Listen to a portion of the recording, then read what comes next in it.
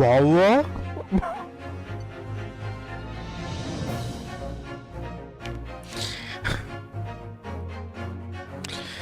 you guys know about the poo-poo spray though?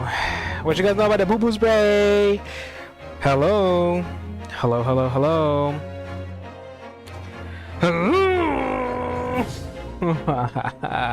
What up, MJ? Yo, Cortez. Yo, Squilliams. He said I'm cooked. Oh no.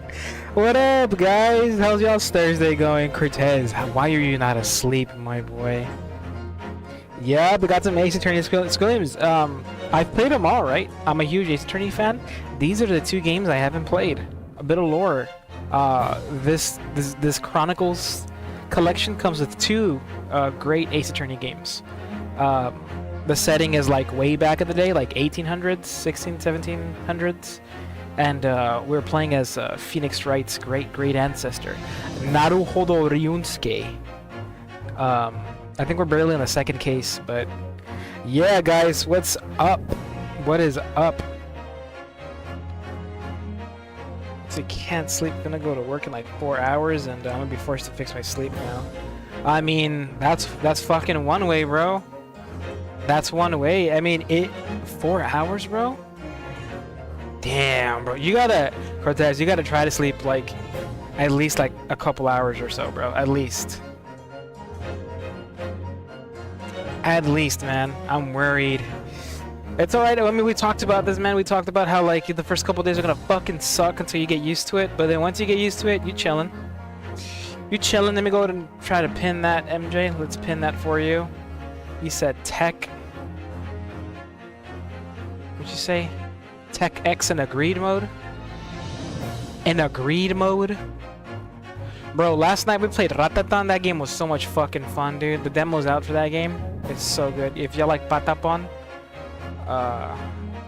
Ratatan is a game that's coming out soon. I think like next month. It's like a little rhythm action game. Rhythm kind of strategy game. It's really fun. I'm gonna dip and try to sleep. Yeah, man, try to sleep, bro. Like throw on some music or something that, you know, to some audio stimuli if that helps, and whatever it helps, whatever it takes to help you sleep, man. Try to sleep just a little bit, man. Something is better than nothing, man. Even going in the bitch with like 3 hours of sleep is better than going in there with like no hours, you know.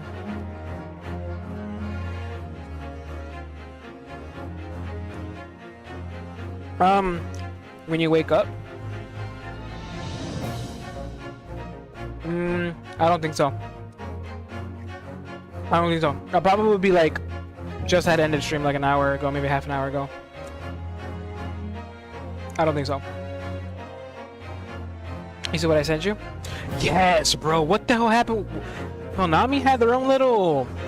That's true, bro. Konami had their own kind of like conference today. Right? That's where they showed off that they're working on a remake for Silent Hill 1's first Silent Hill. That's crazy, man. They're going backwards. It's fine, honestly, because I mean, I think the second one's still my favorite, but the first Silent Hill is still a pretty good game. It's still a pretty good freaking game. But yeah, man. Yeah, I'm excited. They also showed like a bit more gameplay for like Silent Hill F, and I think there was like another trailer for Metal Gear. I'm not watching anymore, especially concerning Metal Gear, because I know, like, I'm already sold on both games. Silent Hill F, I'm still like, I want to see, like, I think more of the combat, and they showed off a little bit of it, but I already know, bro. Snake Eater is gonna be something we play on the stream, so I don't want to see or hear nothing about it. But Silent Hill F is looking really good. It really is, man. It really is. Yeah, I'm excited. I'm excited for the... And it's the same team, Bloober team. We'll see, dude. We will see. But, I wonder if we'll get Silent Hill 3 and 4 remade. At least 3. But, I'm excited. I'm excited. But, yeah, here we go. Which game is more fucked up? Silent Hill 2. Silent Hill 2 is still really... I think... Trying to take into consideration the trilogy, The second one is still fucked. There are all, I think, man, it's just the characters are just like, they're written. It's because, to be fair, the first and third games are more linked to the actual town itself than the second one. The second one, as far as the story goes, it really does feel like a spin-off in a sense where you're just some poor fuck that got somehow wrapped up in what is Silent Hill. Because the thing is, there is a curse in that bitch. There is a curse that makes Silent Hill the way that it is. And they explored that in the first and third games, but the second one really is just some fucked up individuals that like somehow got caught up in the mess. Honestly, it's really, I don't know. It's just written better, to be fair. But they're both good. I saw that. Yeah, I'm excited too, Squilliam. I'm super excited. Yo, Bear. We just started. What do you mean still just yapping? We just started. We're catching up with everybody. There was some big announcements today, Bear. Some scary games. How was your day, though, Bear? How was your day? How was work? I don't know if I would call James a poor fuck. Yeah, I was more so like kind of relating to Laura. Oh, I forgot the girl's name. What was her name? It's not. Is it Angela? Was that her name? I think that's her name. Really fucked up. For Angela especially. I think that's her name. We were tripping. It was work, just more training. Oh, okay. 8 minutes ago. You know me, man. We like yapping, bro. But I'm glad. Yeah, you know, just chill day. Hey, I'm telling you, Bear, a chill, dull day is better than a bad one. All right. But without further ado, let's get back into this. What happened last time? We are investigating our spoiler alert. We're investigating the death of our best friend, Kazuma. We were on a ship slated to arrive in England, the UK. We were going to study abroad, and he wound up dead. And of course, we're being framed for it, or they believe us to be the murderer. We did not kill our best friend, our boyfriend. We did not, but we're trying to figure out who did. So let's do it. Yeah, and he was a hottie too, Squilliams, I'm not even gonna lie. But it's okay, because they gave us Herlock Sholmes, another hottie, and he's tall. Just not as smart. He's kind of stupid. But R.I.P. Kazuma. Here, let's take a look at them real fast. That's our best friend right there. He was only 23. Certified lawyer and my best friend. He was on his way to London for a study tour when he was taken from this world. So he helped us a lot in the first case. Man, we love Kazuma. R.I.P. And then this handsome British fuck showed up. 34-year-old Herlock Sholmes. There's not a person in the world who hasn't heard of this famous great detective. Not a person except me, apparently. So he's kind of helping us out too, I'm not gonna lie. But, yep. Those are the facts. I wish we hadn't been thrown out like that. I wish we'd managed to find some clue as to what Speckled Band might be. Yeah, what's up with that? We didn't manage to investigate at all. And I imagine that we won't be able to for a while longer. We'll never get past that sailor guarding the door. He's clearly glaring at us, as if to say, don't even think about it. Oh, wait a minute. What is it? Well, what happened to our great detective friend? Where did he go? Oh yes, he's completely disappeared. When did he do that? He slipped away as quietly as the wind, but not before ensuring these were securely back on my wrists. That dude's outfit barely fits him. His belly button showing. Big ass Russian. First class, mess pass. I can't even go in there. We shall never be able to enter the cabin with Seaman Stroganoff. Biff Stroganoff. I forgot that was his name. Let's go back to the cabin. It should be a dramatically... In dramatical murder? What the fuck is that? What's dramatical murder? Greed got fucked up. Let's go, MJ! Tech X or what? It looks like they're still investigating in here. Yes, on that subject, I wonder if Inspector Hosonaga's unscathed. What do you mean, unscathed? Surely you haven't forgotten, have you, Naruhodo-san? Don't you remember what he said about allowing you out of this cabin to investigate? He was going to talk to the captain about it. He said he'd lay his life on the line for you. Oh, yes. But I'm sure he was exaggerating. Let's see what he has to say for himself. He might have some new information for us. You never know. He's in here?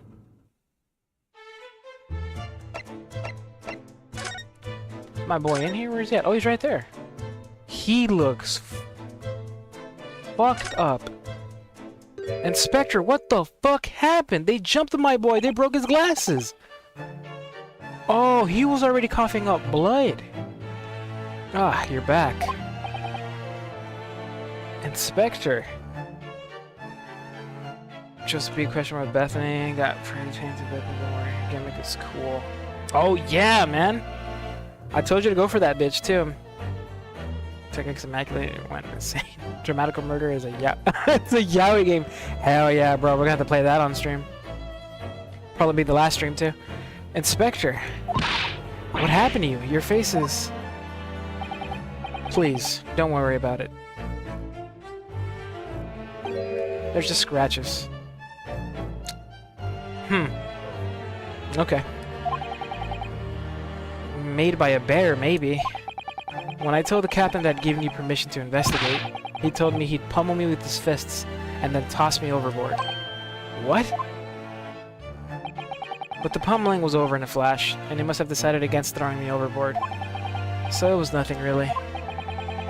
He wasn't joking when he said he'd lay his life on the line if he had to.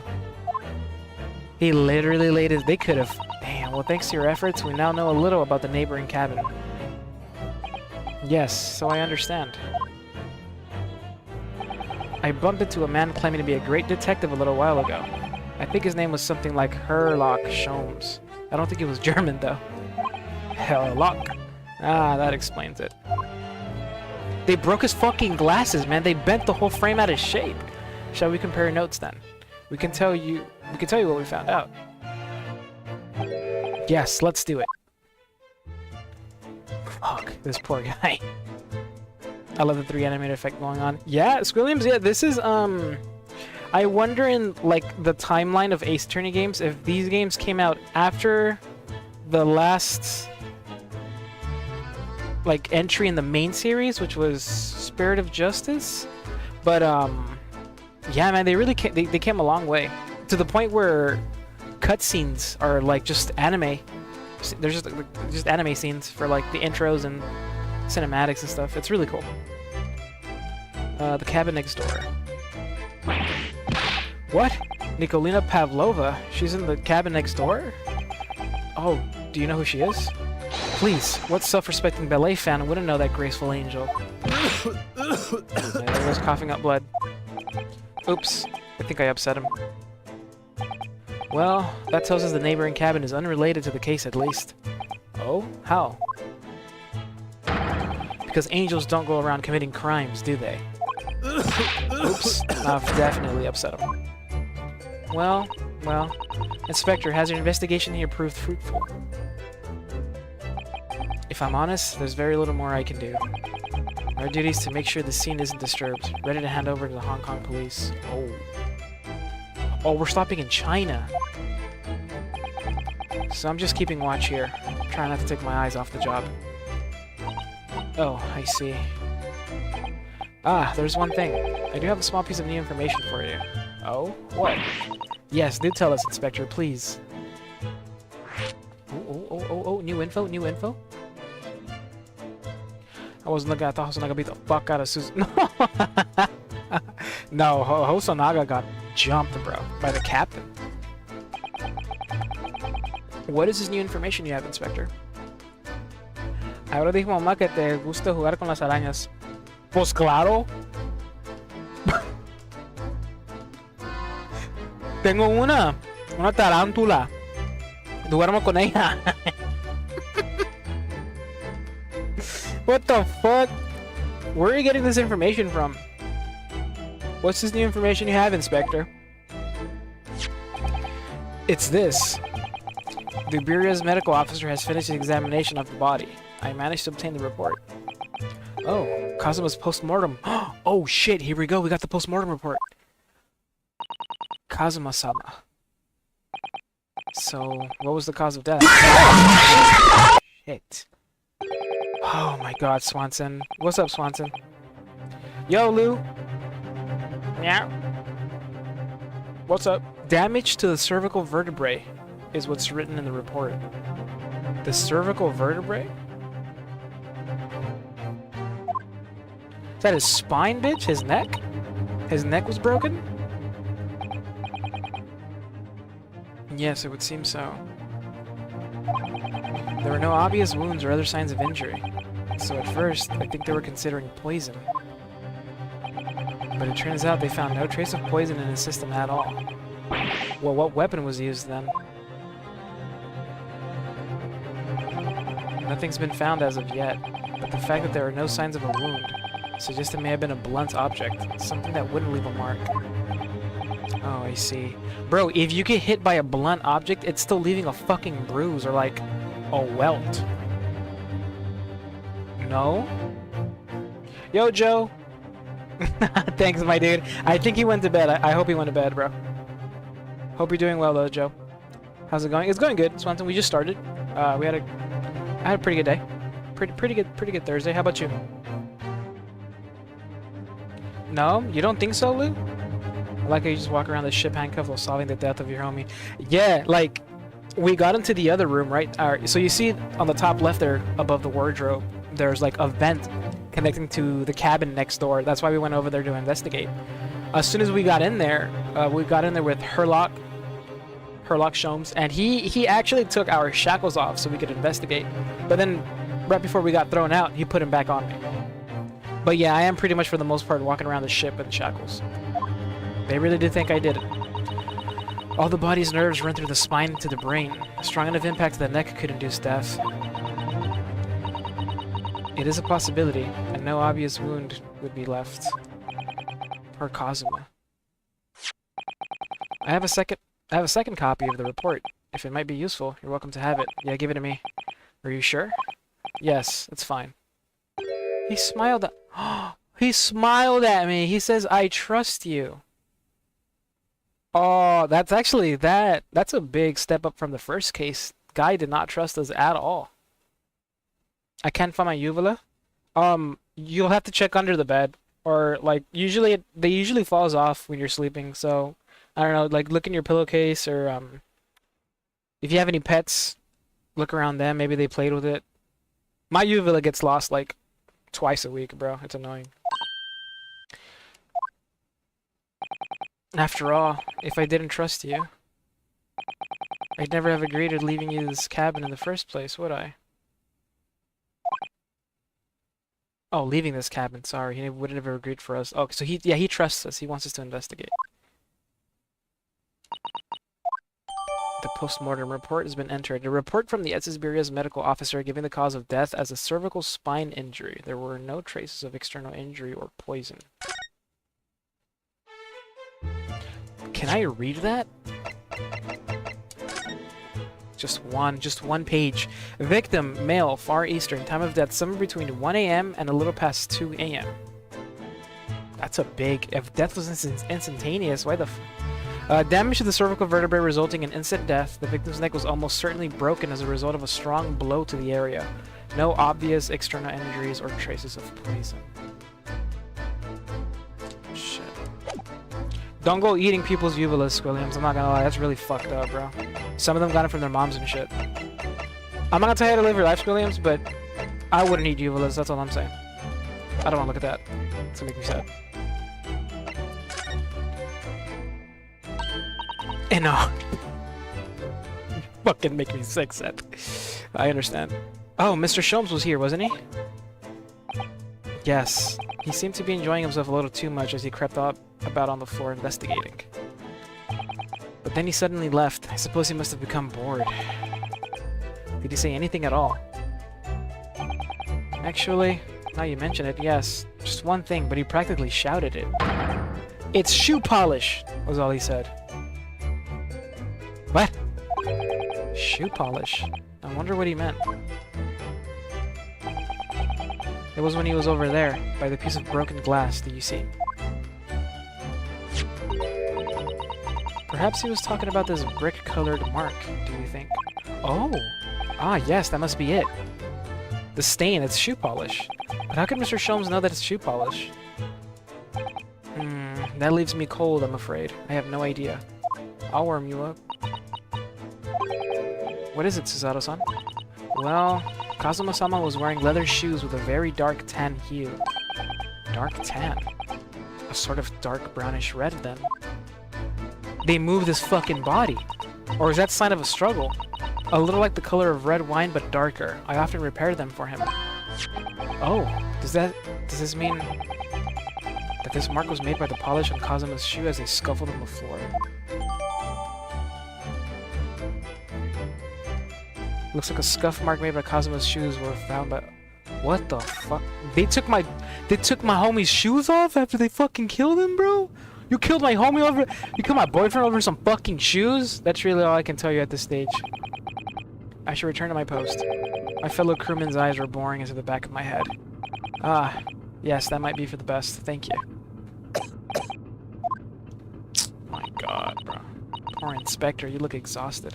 I'll eat yours too, don't test me? Hey, hey, forget I said anything. You're a dangerous... I'm not even gonna lie, you're dangerous. You're a dangerous individual. I don't want to... I'm good. You got it. He said, Yahoo!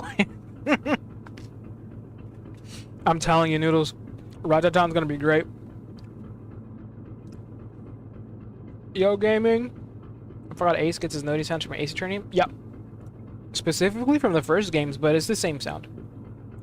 It's not blood, Lou. I don't think it's blood. Either that's a sign of struggle, like he was putting up a fight, or this is not where he died. I'm calling it right now. He could have died somewhere else and they dragged his ass in here and that's why he left the scuff mark. I have no clue what's going on. That's just weird, okay? Oh, no. Well... I feel terrible that I failed to protect Asogi-san. He was my responsibility. Right, he was put on this ship to be his bodyguard, undercover type shit. Of course, my pain is nothing compared to yours. You were his friends. Truth is, I seem to have had a heavy head ever since I woke this morning. A heavy head? That's interesting. My head's still throbbing too. They jacked his chains. They did, man. They stole his goddamn chains. You pulled an all-nighter? What the fuck, Noodles? You haven't slept? Does Susato believe you yet? I think she only believes me, Noodles, because Herlock Sholmes told her to.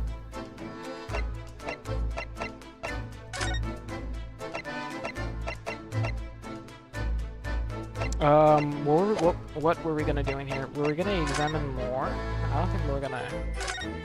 I think we've examined everything we can here, not gonna lie. Let's see. They ran Daddy for his fucking phones! Yeah, Lou, we're thinking that too. So this ventilator joins to Miss Pavlova's cabin. Yes, that's right.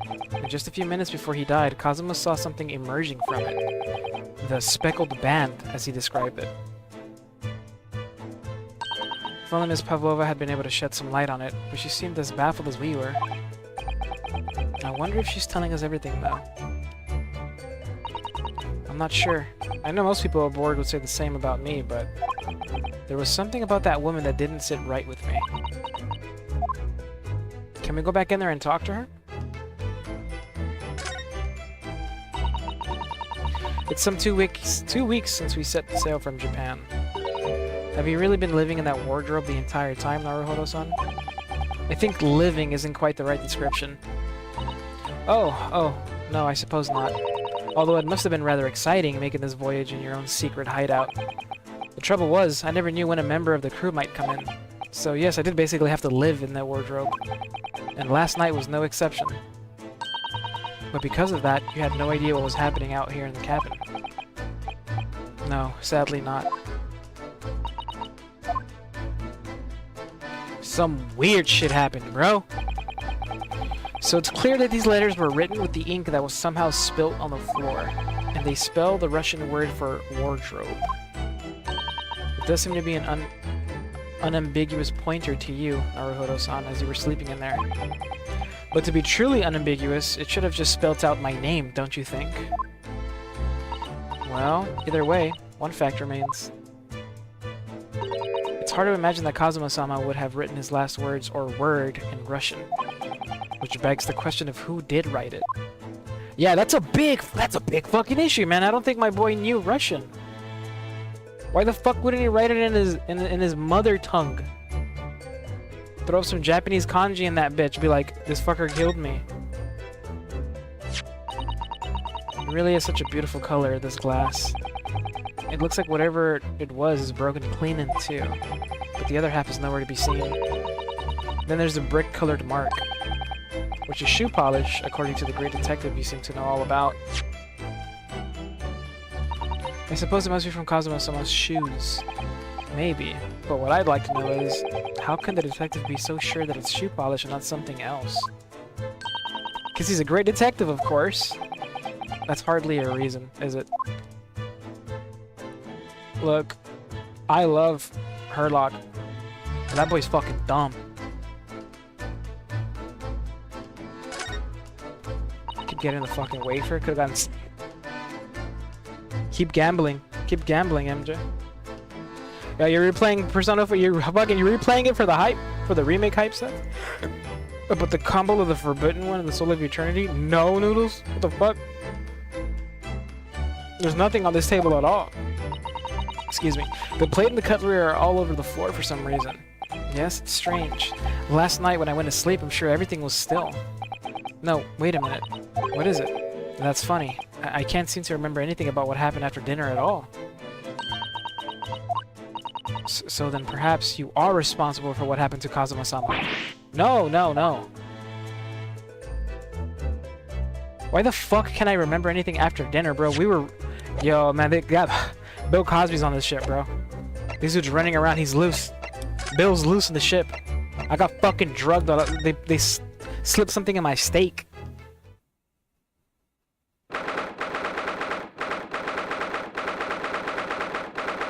First class cap. Look at the body, yeah. Ah. Look, Naruhodo-san. Seaman Stroganoff is gone. Stroganoff? The burly Russian sailor who's always crossing his arms and glaring at us. Ugh, all these Russian names are impossible to remember. Let's go! Tra-la-la, the fuck? Did you hear that? It sounded like someone singing. Tra-la-la-lira-lira-lay, I did the great detective way. I did it the great detective way. What the fuck is going on? This caroling. I know that lark-like voice. Well, never mind that now. This is a golden opportunity for us. Yes, you're right. We must seize it. Let's get inside Miss Pavlova's cabin while we can and investigate. Definitely. Before that stringy knot crewman comes back. It's beef stroganoff, not stringy knot. Go, go, go, go, go, go. Go, go, go, go, go, go, go.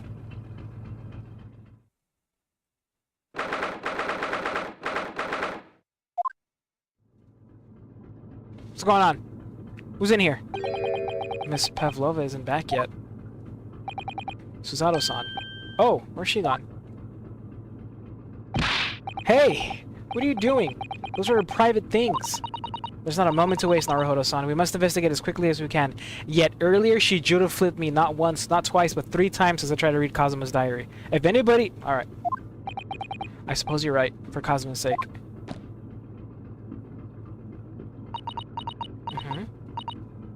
Not just for Kazuma-sama. What do you mean? It can't be long now until we arrive at the port in Hong Kong. I don't want you to be in those handcuffs when we get there. Really? We must solve this case, Naruhodo-san. By ourselves if we have to. Yes, we will. Oh, check out what I put. I even did an algebra for that fuck-ass explain. You did Noodles, you're telling me you wrote you fucking did an equation just for Terraria, bro? Yeah, man. Yeah, man, you might be committed. Jesus! I crafted equipped both verboten one and the Soul of Eternity gives me 497, 500, 11 defense, 70% damage reduction. For reference, an enemy has to hit an attack between 1845 to 1897 damage to do more than 1 damage, meaning it can tank the vanilla Dungeon Guardian. Combining with the health flickering between 7,942 and 7,992, it should be impossible for anything outside of Dungeon Guardian to kill me. You said impossible. What, were you right? You mean he needs to be committed? Dude's gonna be in a straitjacket reciting Terraria fucking equations. Jesus, Noodles.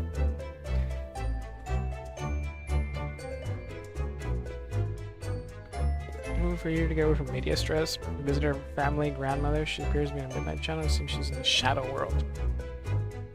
And you gotta go in there and steal her treasure, am I right, Seth? Am I right? Oh, look! Her briefcase is empty. Oh my, Miss Pavlova's case is open.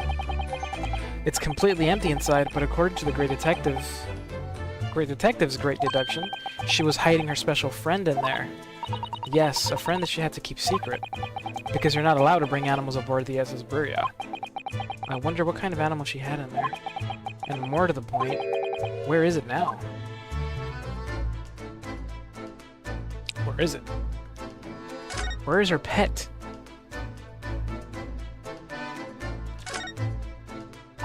I wonder what this little saucer is doing on the floor. Yes, it doesn't look like it's been dropped, more like it was put there deliberately. Ah, do you think there could be a leak in the roof just above here? What? A leak? Is this ship quite safe? I'm sure that even if there's a little leak in the roof, it doesn't mean the whole ship's gonna sink. No, you're right. Of course you're right. She's really trying to persuade herself, isn't she? Nope. You know what that is, though? She definitely put that on the floor to feed her whatever she has in there. I'm still thinking it's a dog or something. Very correct. And how you know I'm not already in a straitjacket? That's very true, Noodles. That's very true. I'm not even gonna lie. It would seem this teapot is empty. So the natural conclusion that the Russians are a very thirsty people. Or, because Miss Pavlova only came into this cabin last night, she hasn't had the chance to make any tea yet. I mean, it could be either. It's definitely they're excessively thirsty. I'd lay 1,000 to 1 on it. You're rather obstinate, aren't you, Naruhodo-san? I don't know, man. Them Russian fellows are quite big. I think they drink a lot of water, or tea. What's all this? There are just a few books on the desk, nothing else by the looks of it. Well, Miss Pavlova only ran away from the ballet last night. She's hardly occupied this cabin for any time at all. It's true. I wonder what kind of book she likes to read. Let me see. Yes, I see. It would seem that Miss Pavlova enjoys reading. Books written in Russian. No shit, thanks. I think I probably already knew that. It's rude to ask too much of people, Naruhodo-san. Kindly remember that. Well, no shit! You think she's gonna like reading books written in Japanese? Her dungeon is a strip club? That's fucking sick. JMJ, you're fucked. You're fucked. Naruhodo-san, are you there? Sorry, I'm right here. Yes, why? Oh, good. I thought you might have climbed into the wardrobe when I wasn't looking. There's no place like home. Believe me, I don't have some strange compulsion to jump inside every wardrobe I see, you know. Well, anyway, I'm not sure anyone could fit inside this one. It's full of beautiful outfits. I suppose they're all stage costumes. I was rather hoping we might find Miss Pavlova's friend hiding in there, but no such luck. Where the fuck did her pet go? It's a dog. It should have been barking this whole time. Look at this. Typing with my tongue. So this ventilator connects to Cosmo's cabin next door. Yes, although what a fool a shipbuilder must be to open a ventilator into another room. Ah, maybe. Maybe it's so that if there's a gas leak next door, the occupant of this cabin would notice and raise the alarm. Or the occupants of both cabins would die of gas poisoning. That is a possibility. Anyway, last night, Cosmo wrote that he saw a speckled band coming out of his ventilator. Dude, what the fuck is it? There's one of these next to the bed in Cosmo's cabin, too. Yes, it's a bell cord. I can't resist. Don't pull it! Aw, you bitch. Wait. Wait, it rang. She barely hesitated there, and she gave it a good tug.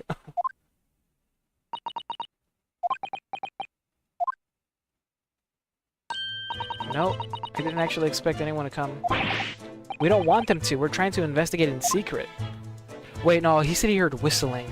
Not like ringing. Okay. Right? Where's his journal, his diary? I can hear a faint whistling sound. Okay.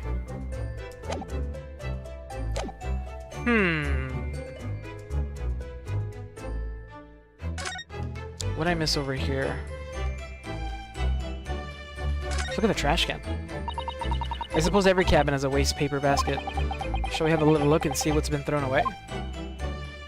Naruhodo-san. It's poor etiquette to go sifting through someone's rubbish, you know. Ugh, those eyes. She's looking at me like I'm a piece of rubbish now. However, these are special circumstances, I think. Exactly, we have no choice. What's in there? There's hardly anything in here at all. Oh, well, that's a little disappointing. What's this? Oh, I can't examine that.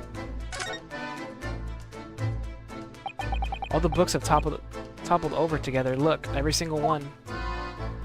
Find a way to download YouTube videos without buying premium. Oh yeah, Noodles? How'd you do that? Do you think that's a god of the sea, perhaps? He's toppled too, though. It's exactly the same as the bookcase next door, in Cosmo's cabin. Perhaps Miss Pavlova was practicing a difficult ballet pose and fell against the bookcase? I don't know. Would she really be practicing ballet on the same night she ran away from her ballet company? Alright then. It must have been you. You lost your temper and knocked them all over in a fit of rage? Not everything bad that happens on the ship is because of me, you know. Cut me some slack. Well, anyway, I'll set them all straight again in here, too. I don't like seeing things in disarray. Didn't we do that last time? Under the tablecloth? Fuck, you're right. Let me go look. No. There's nothing down here.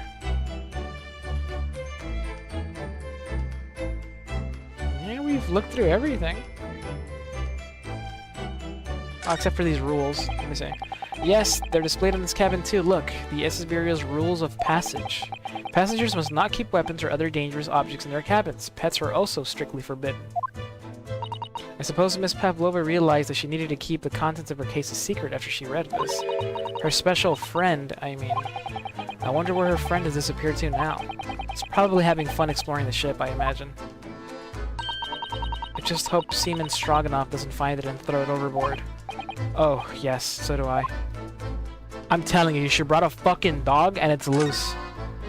She's a ballet, she's a prima, whatever, super skilled ballet dancer. They always have those fluffy poodles with them.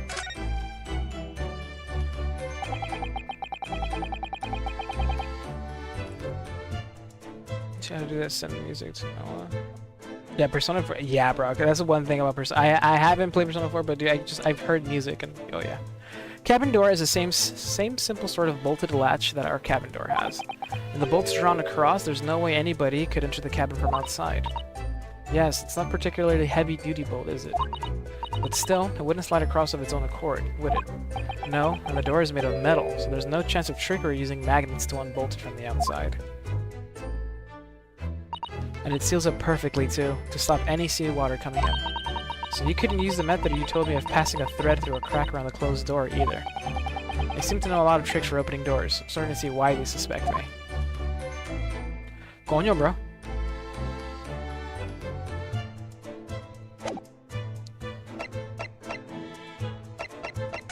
I fucking looked everywhere.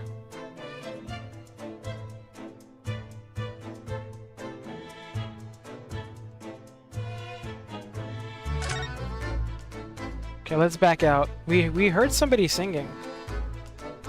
I thought they were gonna be in here, but they weren't. Oh yeah, that's it. Okay, let's back out.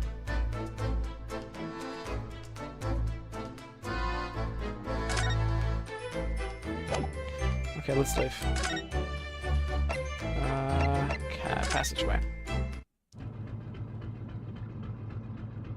Revival drops, you play it, or else jump by 20 androids. By 20 android 20s. What the fuck does that mean? I also woke up today and went entering like... No! Cortez, you should have... bro, you really should have started last night, for real. Fuck. Coño, bro. It's okay. What? Excuse me? Oh, it's Mr. Sholmes, look. Wow, you never know where he's going to turn up next, do you? He seems to be stealing a look at something as he sings to himself. Are you good? Tra-la-la, lira-lira-lay. I did it the great detective way. He's still singing. You think he hasn't noticed us? Or he's simply in extremely high spirits? Yes, there were times, I'm sure you knew, when the yard bit off more than it could chew. And through it all, when there was doubt, it's lucky Herlock was about. Excuse me. I solved it all and I stood tall. I did it the great detective way. Is he fucking singing Frank Sinatra? I did it my way. I did it the great detective way. Mr. Sholmes! Ooh! Damn! Damn! Chill! Chill! Honestly, interrupting a fellow when he's singing, and I was just about to reach the climactic finish. Yo, put the hands down, dude. Chill. Chill, you're not gonna... What is this shit? Come out of a... Who are you fooling, bro? Okay. Put him up, pal!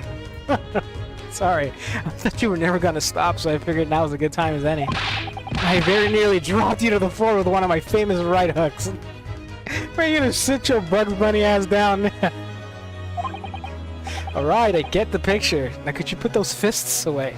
He's gonna give me the old razzle dazzle, the old 1-2 buckle yo shoot.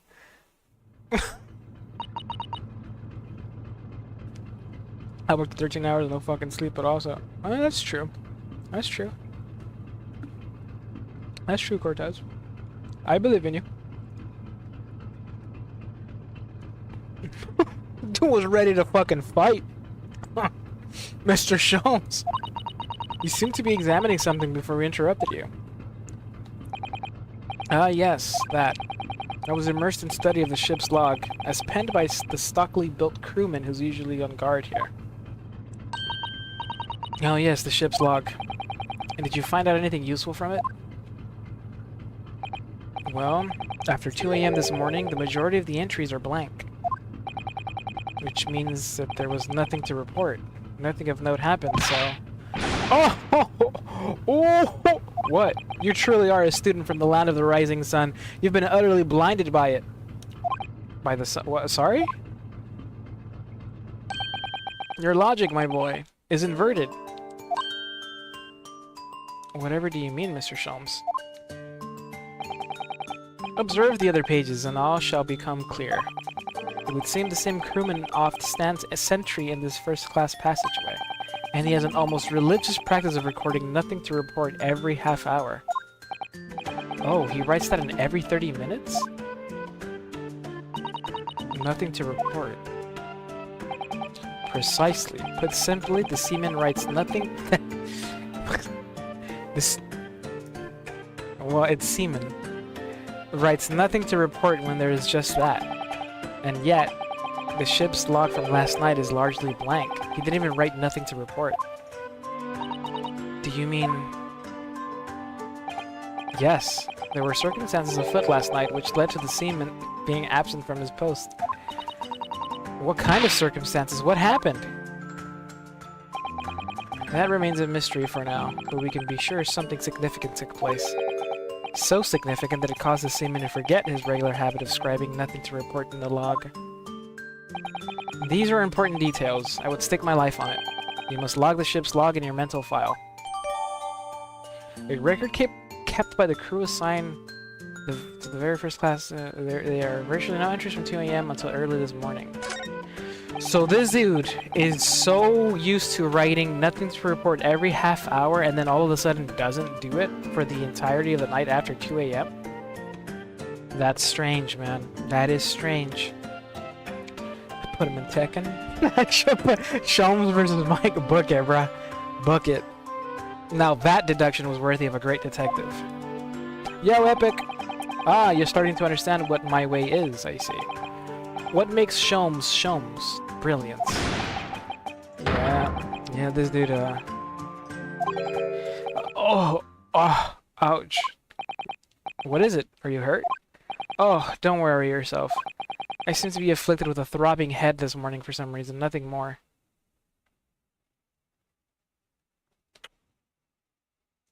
Why is everybody in this ship coming down with a headache?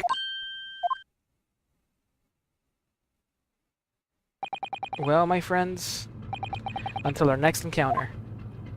Well, that was a good. Oh my god, that was a good piece of evidence there, Herlock. He's still singing to himself. I can hear it as he wanders off down the passageway. Something wrong, Suzato-san? You seem lost in thought. It's just, well, I feel the same. Sorry? Ever since I woke this morning, I've had something of a headache. A sort of continuous throbbing. Oh, you too? Yeah, bro. Yeah. Yeah, last time, yeah, you had to go through the rite of passage to become a Skittle. The engine room? We need to go. But you don't think people would have reported the smell of gas? You can smell that shit, like... Oh, fuck. Gas! You know, like, and everybody would probably, you know, start panicking, but... Excuse me.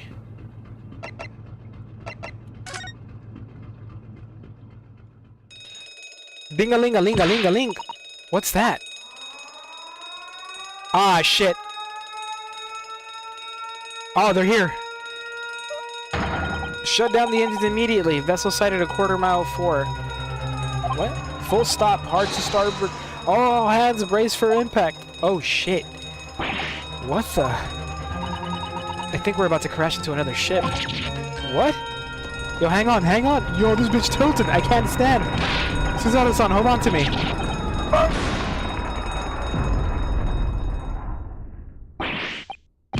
Suzato-san, are you alright? Are you injured at all? Do you scream gas? No, bro, right? I'm like, hey, man, that don't smell good.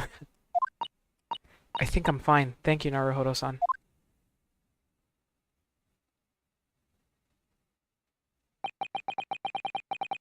Tattle of Blues.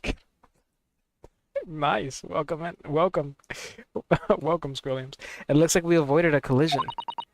I think. Yeah, the ship has come to a stop. Oh my goodness. What about you, Naruhodo-san? Are you hurt? No, I'm fine.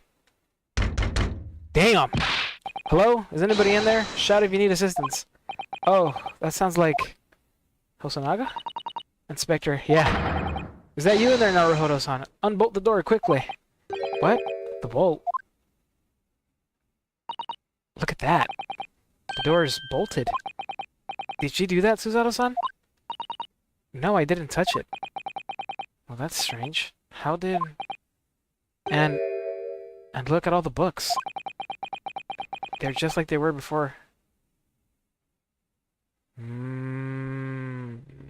Okay. Okay. Naruhodo-san, aren't you gonna open the door and let the inspector in? Nah. I'd better tidy this place up first. Some shit happened, bro. Our violent emergency stop had solved one mystery at least in a very vivid way. But I knew that what awaited us on the other side of the cabin door would not be pleasant. I hurried around tidying up the cabin with a new sense of foreboding in my heart. We're about to get jumped. Hey, but wait a minute. The door locked itself, and all of the books fell over, like how they were before.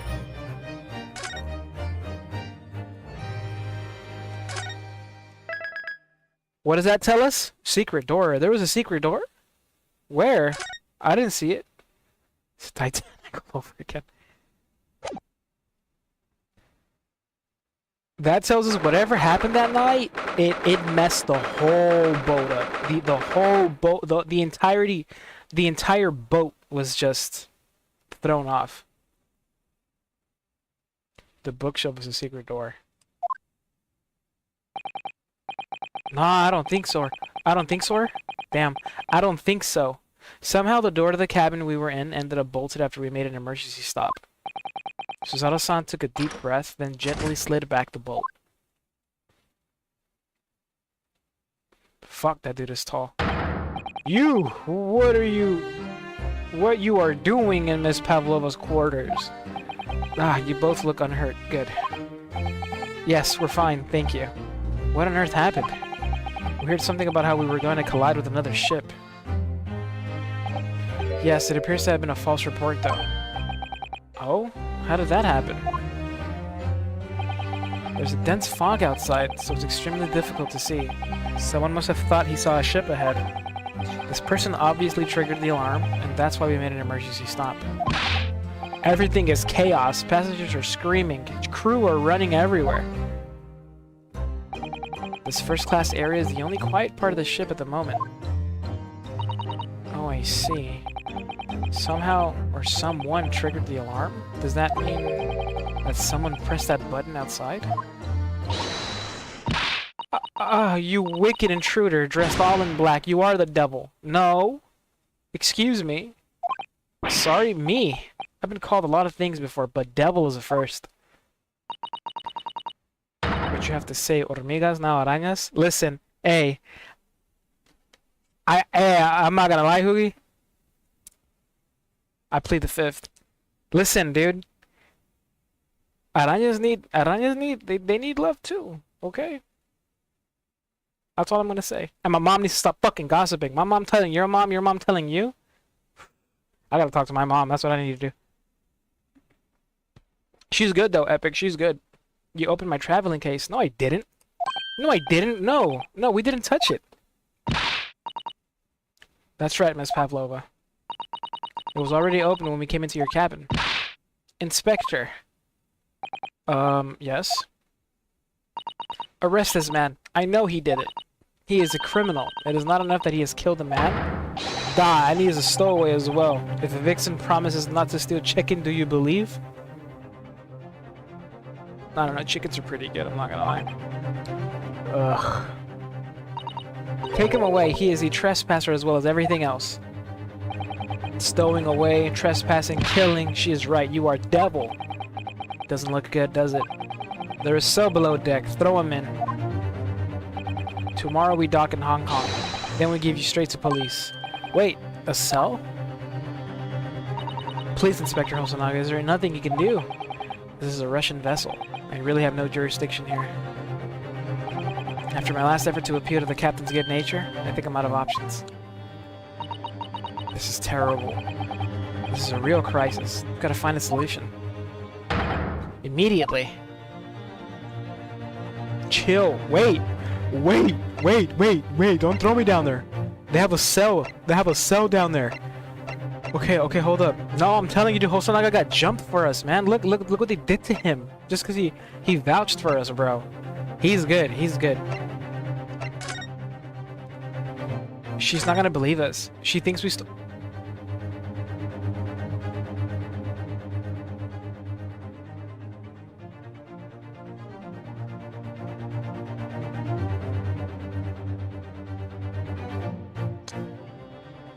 She thinks we stole her pet or something, bro. Like, we did nothing.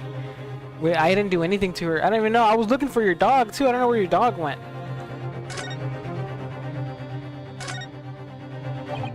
What the? What are you doing up there? My dude. This dude's ridiculous. Mr. Sholmes! Naturally, I was analyzing what a weight of 20,000 rubes feels like on one's head. Have I not told you that as a detective it is my business to know what other people do not?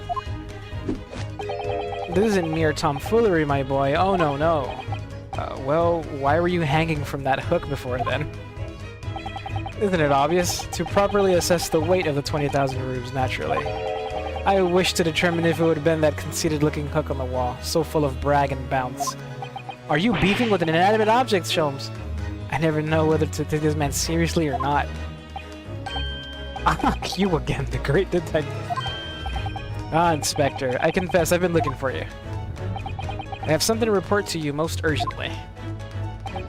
Well, you might try looking for me somewhere other than the hook on the wall next time. What is to report? Speak! An urgent report from a great detective can mean but one thing. Yes, the case of the curious murder that took place last night here on this vessel, the steamship Buria, has been solved. By me, naturally. You don't say, Sholmes. You don't say. Good night, Bear. Sleep well, dude. Have a great one tomorrow. Love you, man. Thanks for hanging out. What? Really? Yes, I have eliminated all other possibilities. No other explanations exist. So, allow me to illuminate all your minds. For I am about to reveal my great detective's greatly admired great deduction to the case. Let's do it. Aha! You have solved it. Even Hedgehog understands this case. Sonic? We all knew who was responsible for killing Student Boy this morning when we found criminal in wardrobe. Yes, Bear, I'll let you know. Yes. If this is Stowaway, and he has handcuffs to prove it. Oh, it is this Stowaway. I didn't do it! The trouble is, there doesn't appear to be anybody else who could have killed the victim. Because as everyone knows, the cabin door was bolted shut from the inside. That means the culprit must be someone who was inside the cabin. No, bullshit. Okay. Yes, it's what's called a locked room mystery in detective stories. Da, locked room. That is point. The room was locked. Well, I can't deny that. There's no way the bolt could have drawn across from outside the cabin. You're all quite mistaken. The cabin next door is not a so-called locked room at all. What? Oh yes, there is another entrance. An entrance used last night by the culprit in order to gain access to the cabin despite the bolted door. What other entrance? We never discovered one. Why, it gapes open-mouthed at you even as we speak. The ventilator, man. The ventilator. Go! Oh, you think this is funny? I cannot even put my arm through a hole. That's because your arms are as thick as tree trunks. You're suggesting that the culprit entered and left the victim's cabin through that tiny opening? It's not possible. Ah, but it is. And last night, the victim even witnessed the intruder in the act of passing through the ventilator. What? Mr. Sholmes, do you mean... Are you referring to the words Kazuma-sama wrote in his diary? 1:23 a.m. I can hear a faint whistling sound. 1:35 a.m. What looks like some sort of speckled band is dangling from the ventilator grill. Precisely, my dear madame. But what does it mean? What is this speckled band? That's what I've been fucking saying. It's a tube. The answer to that particular conundrum is in this very cabin. Bro, who are you punching? Mr. Sholmes, what are you doing? There is a distinct element of danger, but fear not, I am ready.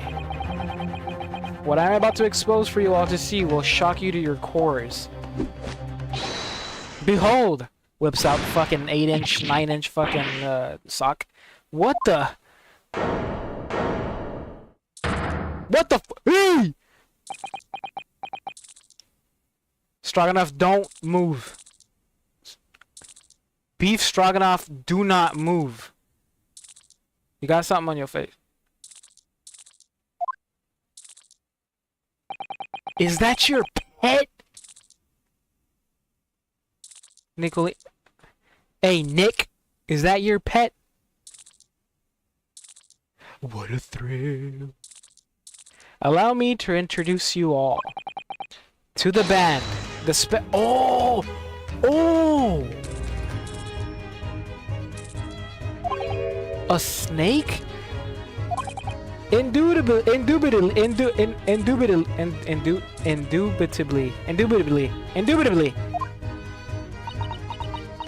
Excuse me, ma'am. Why the fuck would you bring a snake onto the... What's your pet?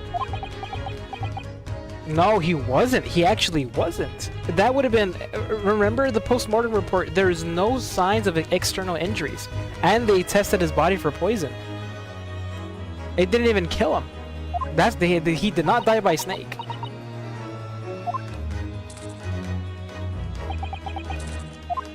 Look at that thing, man.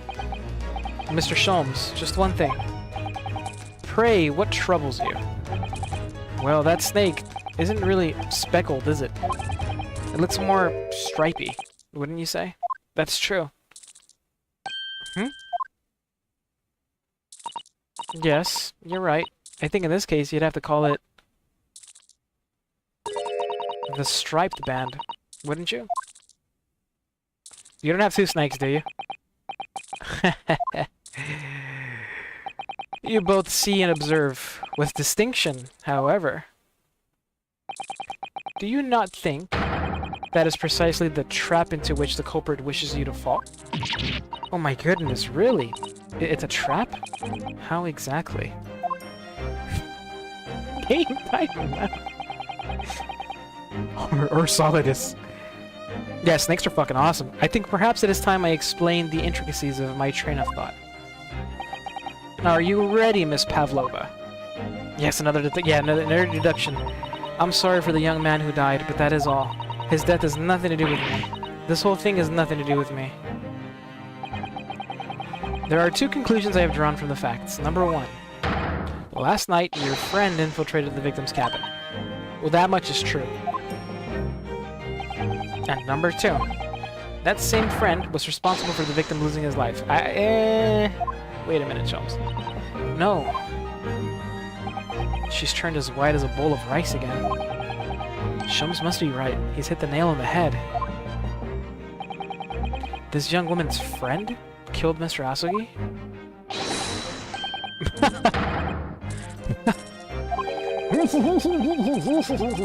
Luckily he can't speak with that snake coiled around his head. I would advise as little movement as possible, Seaman. You wouldn't want the fangs of that long friend in your neck. So everyone, let us begin. Herlock Sholmes is proud to present his logic and reasoning spectacular. I like this. Let's do it. I like the music. Yeah! Let's do it! The game is afoot!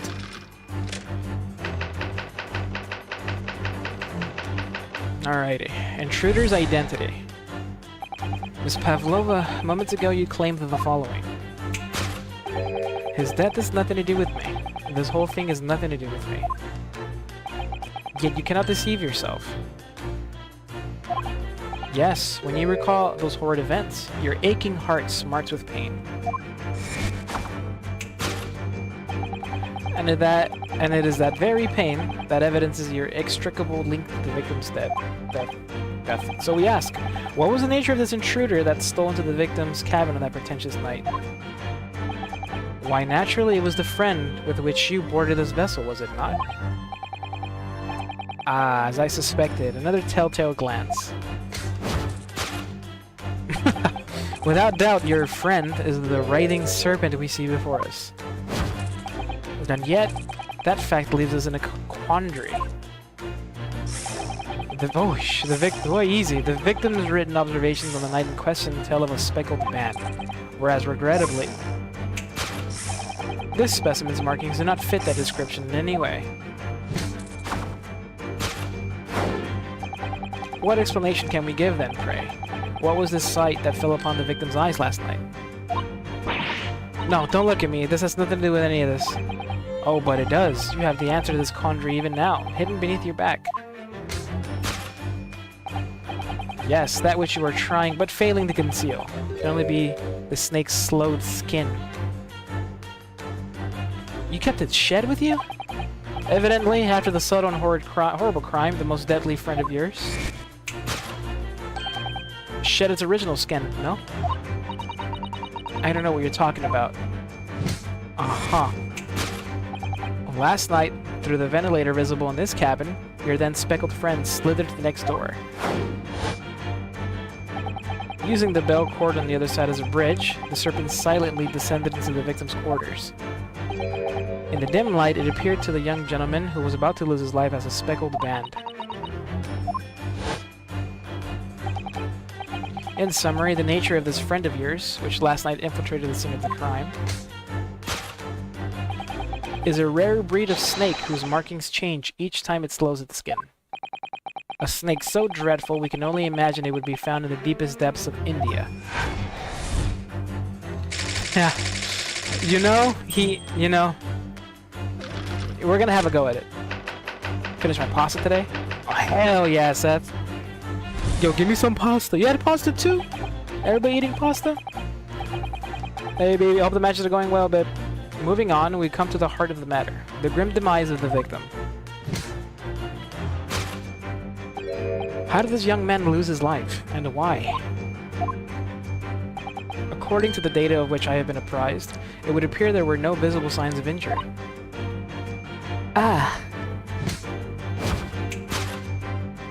In fact, the circumstances of the victim's death can only be explained by a terrible venom.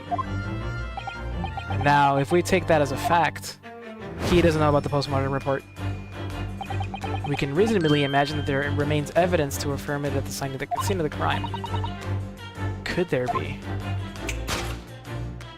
Don't show me his fucking body! Yes, an examination of the deceased body will prove the cause of death conclusively.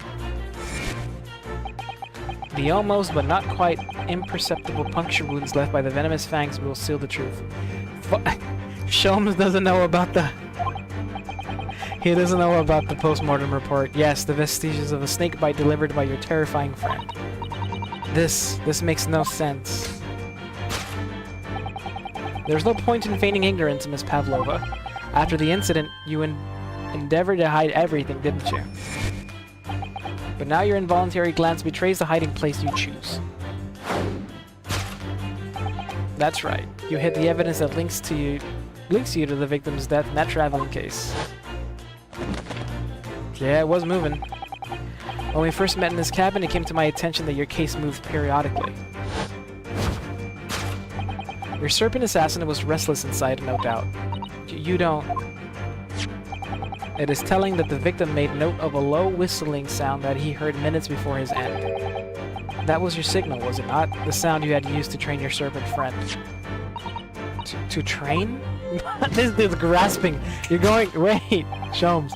Indeed, you'd put the serpent through this ventilator and wait. After a period, you'd summon it back with your whistle. You couldn't know if the animal had done its duty, so you would listen for signs of life next door. If the victim appeared not to have been dispatched, you'd release the snake once more. Do you deny this snake has undergone such training? It's not true! Having slithered through the ventilator and down the bell cord, the creature needed only to sink its fangs in once. And its venom would course through the victim's veins, ending his existence forever. That is the true nature of the speckled band that took the poor young man's life. There can be no doubt my logic is infallible. Holy shit, Holmes. I mean, Sholmes, sorry. I need to, like... Yeah, let's go over this again, bro. Because,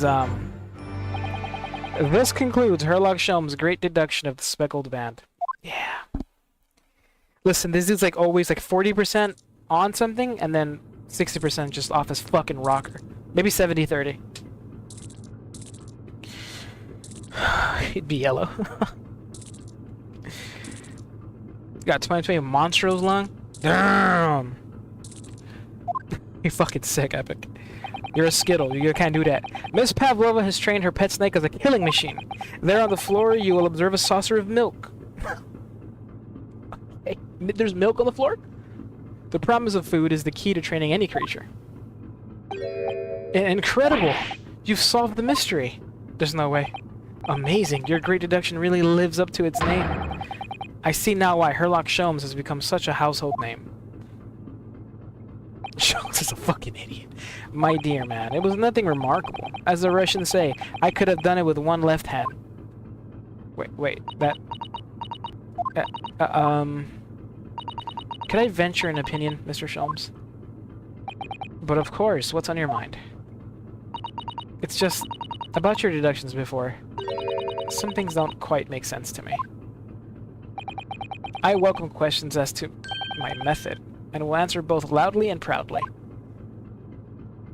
Oh, well, good. First of all, here we go. Pulled out a book. Snakes are egg-laying creatures, part of the reptile family. You are well informed, madame. And reptiles, don't drink milk. Ah. It's really only mammals that like to drink milk, you see. So, I'm not sure it would be possible to train a snake using milk as a reward. No matter. No doubt Miss Pavlova used some other treat to encourage her pet to do her bidding. Milk was merely an example. The logic holds. Well, there's something else. Snakes have no ears. Ah. Yeah, so I'm not sure it would really be possible to signal to a snake by whistling. But madame, what of the tales from Arabia? Have you not heard of the snakes that dance to the sounds of a flute? I think perhaps the performers play their music in time with the snake's natural movements. Oh, I see. No hands, no feet, no ears? These creatures are so inept as to be practically useless. He's losing it. Don't take it out on the snakes, Mr. Sholmes. He's losing it. There's one other thing. You have more? Snakes use the scales on their bellies to propel themselves. So, I'm not really sure that a snake could manage to climb up a flat bell cord like the ones in these cabins. Then it should try harder. What is the... Sholmes. Please, don't be angry with me, Mr. Sholmes. The point is, even if the snake had gone through the ventilator to the next door cabin, it couldn't have come back without help. What I'm trying to say is that there are a number of reasons why it's difficult to imagine the snake could have had a part in this. He looks so sad. Oh, he looks so sad. At least it wasn't me. I think he still likes me. He's gonna like Susato after this, but he... I think we need to step in and help again, Mr. Yes! Mr. Naruhodo. Oh no, you don't mean... Yes. We need to modify Mr. Sholmes' latest deductions and turn them into the great ones they ought to be. I had a feeling that was coming. Alright, let's give it a try. We get to dance! Just what I was waiting for, Mr. Naruhodo. Yes, right. So, cast your eyes down to your wrists again. What? He did it again! He's a magician. You've done it again. Your handcuffs are gone. Where did they go? Fear not. I shall see that they're restored after our work is done. I really wish you'd leave them off. He almost had me with that deduction. Gaming, he's so far off, bro.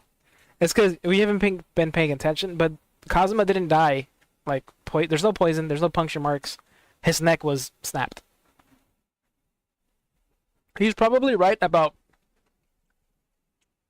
Oh, jeez, I don't think he was right about anything. Let's go. Herlock Sholmes is proud to present his logic and reasoning spectacular. Ah. Here we go. My go. My turn. First correction. Hold it, Mr. Sholmes. Let's talk about the intruder's identity. Miss Pavlova, moments ago you claimed the following. That's nothing to do with me. The whole thing has nothing to do with me. You cannot deceive yourself. Yes, when you recall those world events, your aching heart smarts with pain. She's holding her wrist. She does have a pained expression on her face. Yes, that's true. She looks as though Kazuma-sama's death is weighing heavily on her mind. But you're not sure Mr. Sholmes had read her quite correctly, is that it?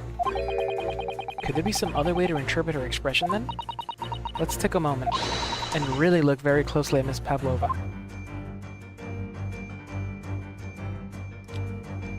Madame. She does have a fucking... a claw scratch? Wait a minute. Her right ear? Oh, she's got a piercing. What is going on with your hand? You have more than one pet? Oh, Naruhodo-san, look. That looks like a very painful wound. Looks like a scratch made by some kind of small animal. And fairly recently, too. Well, whatever scratched her doesn't appear to be around here. That's gotta be it. Yes! I thought it was a puppy, but okay, we'll take a cat. Yes, when you recall those horrid events, that claw scratch smarts with pain. Indeed, and simple observation reveals that the wound is fresh. Miss Pavlova, did you in fact receive that scratch sometime last night? Ah. When I think about the young man who died next door, I feel so sad. And when I am sad, the pain from this wound is worse. And it is that very pain that evidences your inextricable link to the victim's death. So we ask, what was the nature of this intruder that stole into the victim's cabin on that portentous night? Why, naturally, it was the friend with which you boarded this vessel, was it not? No. Stop it right there. As I suspected, another telltale glance. Without doubt, your friend is the writhing serpent we see before us. Nope. Nope. Nope. Whose snake is it then? That's a good fucking question. Because I think, was she even surprised at the snake? It seems like the scratch mark on the back of Miss Pavlova's hand was made by this friend of hers, doesn't it? Except, snakes don't have claws, do they? No, they don't. So so you're right, who does the snake belong to? They don't even have hands or feet on which claws might grow. Well then, if that snake isn't her pet, what is? What's the true identity of this friend of hers? We should follow her gaze, Naruhodo-san. That's where we'll find the answer. Where are you looking? Look at this fucking snake. What a dope snake, I'm not gonna lie. Coño. What do my eyes see?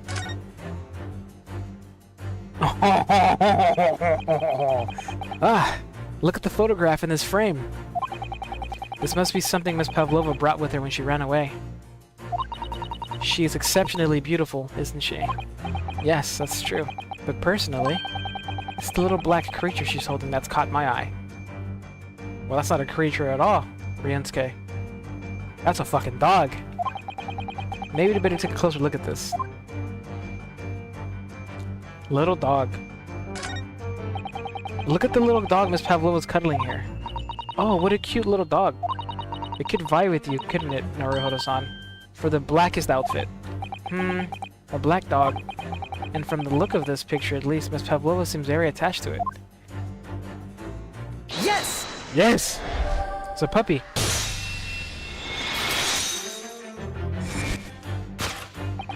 Without doubt, your friend is the little puppy we see before us. I'm gonna slip up. Yes! The scratch on the back of your hand makes that abundantly clear. Oh no. Look at that puppy. The whereabouts of this black puppy isn't clear, but what is clear is that you brought the animal with you when you ran away, didn't you? Oh!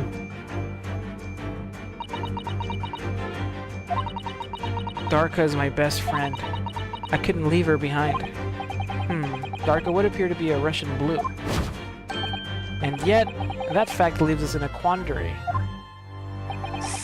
The victim's written observations on the night in question tell of a speckled band. Whereas, regrettably, the specimen's markings do not fit that description in any way. What explanation can we give then, pray? What was the sight that fell upon the victim's eyes last night? Don't look at me. Yeah, I can see what you're hiding back there. Oh, but it does. You have the answer to this quandary even now, hidden behind your back. Yes, that which you are trying but failing to conceal can only be the snake's... Yeah, clearly. Did you see that? She just took something out of her pocket and hid it behind her back. If she just left it in her pocket, no one would have ever known. Oh yes, ploys like that are Mr. Shelm's specialty. He so cleverly forced her to reveal something. I thought deduction was his specialty, or maybe making me believe that was a ploy too. Anyway, I find it hard to believe that that's the skin of a snake. In which case, just what is Miss Pavlova hiding behind her back? What the fuck is this thing? What is that? Is that a... What is that? Well, it is speckled, and it is a band, but what is it? It seems to be soft and fluffy. A long piece of cloth of some sort. And that looks like a handle at one end. It may be a... Oh, it's a puppy's toy. Isn't sort of common in the West, apparently. How is that a toy for puppies? Puppies like to chase the band around and paw at it. Puppies in particular love that sort of play. You only need to wave it in front of them, and they pounce to catch it. Ha! That sounds positively adorable. Puppy's toy. Bet. Bet. Yes! Aha! Yes, the thing you're trying but failing to conceal is a puppy's toy. Precisely, and the true nature of how now infamous speckled band. And it was this toy that you dangled through the ventilator. You waved it around, I presume. Naturally, the victim could not fail to notice it. But why? For what reason? My dear boy, there can be only one answer to that. After her canine friend disappeared through the ventilator into the neighboring cabin, Miss Pavlova attempted to use a speckled puppy's toy to incite the creature to return. Oh, ah. In summary, the nature of this friend of Miss Pavlova's, which last night infiltrated the scene of the crime, is a blithesome Russian blue breed of puppy by the name of Darka. We got him! It took me a second, so I'm not gonna lie. A truly troublesome canine, young Darka is proving to be. She must be caged once found. You will forgive us for borrowing the photograph of your pet, Miss Pavlova. The photograph of Darka has been entered into a photograph of Miss Pavlova and her friend, a puppy named Darka. The tiara she would wear on stage can also be seen. Alright. It's because I'm not gonna lie, it's really hard to substitute that word for the right one. It was after I gave her food last night. That's when it happened. She scratched the back of my hand and then ran up the bell cord. Before I could do anything, she disappeared through the ventilator. Darka. She's so naughty. Okay. A beloved puppy. Alright, topic 2. Death by a venomous... Okay, so how are we gonna get his death? There's no way, bro. We can't do that. Moving on, we come to the heart of the matter. The grim demise of the victim.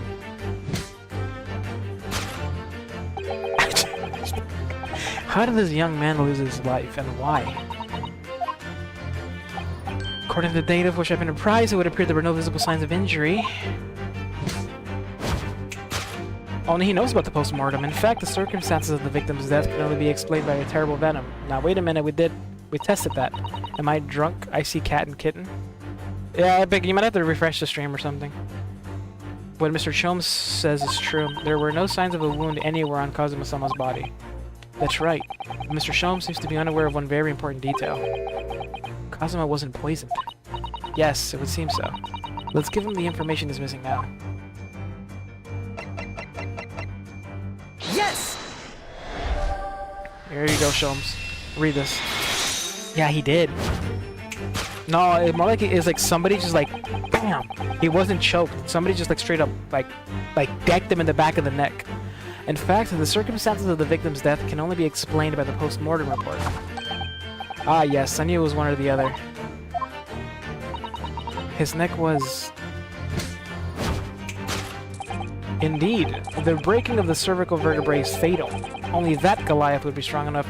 Oh, shit. Oh, no, the snake wrapped around him and that's fucked. Seeming strong enough isn't some immortal freak, you know. The jury is out. Anyway, we have on good authority that the victim's neck was broken. Now, if we take that as a fact... Now, I don't think the snake did it. We can reasonably imagine that there remains evidence to affirm it at the scene of the crime. Could there be... Yes, an examination of the deceased body will prove the cause of death conclusively. Kazuma died because his neck was broken. In other words, he was probably struck by something, or someone. Yes, that's a distinct possibility. As of yet, no weapon has been found, though. Presumably Darka didn't silently creep up behind Kazuma and deal him a fatal blow. No, I suppose. It's possible that he had a fall and hit the ground awkwardly. But then who wrote the note? It could have been a terrible act of misfortune that he broke his neck completely by accident. Oh yes, a bad fall could explain it. It's rather hard to believe of Kazuma-sama, though. He wasn't a clumsy man. He was not. We need to fix this deduction somehow. Is there anything from the scene that could explain what happened?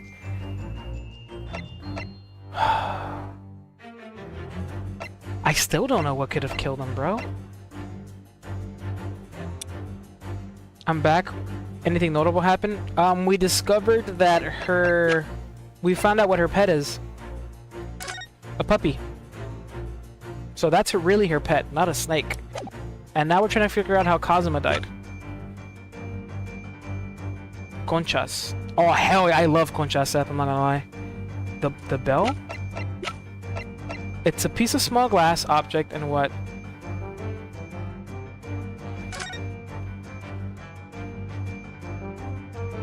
Could that really have could that have been it? I mean, that's all we have, really.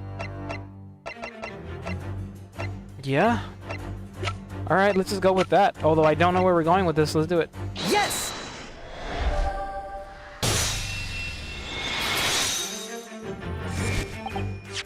Yes, an examination of the mark on the floor will prove the cause of death conclusively. This particular mark, so prominently visible next to the victim's body, is a deposit of shoe polish. Shoe polish. Indeed, positively identified by a little analysis device I constructed, which I carry now as a matter of course. Beeswax, tallow, and dye were my results. The undeniable ingredients of shoe polish. And the color of the polish is a perfect match to the color of Mr. Asugi's laced leather shoes. That ain't a puppy? Yeah. It says kid. No, it doesn't say no. It says puppy. Looking at this mark, it's not hard to imagine what happened. You guys need to like refresh stream or something. For some reason, Mr. Asugi must have caught his foot at that point on the floor and tripped. Please no.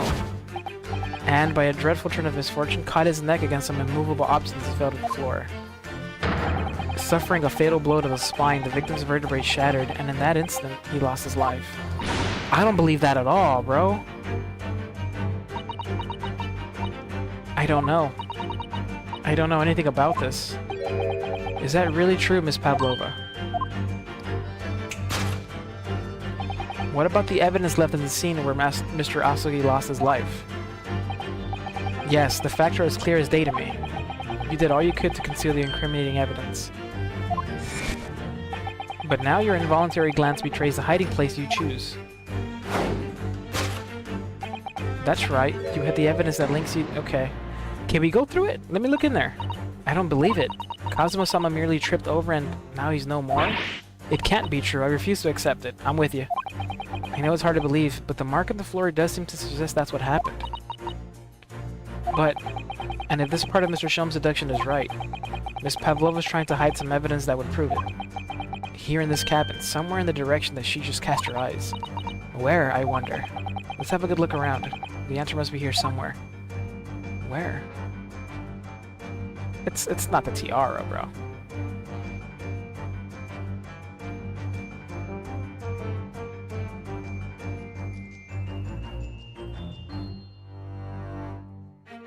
Is it the tiara? Somebody appears to have dropped 20,000 rubes here. Has been dropped. It's been placed. Stop trying to sound like the great detective.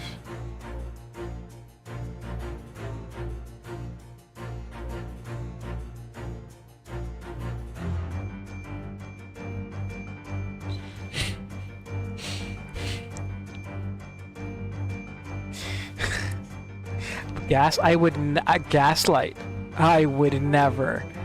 I'm just reading what's on the screen, guys. What's in here? Can we look at this again? It's a waste paper basket. Presumably there's not much rubbish in there yet. Oh! What's that? It's a broken piece of glass, isn't it? Yes, it is. And I feel like I've seen it somewhere before. If it looks familiar, perhaps it's more than your mind simply playing tricks on you. Can I go in there? Let's do it. Yes! You weren't kidding. That's right. That's right. You hit the evidence that links you to the victim's death in that wastepaper basket. You were in there. Here we have a fragment of some intricate glass object, it would seem. One that has a familiar air, in fact. Precisely. We found another piece of broken glass on the floor in Mr. Asuki's cabin. And as you can see, the two pieces fit together perfectly. Oh no.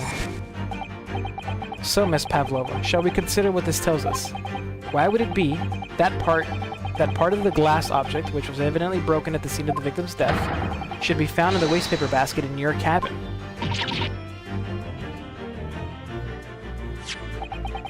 You're well acquainted with this glass bell, are you not?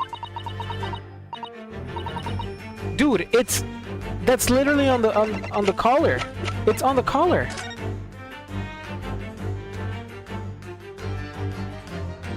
The bell, that's where it's from. Oh, it's hanging off the puppy's collar. I don't know, and that hushed Russian accent of yours won't save you this time, dear girl. Why? Because we have conclusive evidence linking you to the bell in question. Take it away, Mr. Naruto. He doesn't know. Yes. The evidence linking Miss Pavlova and the little glass bell, that would be... Yes! If you look at this photograph, you can clearly see, hanging from Darko's collar, the very glass bell in question.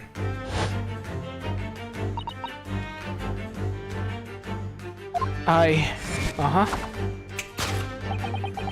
truth is caught up with you, Miss Pavlova. The young man who lost his life last night did so after a truly inauspicious fall. And the cause of that fateful stumble?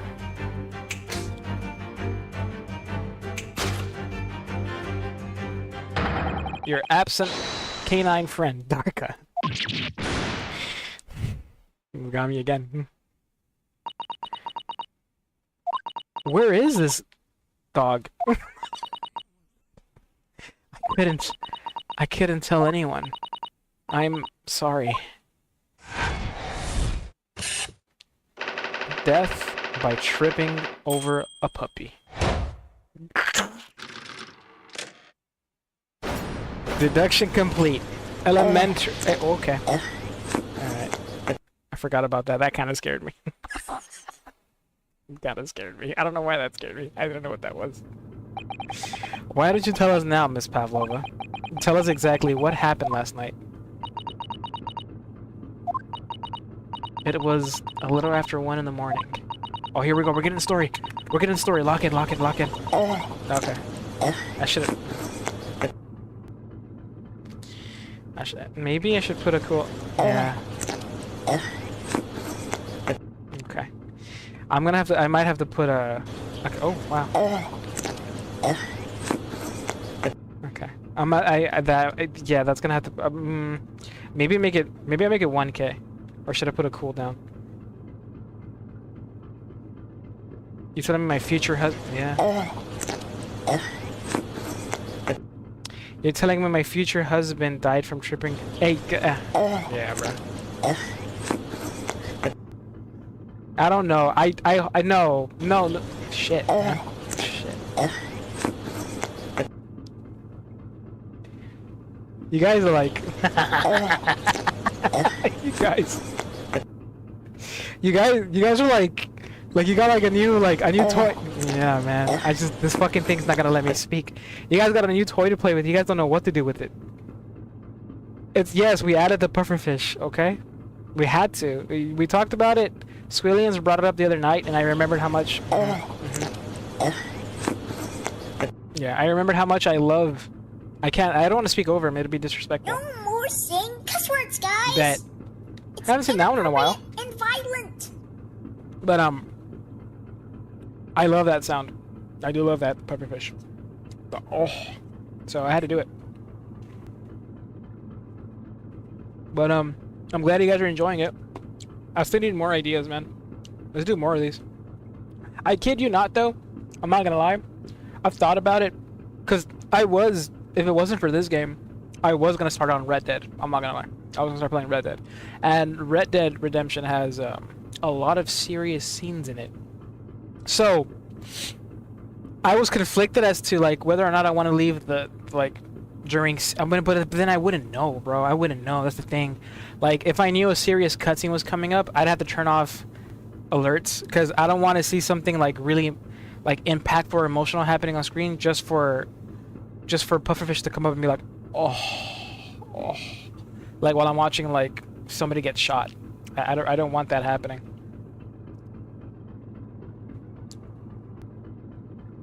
He said, "Please." I think it's too late. I'm starting on this. I really want to play this. Right? And there's 2 games here. I don't know if I'll be able to fit Red Dead with this, man. We do this. We do the random games in between. Guys, I almost played Phasmo again tonight. I really like Phasmophobia, but we also got to do chill streams, and I don't know. I don't know if I'll be able to do Red Dead, especially Red Dead, because that game's like very long, man. Maybe. I don't know. Can you give us redeems? You gave us the redeems. You have to deal with the stuff. No, I know. I'm not gonna take it away. No, I mean, all I want to do is like, I think I'll have to like hotkey shut off redeems, so I can just like do it on the fly. Like I know something sad is happening on screen. I don't want FNAF Foxy jumping at me. You know, like I don't want sound of chicken going on screen while something sad is happening. Anyway.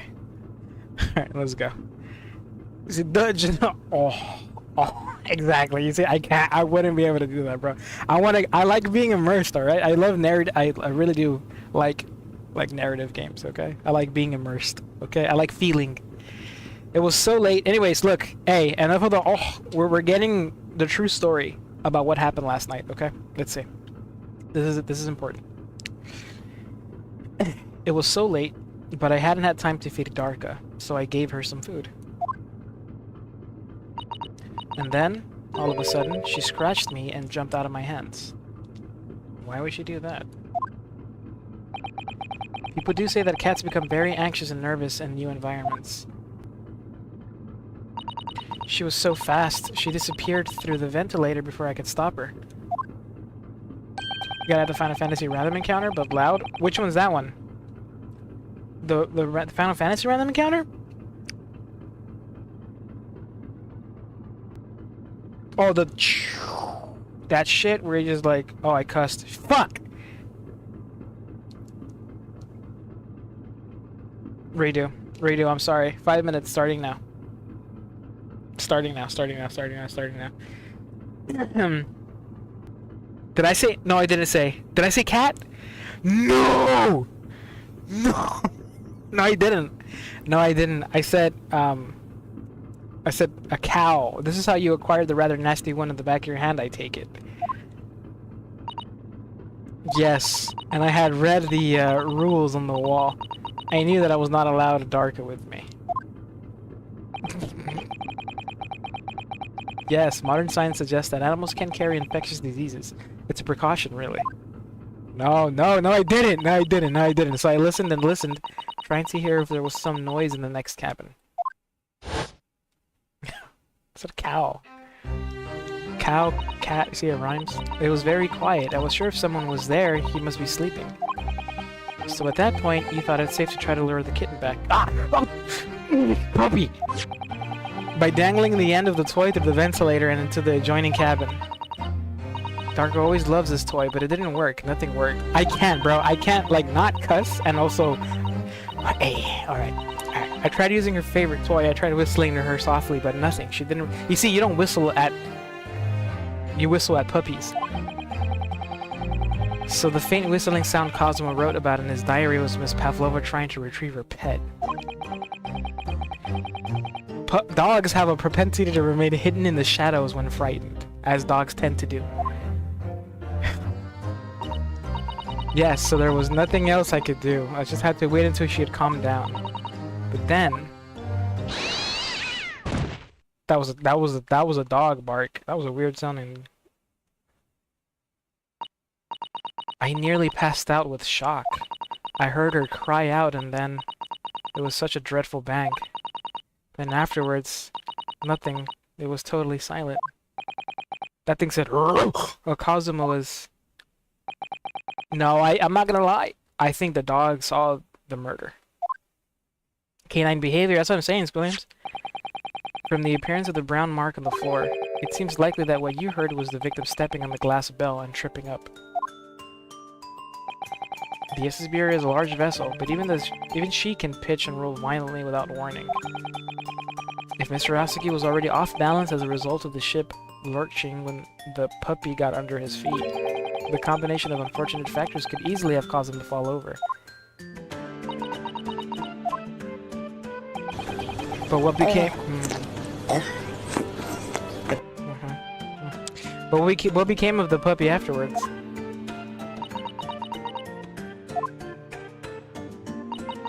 In the end, I managed to get her to come back through the ventilator. Yet Dark was nowhere to be seen. I must have forgotten to lock my case, and now she's disappeared again. Gracious, that dog is as insufferably restless as I am. Well, he knows something about himself at least. When I woke this morning, I heard that young man in the cabin next to mine had died, but I couldn't bring myself to tell anyone of what had happened. I was too scared. Scared that they would send me back. But how did she get the other half of the bell? Was it just dangling off of the dog's collar? Hold on a minute. What about the snake? For real, you're right. Where is it? If the snake isn't your friend, Miss Pavlova, then whose is it? And where did it come from? What on earth is such a dangerous creature doing on board this ship? Oh, he likes it now. Oh, I didn't say? Snake is my friend. His name is Pirochko. Pirochko. Aww. Yeah, I'm gonna lose it. That's a cat. That's a cow. What? That snake belongs to you? He escaped from cage when emergency alarm sounded. I was looking for him. I did not expect to find him in here. Aww. Yeah, how did that snake get into this cabin? But animals are not permitted on board. Ha! We are at sea for 1 year. You want to be so long without close friend? Without someone who understands? Couldn't you find something a little more human who would understand you better? I'm not gonna lie, Williams. It is, dude. It is. I have to like stop. My dear burly fellow. A gargantuan venomous snake. Surely you can appreciate the danger you're putting everyone in. No venom. Huh? Pirochko does not have venom. He is harmless. Very long, but very gentle. He is adorable like a granny. Well, it's venomless? Yes, now he is hungry, so he is in bad mood. But once I feed him, you will see big smile. And you feed him, what, milk, I suppose? Ha! Like they say they milk chickens? Ridiculous. Snakes that drink milk are only in stupid stories. Pirochko eats mouses, big fat round mouses. Ah, oh, so is that what the mousetrap in the passageway out there is for? Oh, of course. How else can I catch my friend's favorite food? Nothing said. Okay, now I like stroganoff a lot more. I'm not gonna lie. It refuses to drink milk. It can't hear a whistle. It can't climb up a bell cord, and it's not even venomous. How the deuce did something so inept land a starring role? You see, dude, hey, Sholmes just pissed at the snake for no reason, bruh. He's so pissed. No, the snake... Wait, what did he eat, Seth? Oh, autocorrect. Oh, you're right. Yeah, you're right. I thought you almost... Yeah, you're right. I think could have been the puppy. It's not my fault. I do not make up stories. AI. That was the weather outside, I think. My Pirochko has nothing to do with this incident. So that's what happened. That's the truth behind my best friend's tragic death.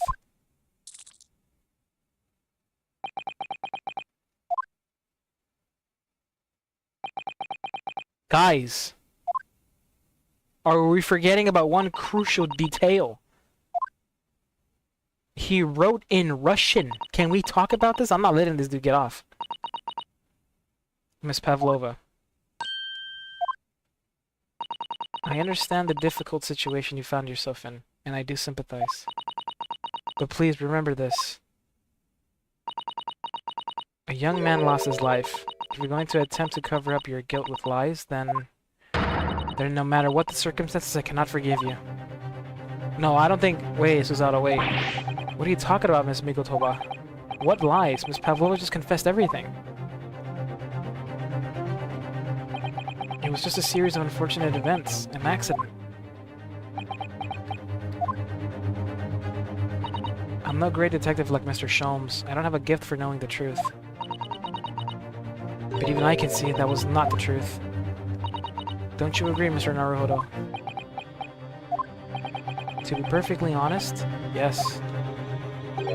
There's a discrepancy in Miss Pavlova's story. I'm sure of it. I just can't quite put my finger in. How did she get the other half of the belt? She must have walked in there.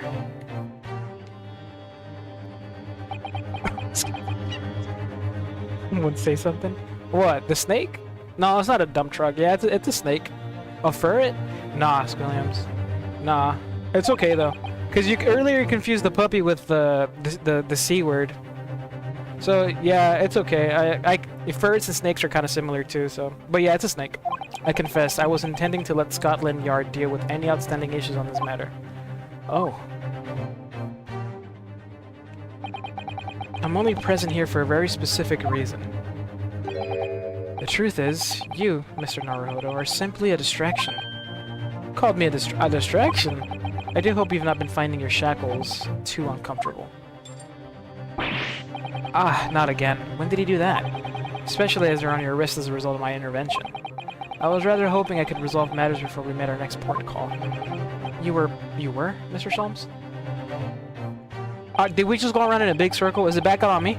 Yes, but I overlooked one important detail.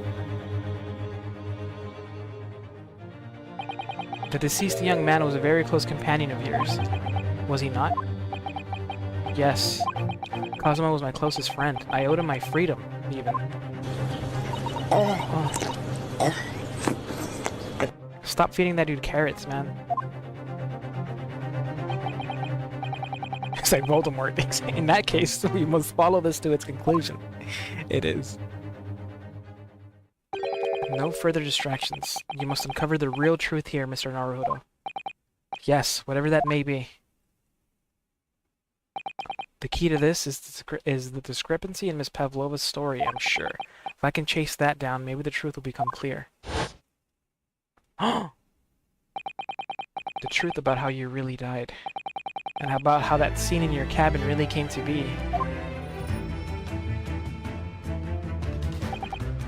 Alright, I'll see what I can do.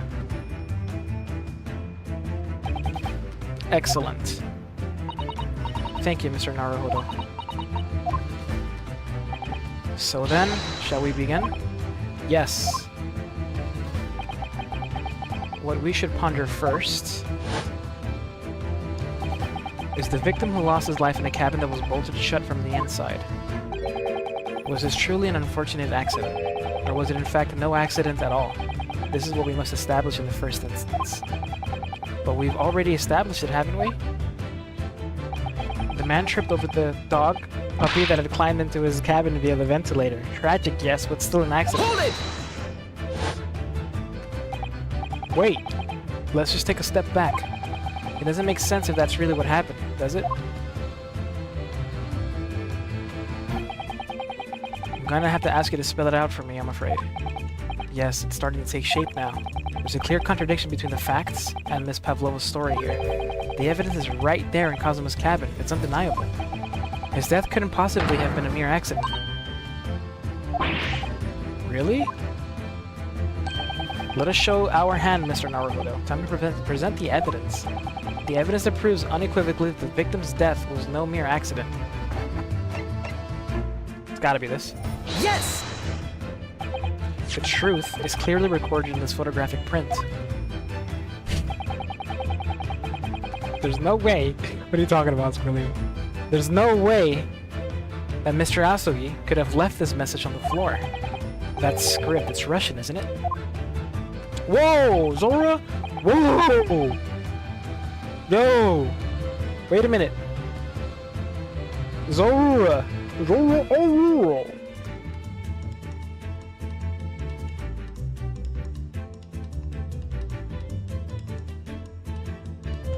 Did we throw it? Okay, we threw it. I don't want to check. I don't want to check. I don't want to check. I don't want to check. I don't want to. I'm gonna let it. I'm gonna let it roll. I don't want to see. I don't want to be spoiled. Indeed it is. Indeed it is. The word written means wardrobe. I see what you mean. Most people would leave a dying message in their native language, Japanese in this case. That's what I said. But maybe he was studying Russian. It is a simple language. He could have picked it up very fast. Is it really? It doesn't seem likely. It's actually not the point. It makes no difference whether he knew Russian or not.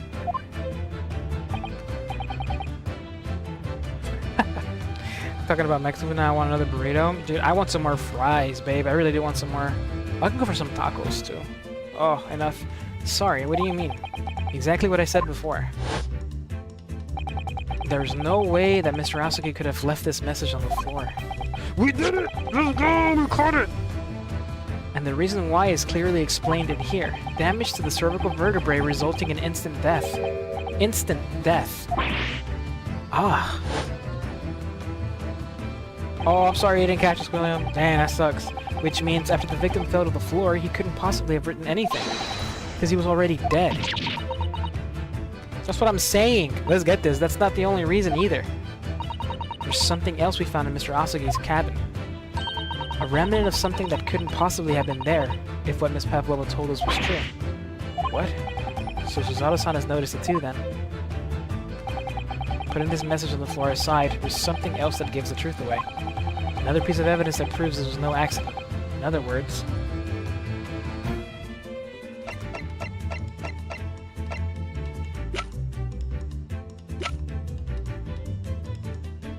Is it the glass object? Oh, that's right, he would have seen it. He was still alive at that point when he was writing it down in his notebook, diary. Yes! This piece of broken glass next to the mark on the floor. But that's the glass bell the kitten had around its neck. Oh, so Okay, so Pavlova's tale of events happened after. It was quiet. Oh, it was quiet in the room because this dude was already dead. It was broken in half when the victim tripped over the cat and fell. No. So we already have a satisfactory explanation. Where's the flaw in that logic?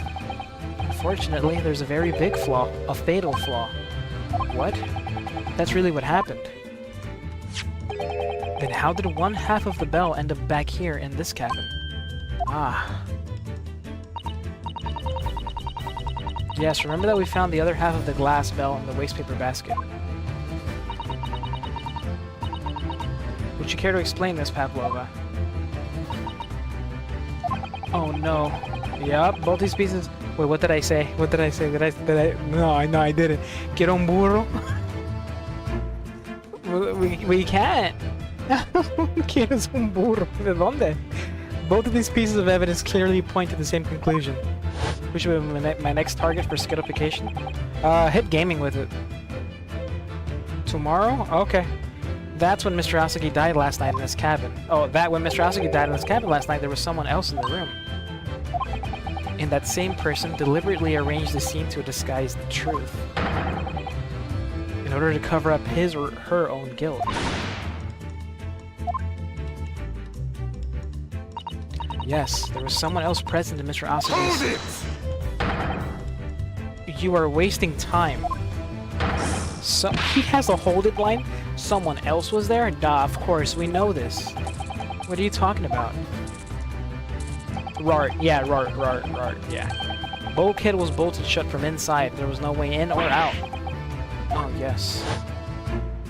And the only other person in cabin when young student died was you. Yes! It's true. I was in the cabin when it happened. You were shut inside of the cabin wardrobe, to be precise about the details. But I don't know Russian. There's no way I could have left that message. Not would have. There's no way you could have left that message, to be precise about the details. Would you mind? There was a slip. Forgive me, my dear fellow. As I was saying. Oh, yeah, he was interrupting me. The person in question wrote the word wardrobe in Russian on the floor in an attempt to incriminate me for the crime, even though I had been asleep in there the entire time. And then, the same person picked up the broken glass bell that had fallen onto the floor, for fear of it becoming evidence that would show how Mr. Aosugi really died. But why wouldn't this person have taken all the pieces of the bell away? Leaving half behind was always going to raise questions. Yes, well, it was past 1 o'clock in the early hours of the morning. The cabinet would have been quite dark. The single small lamp suspended from the ceiling would barely have cast any light on the floor there. Little wonder, then, that the culprit failed to notice a fragment of the tiny item. You all suspect me, don't you? Where's your snake? Seaman Stroganoff. Nina is woman of sea. She is daughter of strong sailor. 2 years ago, they noticed her dancing skills and she went away to join ballet company.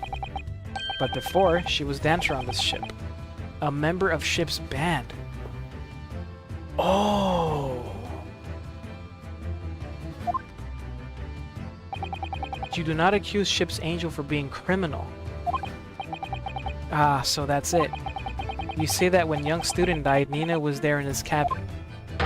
But that is not possible. I give my tooth. Interesting. The plot thickens. She used to be here.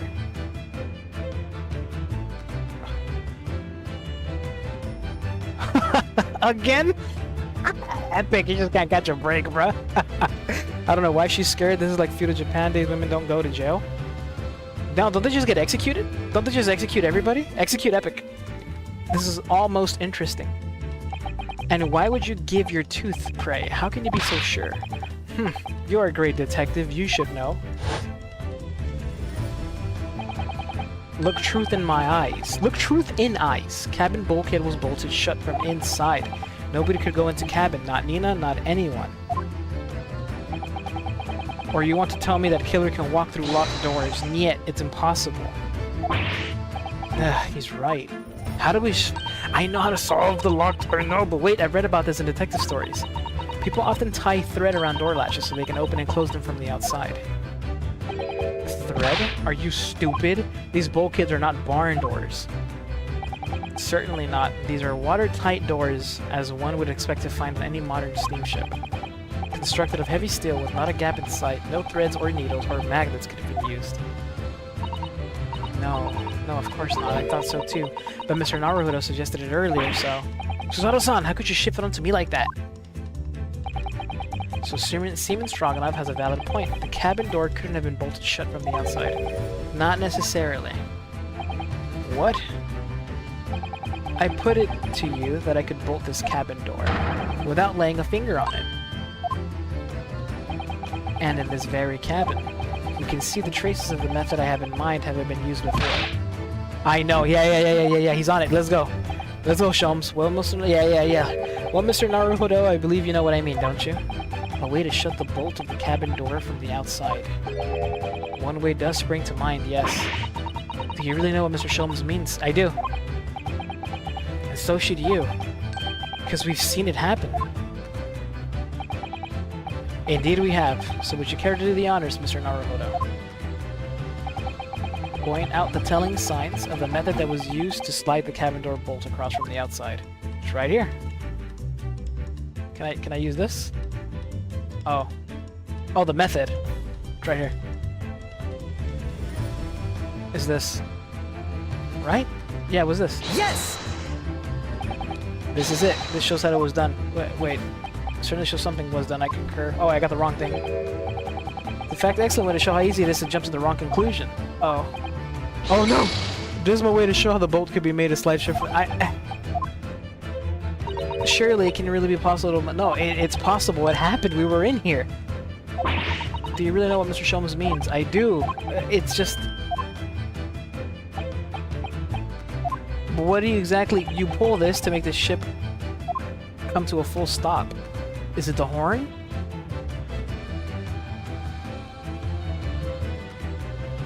How about this? Yes!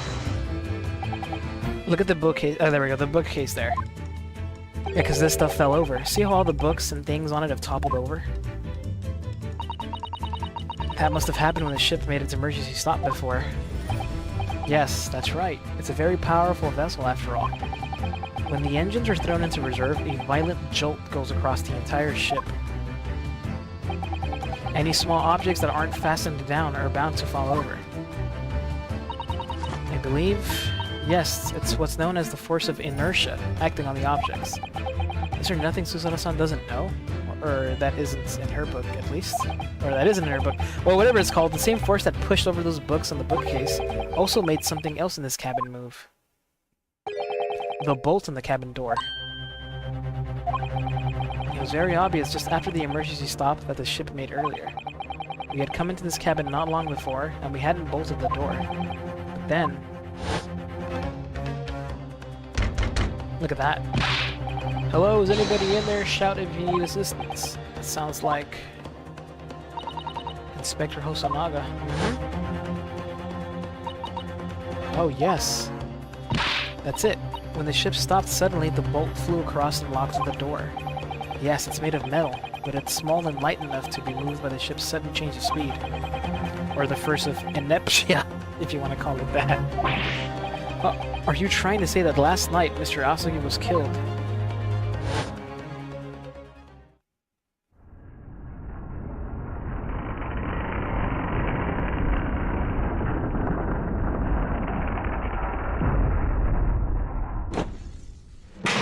That's exactly what happened. We have to find out why it came to a sudden stop last night. The SS Beria made another emergency stop? When I woke up this morning and looked around the cabin, I thought it looked a little odd. All the books on the shelves had toppled over, and all the ornaments. It was almost as if someone had run their hands across the shelves and deliberately knocked everything over. Oh yes, I remember that. And I stood them all up again, didn't I? And then when we came into this cabin, we were surprised to see the same thing in here. All the books and everything had toppled over, just like Mr. Asagi's cabin. Oh my. Do you have anything to say about this, Mr. Pavlova? Are you out of your mind? You say Beria made emergency stop? It does seem a little far-fetched. How could that possibly have happened? Unless you're saying that the culprit is actually someone from the engine room. Oh, it is simple enough. Huh? Are you forgetting the button in the passageway outside? Used to trigger the emergency alarm? Yeah, anybody could have done it. Yes, of course. There was a notice, wasn't there? Telling you only to press the button in times of emergency. On dark nights when the fog is dense, the captain cannot afford to rely on the eyes of his lookout alone.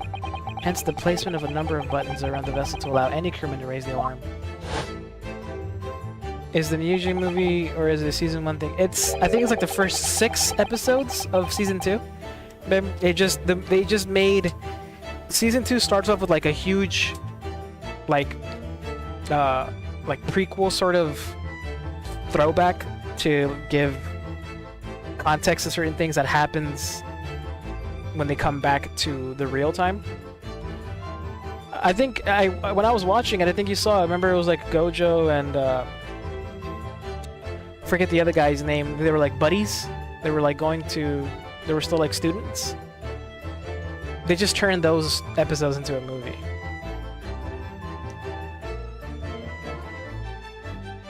Kind of like how they did the Dan Dan movie.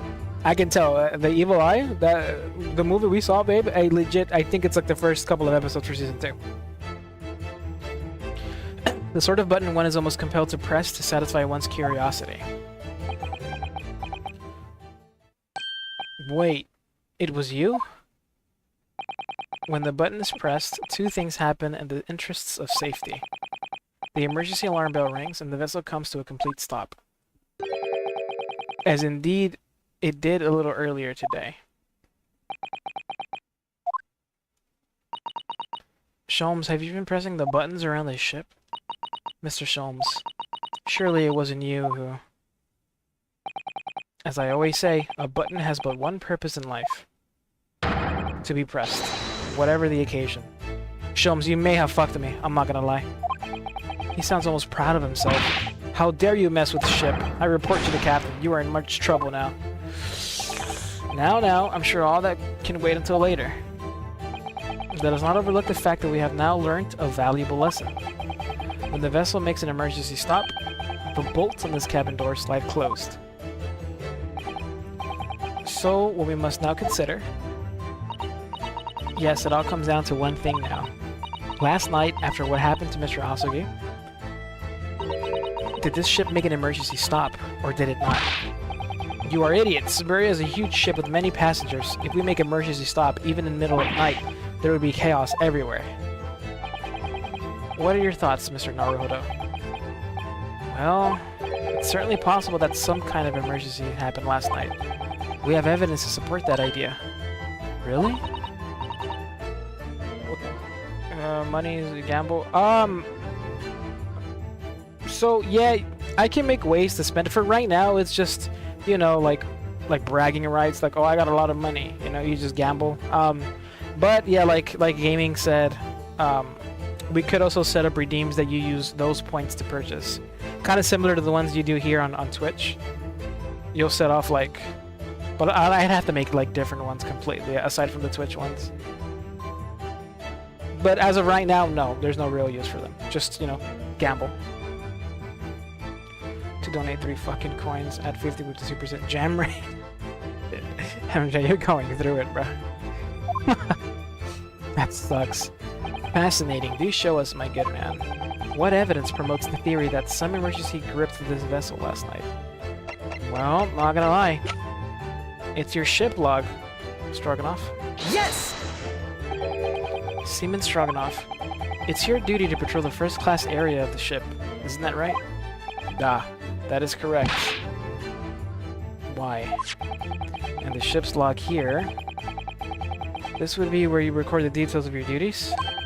What are you doing with that? That is mine. Uh-huh. So you rather carelessly left it atop the little makeshift bureau, or burrow, in the passageway out there. But as responsible passengers, we took it into our care with a mind to return it to you later.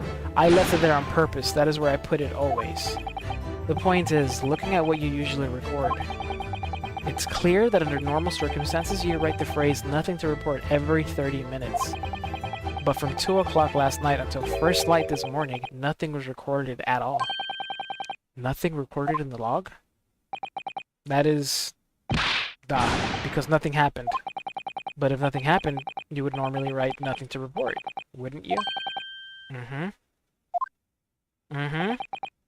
Indeed so, which tells us that shortly after 2 a.m., something happened here aboard the SS Buria. Something sufficiently significant to make you forget to fill in the ship's log, in fact. Are you suggesting that the ship really did make an emergency stop in the middle of the night? Stop talking rubbish. Well, we have the proof right here, Stroganoff. If I'm perfectly honest, I find that a little hard to believe myself. Oh? Why? Well, because if something as major as an emergency stop really had happened, surely all of us would have noticed. We couldn't have. That's very true. Thanks to the emergency stop we experienced earlier, we all know what it feels like now. The ship lurched so violently, and the alarm bell was so loud. I can't imagine that anybody would sleep through that, even if it happened in the dead of night. Well, no, that's a good point. What of the throbbing? There we go. Let's go, Sholmes. Sorry? What do you mean? Your head, man. The throbbing of your head since this morning. We have all suffered with it. Uh-huh. Oh, yes. I've had a headache, you're right. In fact, I haven't been feeling myself since I woke up today. Nor have I. My head has been feeling heavy ever since dawn. Yes, you've all been afflicted, haven't you? Just as I suspected. He's right, my head's been throbbing today too. And since eating dinner yesterday evening, everything has felt sort of hazy. I can't really remember anything that happened after I climbed back inside the wardrobe. Then the first thing I noticed this morning was the throbbing pain in my head. I had already been dragged out of the wardrobe and had those handcuffs put on me by that point. Why didn't I wake up when all that was happening to me? Because we were fucking drugged, dude. We were drugged. Tell me, Mr. Naruhodo. You boarded this vessel as a stowaway, didn't you? Oh, well, yes, sorry. The stowaway class of accommodation doesn't usually include meals. What did you survive on? Well, Kazuma looked after me. He was always happy to share his meals. So you enjoyed some of the whole roast chicken dish that was served yesterday evening, I take it? Yes, in fact. I had all of that. Kazuma wasn't fond of chicken. Oh, really? So the victim didn't eat any of the chicken at all. That's right. He didn't touch it. Is that relevant? It is. My dear fellow, does that not strike you? Oh, Mr. Sholmes, do you mean to say that there was something wrong with the chicken? Uh-huh. I do. No, really? Is that really true? The meal prepared for the passengers last night had been tampered with. Tampered with by the addition of a soporific? With the addition of a soporific designed to induce a very deep slumber in those who consumed it. Soporific? A sleeping drug. Do you mean whoever did this laced every meal with a sleeping drug so no one would notice the ship's emergency stop? Mr. Naruto, of course that's not what Mr. Sholmes means. What a far-fetched idea. No? Precisely. Lacing every meal of every passenger on board with a I can't fucking pronounce that word. Soporific. Soporific. A sleeping drug would certainly be impossible. Unless, that is, every single member of the crew was a conspirator. No, Sholmes. Well, Seaman? Huh? No, he was passed out too. I'm sorry to say that any more deception in this manner will get you nowhere. Sholmes is always like half right, half wrong, bruh. Always. If you refuse to talk, there would have to be an inquiry made through the shipping company, of course. You just made a sandwich? Hell yeah. What you put on that bitch, Williams? I'm not gonna lie, I'm kinda hungry myself. And were that to happen, every member of the crew and the captain himself would be hauled over the coals. For aiding and abetting a renegade.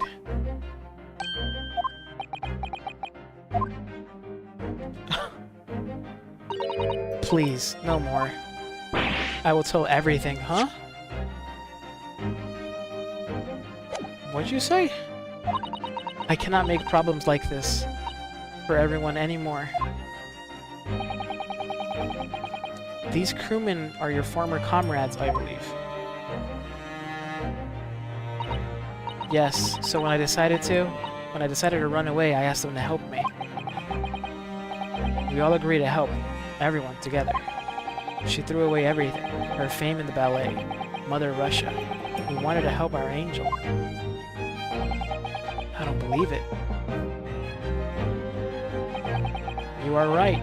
We put sleeping drug in chicken last night.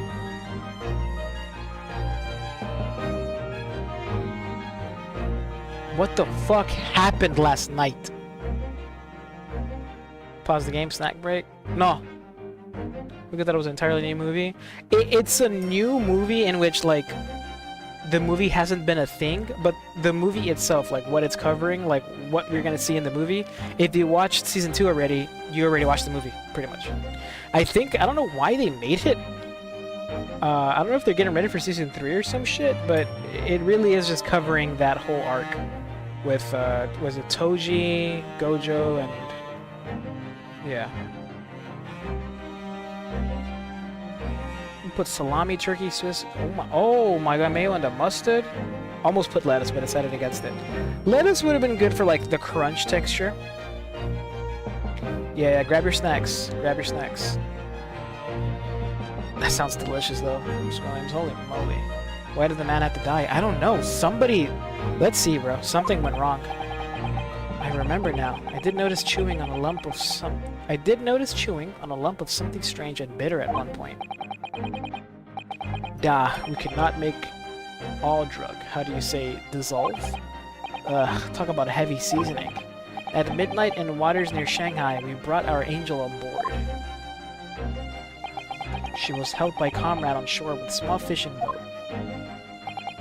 while all the passengers of the SS Various slept soundly. Thanks to the almost magical effects of the slumber-inducing potion their evening meals had contained. So if that's what's happening, the only people awake on the ship last night were the crew, people who disliked chicken, and the newly boarded passenger, Miss Pavlova. That means it would have been possible for you. You could have used the emergency stop trick to lock Kazuma's cabin door. But how does that make sense? Surely every cabin door would have ended up locked in that case, and there would have been complete chaos. Oh, I wouldn't say so. Ah, of course. Just like us, all of the other passengers would have eaten their evening meal of chicken in their cabins, after which they would have been overwhelmed by tiredness because of the sleeping drug. They're all out, and accordingly, all passengers were already in their cabins for the night. Yes. The overwhelming majority of passengers would have habitually slept with their cabin doors bolted anyway, so not one of them would have found it remarkable to find the door locked in the morning. In summary, in order to fasten the bolt of a single cabin door on the ship, the culprit brought the entire vessel to an emergency stop in the early hours of the morning. I bet, baby. We're asking for alliance. Yeah, Oreos are good. We'll allow it. Oreo flavored Skittles. Damn. That'd be crazy. They have like a lot of different flavored Oreos already too. This boy's hitting the Attack on Titan pose. Salute. You have talked long time and said many things. What is point? The point is what I said earlier. There was somebody else present on the scene when the victim lost his life last night. Strip club dungeon, yeah! Someone who left a message in Russian on the floor in an attempt to incriminate another. Someone who tried desperately to hide the broken fragments of glass that would reveal the culprit's identity. And someone who abused the ship's emergency stop procedure in order to lock a door. All told, a busy night. But I don't know about any of this. I am just a little girl. You like to speak with your long English words and explain your clever ideas. But I am sailor, and sailors don't listen to long, boring stories. We don't believe. Sailors like me, we trust only what we see with our eyes. A laudable trait. What? I'm quite of the same disposition, my good man. Observation to me is everything. Mr. Naruhodo. Oh, yes? Do you hear it? The accusatory cry of guilt on the wind. What accusatory cry of guilt? Sorry, you've lost me. Proof of involvement, man. But you can't hear such a call with your ears. No, you must hear it with your eyes, for observation is the basis of all deduction. What are you talking about? This tired of his shit. I believe the time has come. For one final logic and reasoning spectacular to expose the truth. Are we dealing with the case on the ship, bro? Mr. Naruhodo, your assistance, if you please. With what exactly, Mr. Sholmes? With observation, my dear fellow, just as I said, of these two prevaricators. Observation? If you remember, Mr. Naruhodo, we know that somebody tried to fabricate evidence that way, by tampering with the scene of Mr. Asugi's death. What we're looking for is some trace of evidence that one of these two was there when it happened. Precisely. You are delightfully quick to grasp my meaning. Alright, I'll see what I can see. So we're looking for a trace of evidence that shows someone else was there last night when Kazuma died. Look at your belly button. Someone else. What is that, sir? What is that, good sir? Ink! Ink! Look at this. It's some kind of stain in an unusual place. Yes, you're right. It looks like ink, if I'm not mistaken. Ink. And look at the color, too. It's clear where this came from. I don't think... let's just go with it. See what it takes us. Yes!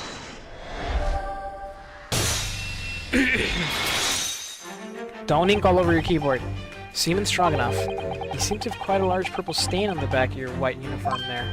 Huh? Ah, yes, I don't know where that dirt comes from. So nothing in particular comes to mind about the stain.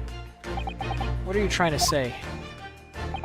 It would appear that the significance of the stain has escaped your attention, Seaman. Allow us to make it plain. It's a very large purple stain on the back of a Seaman Stroganoff's uniform, and I think what made it is clear. Indeed it is. So, Mr. Naruhodo, present the evidence. My pleasure. Alright then, evidence improves what the stain on the back of Seaman's really is. Yep, it's right. Where is it? Oh, it's right here. Yes! Of course, they used ink. Same ink. The same ink. It's this photograph, and the ink shows. That's what caused the stain on your uniform. Ink. A rather unusual color of ink. Purple. Ah. Ah, the penny drops at last. Now you see the significance. The Russian word on the floor next to the victim's body was written in purple ink. You rolled a 3, gaming, that's what you get. And the stain on the back of your uniform is ink of exactly the same color. God damn it. Thank you, Squillers. If the ink had been dry, it couldn't possibly have stained your uniform in that way. Which means... you must have been present in the cabin in the moments immediately after the ink was spilled. Alright, yes. It was me. I did it. Everything. What? I arranged everything in Dead Student's cabin to make it look like Wardrobe Man did it. Then I pressed the button to make Burya do emergency stop, and bolt cabin door shut. I did everything so no one would suspect our angel. Biff, please. Don't worry, Angel.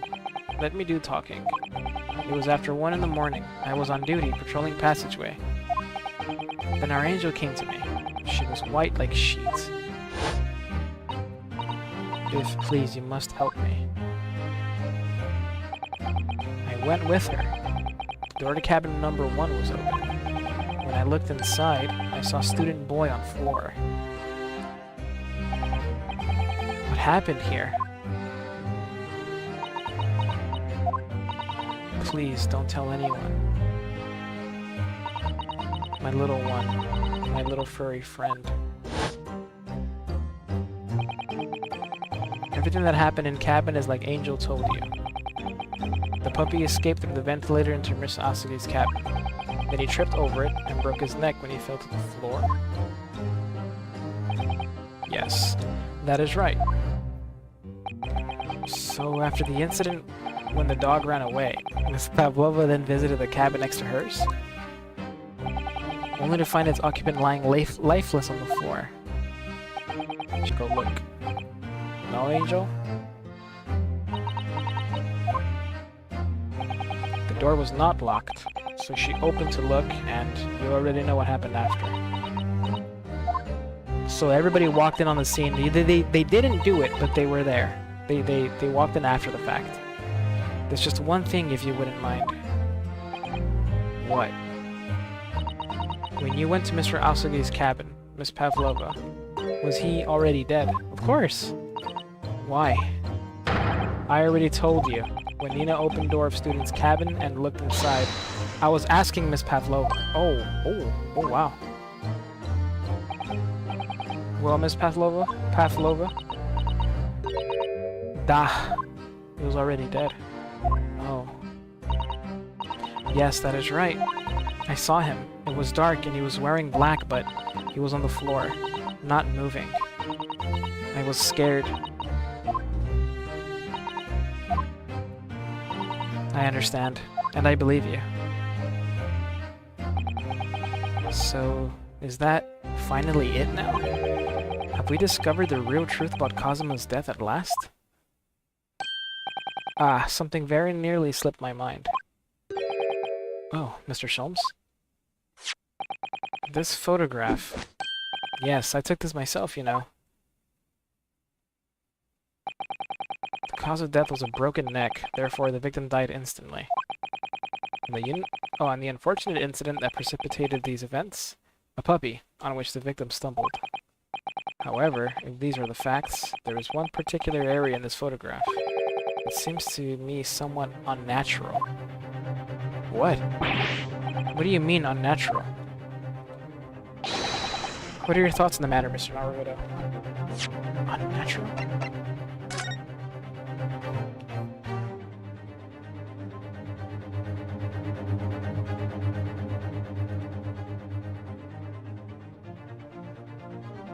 What's unnatural here?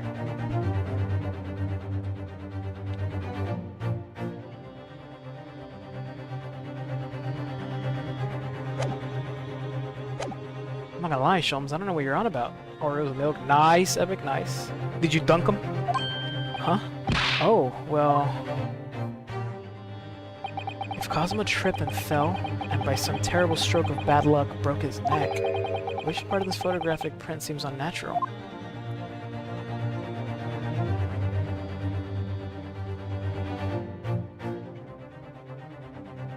If he fell and broke his neck, what wouldn't add up? Oh, I hate looking at this photo. It makes me sad.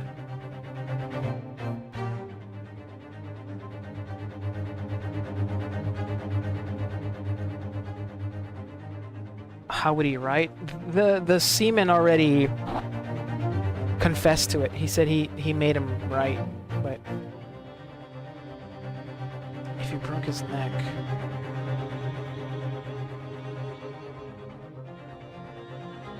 Is it his fist? It's closed.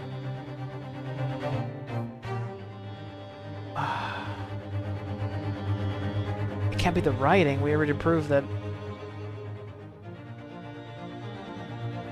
Oh, I'm actually at a loss. Let's see this. Yes! Alright. If he really fell due to an unfortunate accident, then this fist just doesn't seem quite right. It's his head, and I feel my hands would catch himself. It's the fist, yeah, arms bracing himself for the fall. Yeah, like, it just... No, I don't know. Like, if he really did fall, like, you think his hands would be, like, open. Like, why did he have a fist is what that really stood out to me. But I don't know what it means yet. The exact same thought occurred to me. If in a fall, one's instincts, oh, there you go, is to open the palms flat. Yet here we see the victim with his left hand tightly balled into a fist, like he was getting ready to fight, bro. Almost, you might say. As though he were gripping something. What do you mean? Simply that I took the liberty of investigating the victim's fist a short while ago. You did? And what, pray, do you imagine I found there, my dear fellow? Sholmes, you were holding this the entire time? Mr. Sholmes, show us. Show us, please. Why, of course, my dear madam. Would I keep you in suspense? You have this long?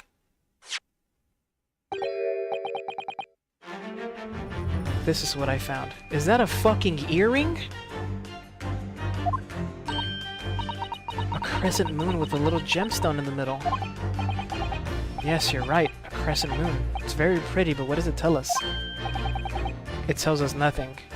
Lady, isn't that what you have in your fucking ear? Did you guys kill him? That crescent moon looks familiar somehow. I'm sure I've seen it somewhere before. Observation, Mr. Naruto. This is the key.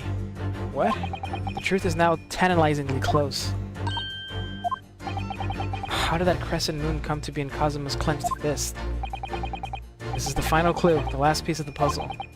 Ask yourself, what does that little crescent moon mean? What significance has it?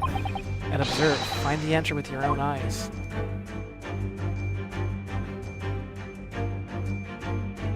Fuck me, dude. What did you do? Yes!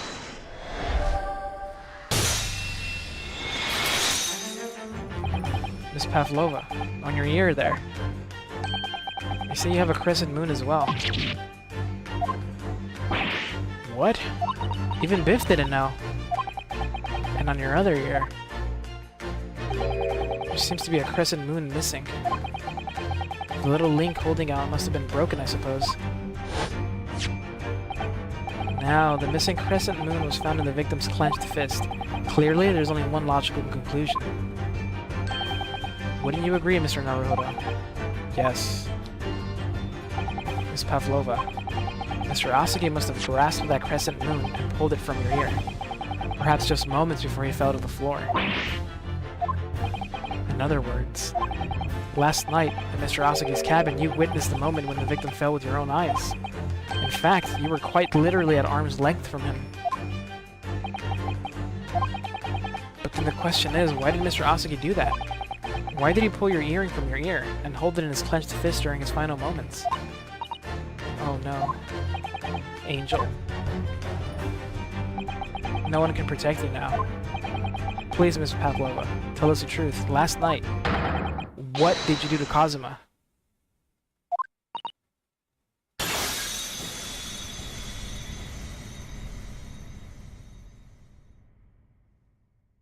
I didn't think she... When I think about everything that happened yesterday, it was too much. Running away, the fishing boat in the middle of the night, trying to climb onto this huge ship. And then, when I was at last in this cabin, and I could relax after this horrible long day... Darka, wait. That thing growled. It barked.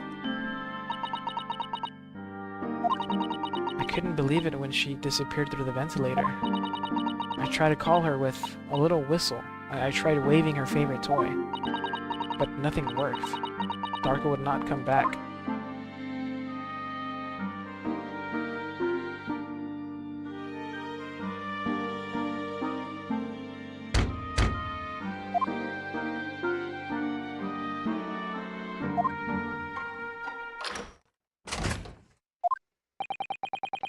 What are you doing here at this time of night, Inspector? Huh? Oh. He was alive. Look at him. Oh, I'm sorry. I thought it was a friend of mine.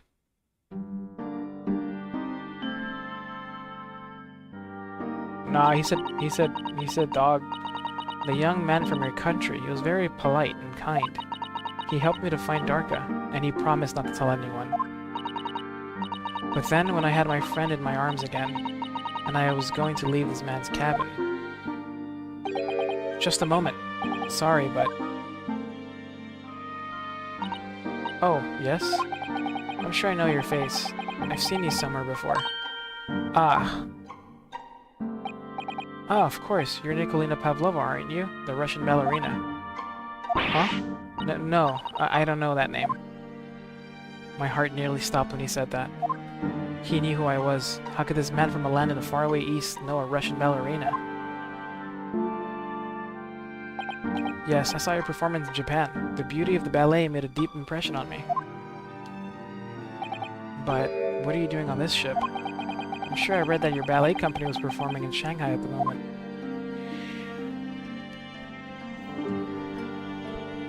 I can't fool him. I have to tell him the truth and hope he doesn't tell anyone. I have no other choice.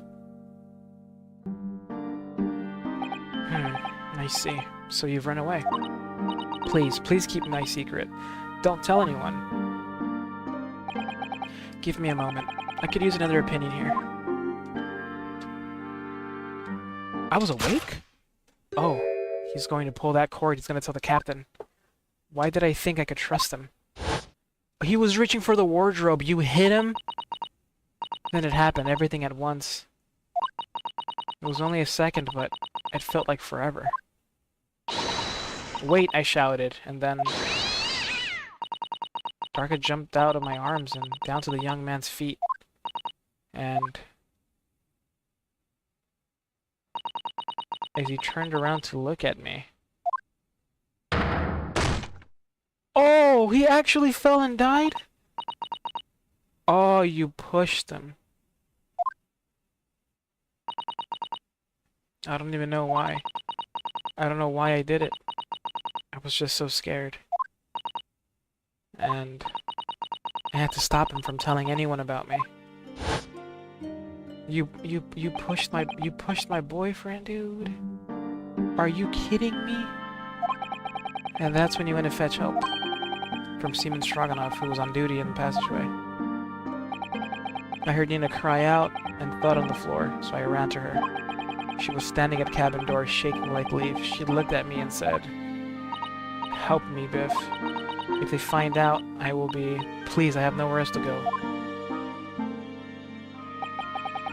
So you decided to help, and that's when you arranged things in Cosmo's cabin to make it look like I did it, so that no one would suspect the passenger in the cabin next door. Yes. I went into cabin and I looked around to make sure there was nothing to show Nina. Nothing to show Nina was there. He hit his neck, bro. I think his... And then I found Stowaway in the wardrobe, still sleeping. Right. That's when he found me. So you worked out a plan to lay the blame on the Stowaway. I crossed wardrobe doors and put back strange paper signs. Or closed, sorry.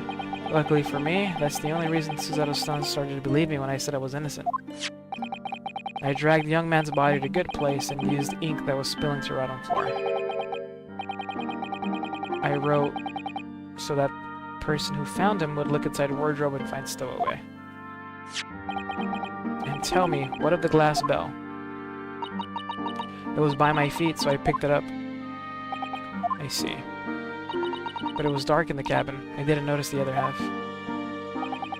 Then Angel went back to her cabin and I finished the job by pressing the emergency alarm button in the passageway.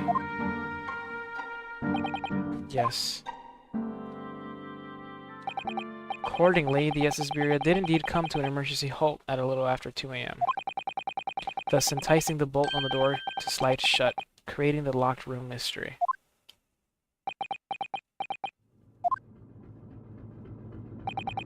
There's still one thing I don't understand, Miss Pavlova. What?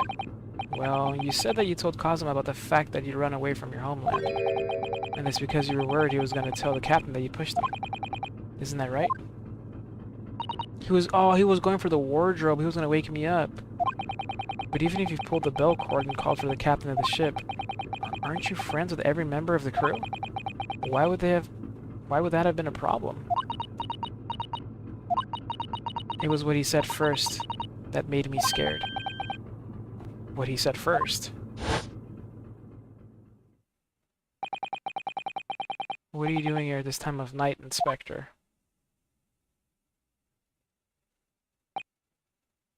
Oh, I'm sorry. Oh, she thought he was like a cop or something. Oh.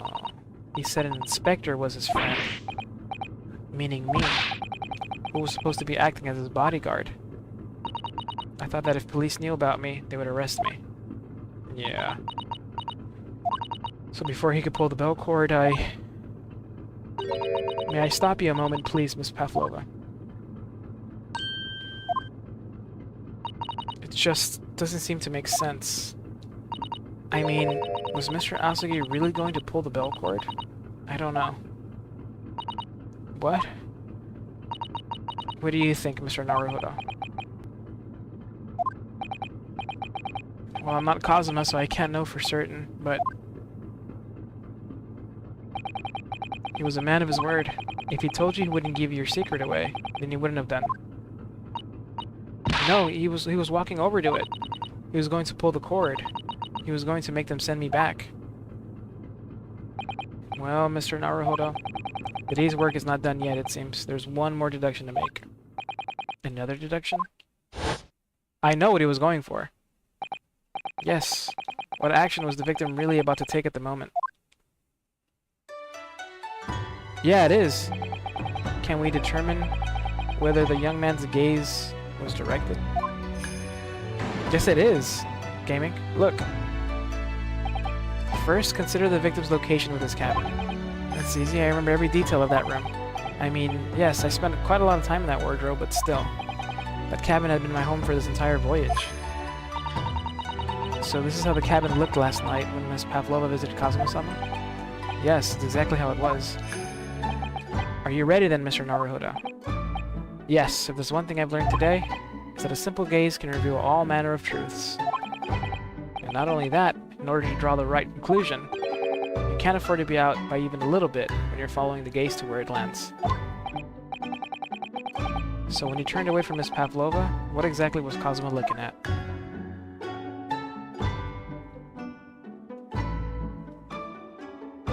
They're gonna make me sad. Take that!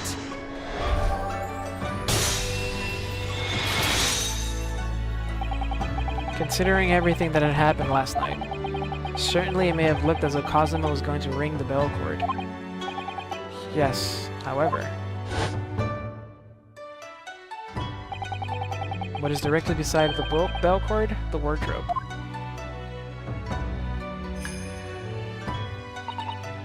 The wardrobe. And more importantly, what was inside the wardrobe? A man's great friend, sleeping soundly. Oh, I'm getting sad. This is good music. Miss Pavlova, please think back very carefully.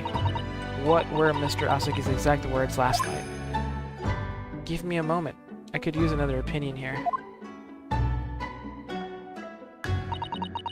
Another opinion. Yes, but not from a member of the crew. No, Mr. Asaki intended to consult his close friend on the matter.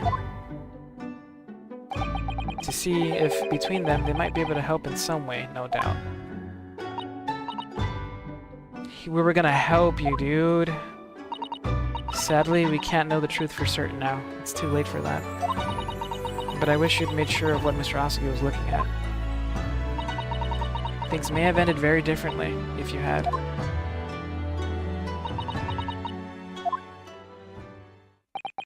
Miss Pavlova, I want to thank you for finally admitting the truth. But unfortunately, the truth is, a man lost his life because of what you did, and that will never change. I hope you'll never forget that. I'm sorry. Really. I'm so sorry.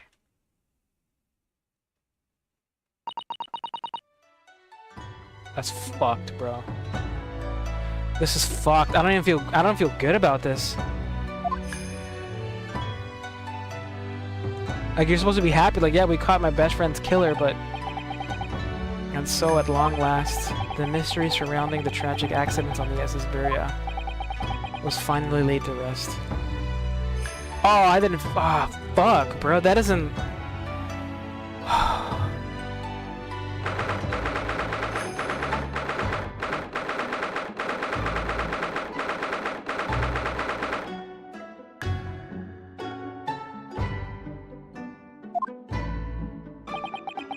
What will happen to Miss Pavlova now, then? Once we reach Great Britain, she'll be handed over to the police, the British police at Scotland Yard. What about the fact that she ran away from Russia? Won't the Russians try to repatriate her? Repatriate? Repatriate. Apparently, the English detective can speak to the immigration office and sort all that out. Mr. Sholmes can do that? So she won't be going back to Russia, then. He got new glasses, though. Let's go. No, I don't think so. Even if she wanted to return in the future, I doubt she would be able to. She ran away, so now she's in exile for life. I see. I'm sorry. Seaman Stroganoff? I wanted to help our angel, no matter what, but I didn't think about you, about how you lost a good friend. I will go with Nina. I will give myself to British police. That's kind of you. In the meantime, thank you for letting me go free again. Kazuma's death feels like such a waste, but... Well, do what you can for Miss Pavlova, won't you? Duh. Well, I'm afraid you need to pack now. We're due to arrive in Hong Kong tomorrow. As much as it pains me. I'm gonna have to hand you over to the consul to arrange your passage back to Japan. Fuck. Yes, I did stow away after all. I couldn't really expect any different. So, you should get back to your cabin now.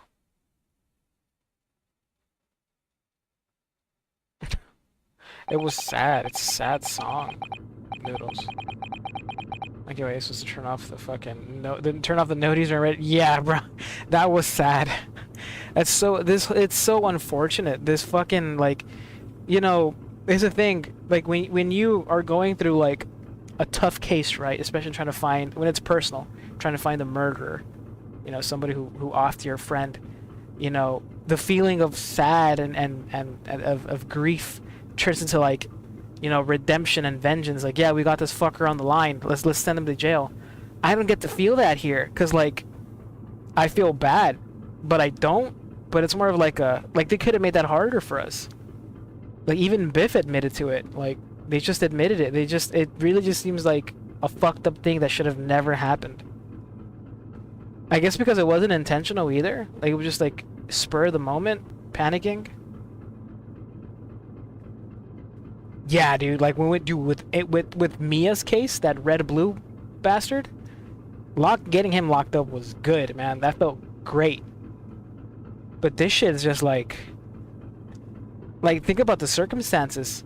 This girl, what, 15, 16 years old, was running away from her fucking ballet because they were basically forcing her to work with like little to no like food and water, forcing her just to like be a puppet. So she runs away. She finds like, you know, like a sanctuary here. The sailors know her. They try to help her, and then she panics because she doesn't want to go back, and she pushes this dude. She just pushed him. It's not like she fucking grabbed a knife and stabbed him like 100 times. She just pushed him. Yeah, it's just fucked, bro. Yeah. Yeah. Damn. Alright, well, they're being locked. At least they're still getting locked up. That's the thing. And we didn't have to go to court for it. That's the thing. They could have been real bastards about it and been like, nope, nope, I don't know what you're talking about, nope. But they just couldn't deal with the guilt.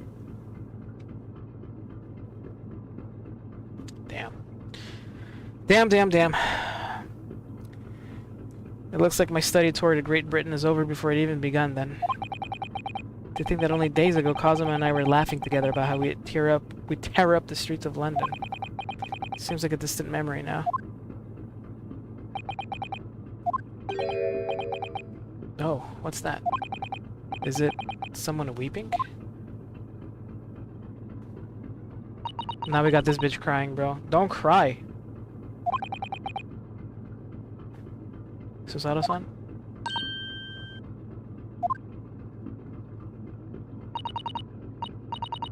I didn't know you had returned. You said I have photos open. I accidentally clicked the next photo. I fucking sent it to you. Sent what?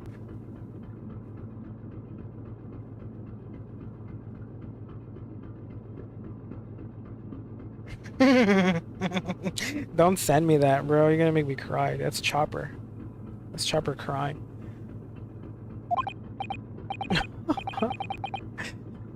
Perfect timing. Well, I haven't been back long. Inspector Hosonaga just told me I should pack. You know, ready to leave the ship tomorrow and all that.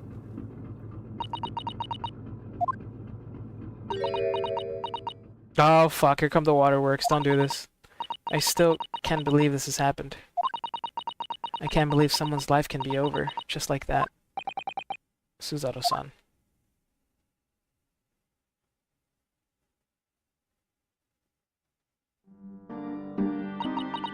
He had such grand ideas for this visit to Great Britain. So many dreams. And now they've been cruelly taken away. Just as he has. I thought I could never forgive the person responsible. But now we know the truth. That it was just an accident. Just a silly series of mishaps. It's too much, Naruhodo-san. It's just too much. That's the thing, too. Like, if this were, like, a really violent murder intentionally, it's very easy to, like, direct those feelings to, like, anger. Like, yeah, be mad at that fucking person. But when you can't even do that, like, what do you do with all these sad feelings, man? You're just gonna feel sad. Yes, I know. I wish there was something I could say. Inspector, my duty was to see Yasugi-san safely to Great Britain. But I failed, and caused his two closest friends great pain and suffering as a result. Bro, you were knocked out. I've let everyone down. And I will do anything to make up for my terrible blunder. Nobody blames you, Inspector. No, she did not. What the fuck happened? Sholmes, bro. Hey, not right now, dog. Hey, not right now. Sholmes, not right now, bro. Please don't dance. Surprised. Oh, it's a fucking striker. Yo, I love that thing. Surprised, Mr. Naruhodo. I love this. I love this zebra. Hold up, bro. Can you please? We were just crying. I don't even think we're done crying, Holmes. I think I still have tears running down my face when you put these fucking shackles on me, my dude. I love you, bro, but not right now, bitch. What is the meaning of this? Oh, a trifling matter. Simply that in my head, I think I shall always picture you wearing those shackles. Without them, the balance seems all wrong. It's distracting. Sorry. So I decided to restore them, for old time's sake, shall we say. You are a stowaway, after all. Look, I get what you're trying to do. You're trying to lighten the mood, but give me a day or two, man. He thinks this is funny. Can you throw him? Mr. Sholmes. We do appreciate all your assistance. I'd like to thank you, from the bottom of my heart. Not at all, not at all. And though it's a little late, may I offer my sincere condolences. You could have opened with that. The loss of your companion is truly heartrending. I hope that you'll be able to fulfill some of his aspirations in his honor. Well, he did say he wanted me to become a lawyer, even though we don't want to fucking do that again. I'm afraid that won't be possible. We shall be disembarking at the next port in Hong Kong. We have to return to Japan and make a full report about everything that's happened. What? Wait a minute. It's just me that has to go back, isn't it? I mean, I was a stowaway.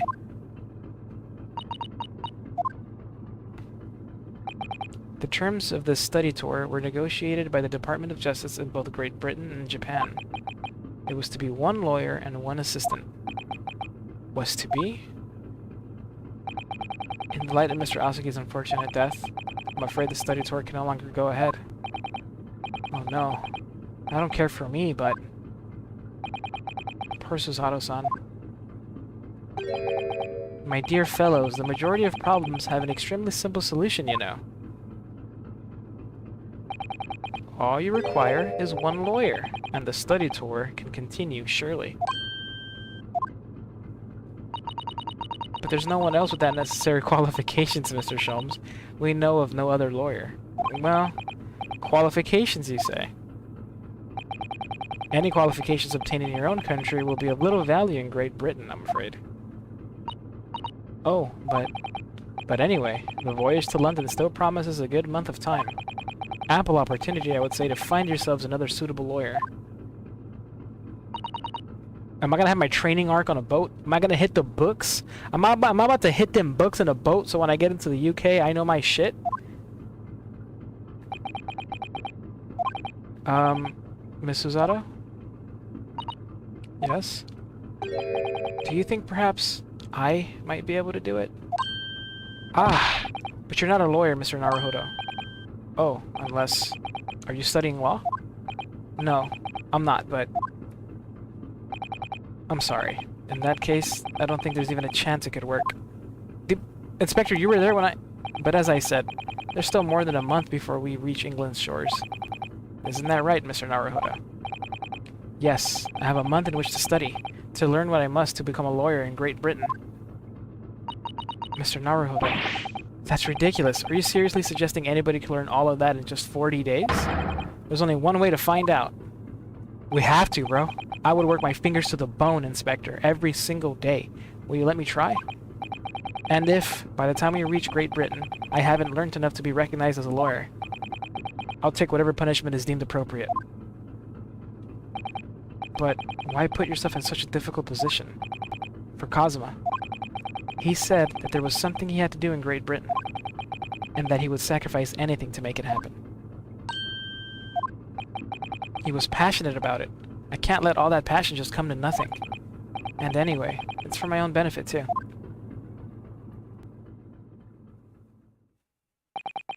I will become a lawyer. I have to. What do you say, Mrs. Otto?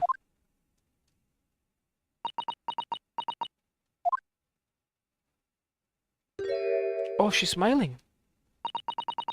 I think it's a wonderful idea. Thank you.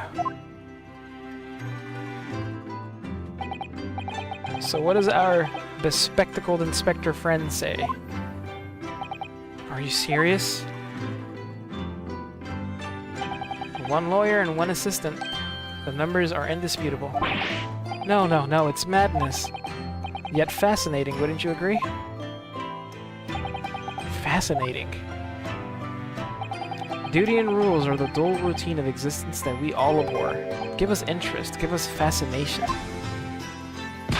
Speak for yourself. Besides, qualifications are no measure of a man. What matters is his character, no? And you've witnessed ample evidence of this man's exemplary character today with your own eyes. From the early hours of this morning until this very moment now. Despite contending with the passing of his close companion, and despite the accusation of guilt, this man has shown resourcefulness, intelligence, and above all, courage.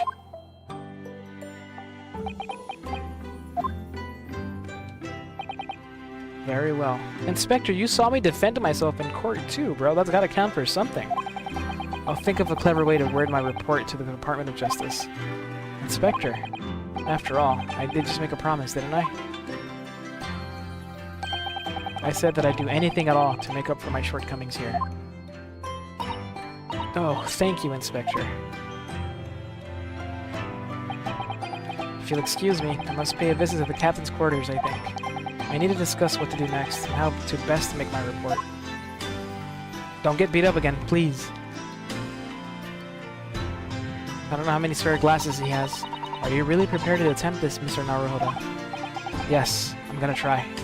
I wonder, would you consider teaching me what I need to know? Everything about being a lawyer?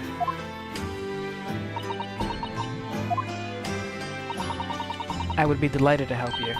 I am a judicial assistant after all. Thank you. And Mr. Naruhodo? Oh, I'd like you to take charge of this. Oh, don't do this, bro. Don't give me his sword, man. What, me? Are you sure? I'm sure it's what Kazuma-sama would have wanted. It's his soul. He literally called it his soul. Its name is Karuma. It's a great sword that's been in the Asugi clan for generations. Very well. I accept. I'll treasure it always. Oh! Oh, my heart. So then, Miss Uzaro, it seems we'll be working together for some time to come yet. It would be an honor, Mr. Naruhodo. And for the next 40 days, I shan't grant you a single minute of freedom.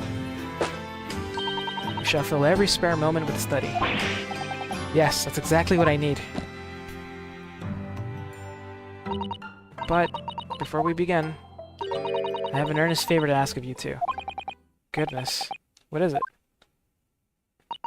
You're hungry, aren't you? Please throw me to the ground. 3 times. Hey, Noodles, you in here? Hey, Noodles. Yup. Hey, Noodles. Yup. This is what you wanted. This is what you wanted, Noodles. Wow, bro. What? I should never have doubted you. You were Kazuma-sama's closest friend. Of course you would never have done anything to hurt him. That should have been obvious to me from the start. But I allowed suspicion to get the better of me. And no matter how upset I was feeling, it was completely unforgivable behavior. No, you were in shock. You just found out about me being a No, I won't let you make excuses for me. Whatever the circumstances, I should never have thrown you. And not just once, but 5 times. I'm glad you counted, because after the 3rd one, I was kind of spacing out. I think I was bleeding in my brain a little bit. Ha! That number keeps creeping up, doesn't it? Please, you must.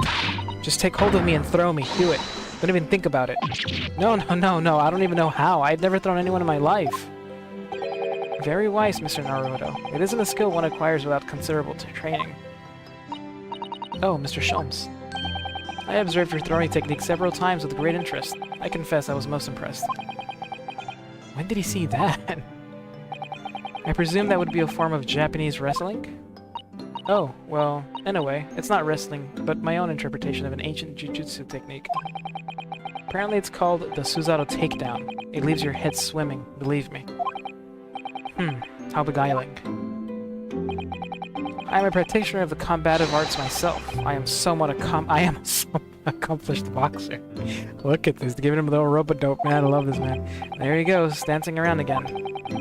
I wonder if you should be so kind as to instruct me on my technique of your arresting throw. Throw his ass. Throw him, throw him, throw him! Yes, I'd be honored. Throw him! Then let us not dally. Demonstrate, my dear madame.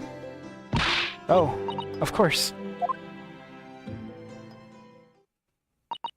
Are you ready, Mr. Naruhodo? Sorry? No, why me? You... As you can see, you throw from the abdomen.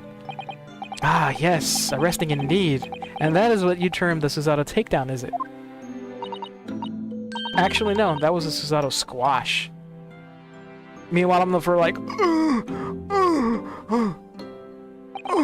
in my groggy state of consciousness. A scene from an evening recently spent with Kazuma flickered into my mind.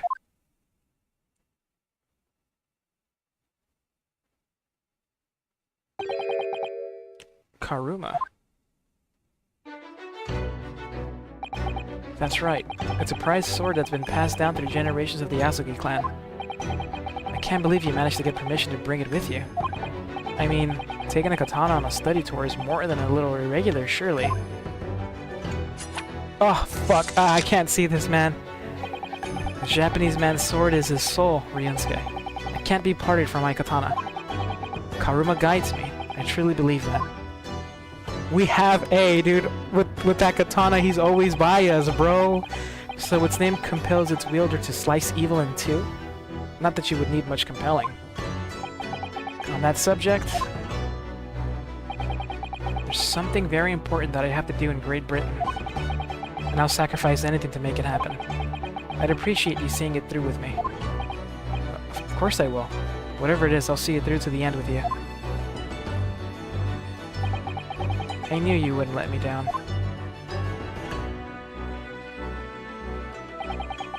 An important thing he had to do. I still don't know what that was. But I'm gonna see the place for myself and work it out. In Great Britain's capital, London.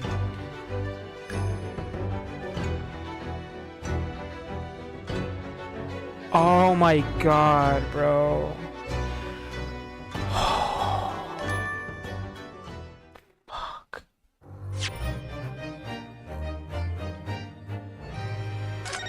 Oh. Kazuma. That was an entire episode. How many cases do we have?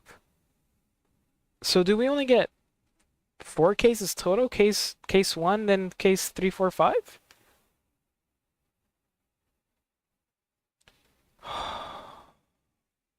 Oh, that was so sad, but like inspiring. Like bro, we're not just in this for us anymore, man. Like we're doing this for our friend.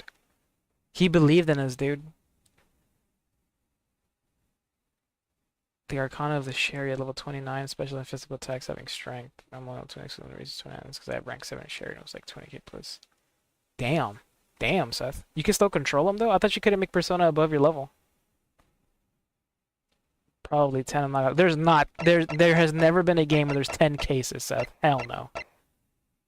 That was a ton shorter than the tutorial. Yeah, for sure. Like, seriously. Damn.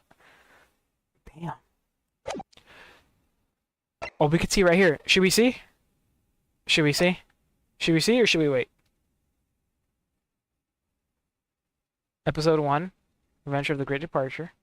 Episode 2, The Adventure of the Unbreakable Speckled Band.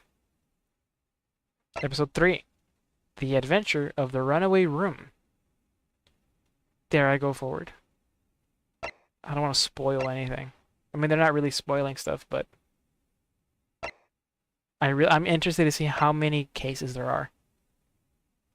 Episode 3. Episode 4, The Adventures of the Clouded Kokoro. Episode 5. Yeah, there's only 5 episodes. Wow, so we only really get 3 cases. For real. Okay. That last one looks scary, I'm not gonna lie. Let's get started. Let's get started. Let's get started. Adventure of the Runaway Room. Episode 3.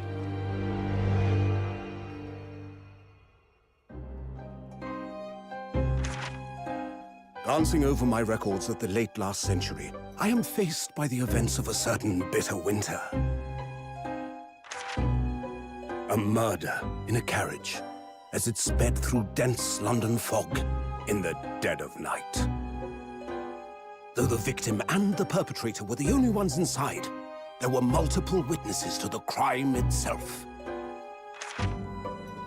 However, none could have imagined at the time that such a seemingly obvious case as this would end in such a horrendous manner.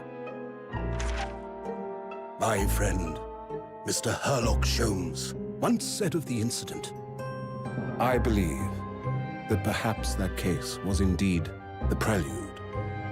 The beginning of a long concerto that impressive Japanese student and I were to play together."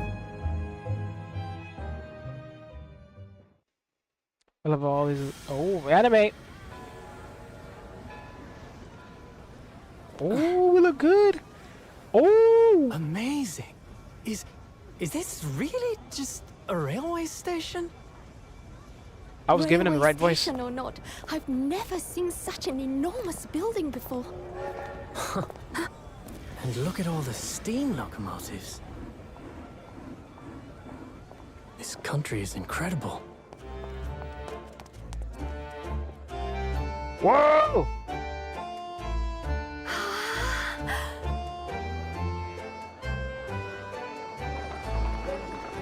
Ooh! I feel like I'm dreaming.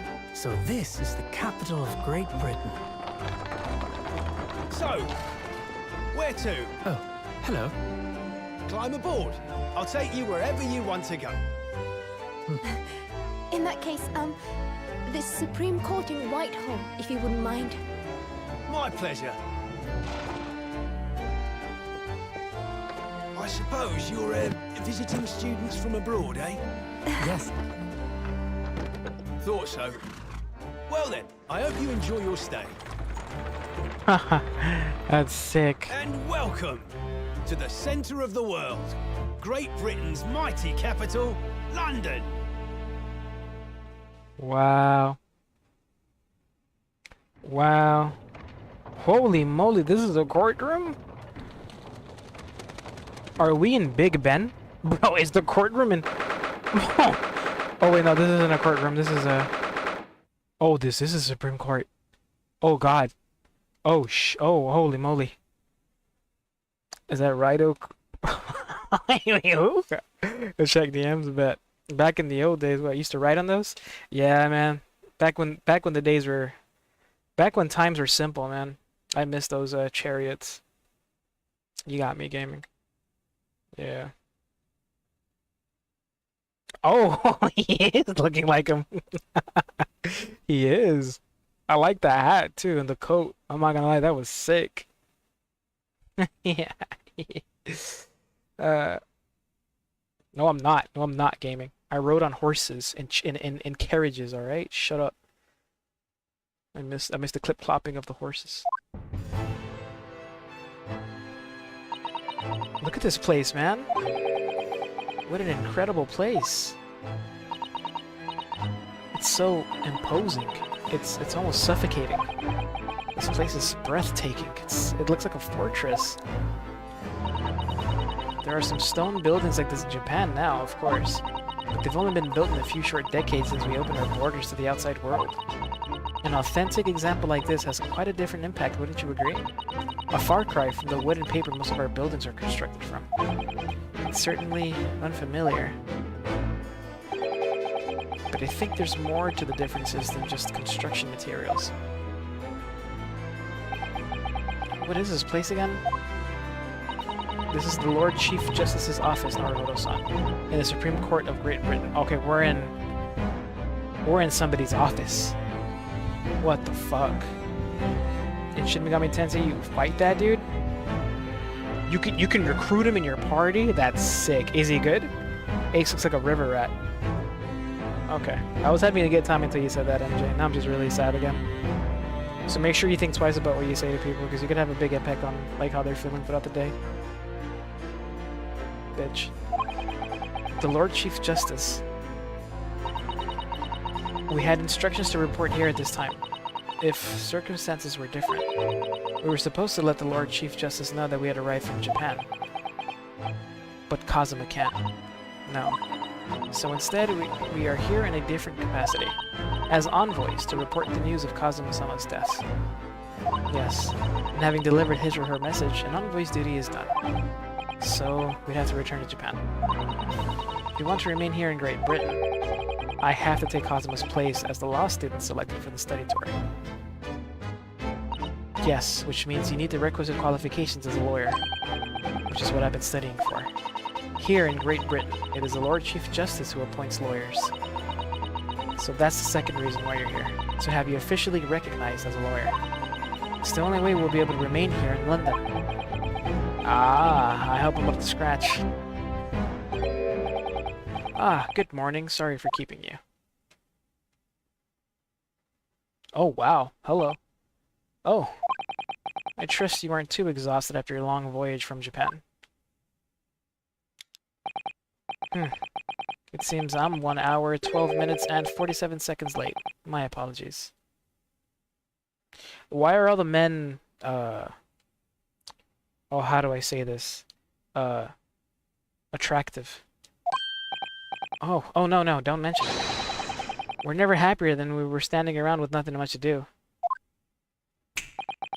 How fortunate. So, introductions. I am Mael Strongheart, Lord Chief Justice of the British Empire. I'm not gonna lie, dude looks like he jumped out of fucking Guilty Gear. If he's that, he's definitely eaten someone.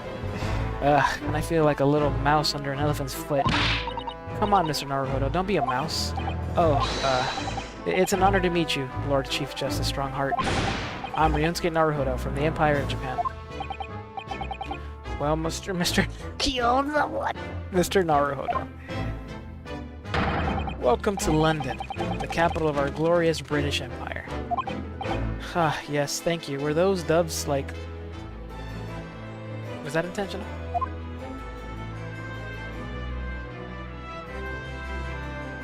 Oh man, where do we begin?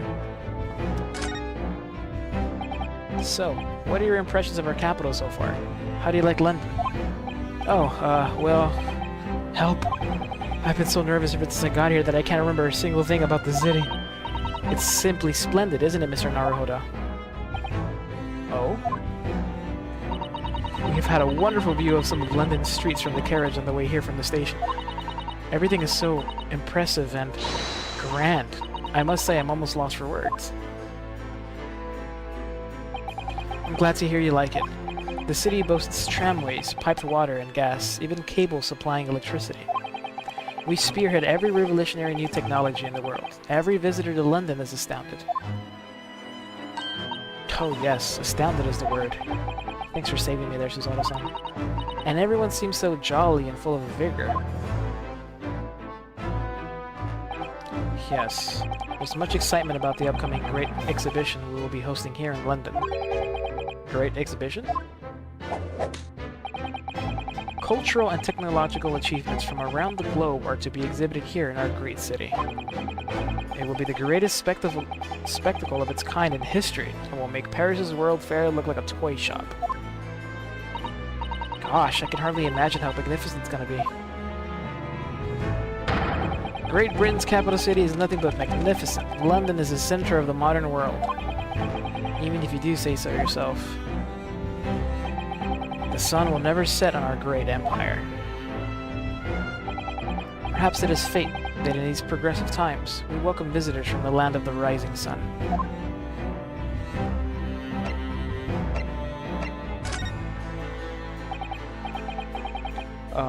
Lord Chief Justice? I think you were expecting a student of law for this study tour, weren't you? Absolutely. A Mr. Kazuma Asugi, if my memory serves. That's right. They hard Mozart monk not a joke actually happened first world straight for. Oh wait, for real? For real? is that you know your history, MJ? You look like a Persona villain? Has a Moon Archon Persona too. He looks like the sun. The British government has already been telegraphed a full report on the situation. I understand the young man lost his life aboard the steamship bound for our shores. That's amazing. The news reached him before we even arrived. My country naturally extends its deepest condolences to yours. Oh, thank you. And you honored this appointment specifically to inform me of the news? Well, yes. We are here in the capacity of envoys from Japan to report the sad news in person. They tell me you Japanese are a people of protocol and courtesy, and I see that it's true. And it is with some regret that I must inform you. The death of the young lawyer means the study tour arrangement can no longer proceed. If you would just hear us out, Lord Strongheart. What do you have to say, madame? It's about the study tour. Mr. Naruhodo here would like to make a proposal. Oh, would he now? Well, Mr. Naruhodo, this is it then. The moment of truth. Oh god. The thing is, Lord Justice, Lord Strongheart, I was wondering if perhaps you would consider allowing the study tour to go ahead. Don't misunderstand me. Britain would ideally like to see the tour go ahead. But without a lawyer from your country, there's nothing to be done. Well, in that case, what if there was someone else? Another lawyer from Japan, I mean. Is there something I don't know? Only a single lawyer was invited to Great Britain from your country, and that was Mr. Asugi. At least, that is what I've been led to understand. Well, the thing is, this really isn't going well at all. I just can't seem to find the right words to say this to the man. Mr. Naruhodo, I could ruin things here if I'm not careful. What am I gonna say? If there's someone else here from Japan who could be described as a lawyer, it's me. It's me. I can do it. Is that so? Let's do it, bro. Get me in there. I mean, I don't actually have any qualifications as such, but no qualifications, you say, and yet you still claim to be a lawyer. I have acted as a lawyer in court before. Only once, as it happens. And I had Kazuma to help me, and I was the accused, but glossing over the details. I've been spending every spare moment on the journey here to Great Britain studying. I have learned all about British law and court proceedings while I was on board the SS Beria. The voyage from Japan is some 50 days, I believe. Not what you might call a full education. To become a qualified lawyer here in Britain, not only do you need a university degree in law, you must also complete several years of training. I realize it's far too short a period of time, but I can't just go back to Japan. Kazuma, Mr. Asugi's journey had only just begun. Coming here on this study tour was all he had thought about. I have to carry on and do everything he planned to do. I know it must sound like I have an overly inflated opinion of myself, but I would do anything to prove that I have what it takes. Any test you care to set me. Just one chance, that's all I'm asking for. Please. I don't fucking know. 31 seconds. Sorry? Your opening statement there, Mr. Naruhodo. It was 31 seconds long. Not too brief, not too protracted. A perfectly judged appeal, I would say. Which is a skill that would stand you in good stead as a lawyer. Oh, thanks. So, you're willing to put those words to trial, are you? Well, I'm all for entertainment. Huh? But let me ask you one thing first, sir. Yes? You say you intend to do everything Mr. Asugi planned to do. Are you firmly set on that path? Well, yes, that's my intention. I see. Am I imagining things? Or did his expression just alter a fraction there, all of a sudden?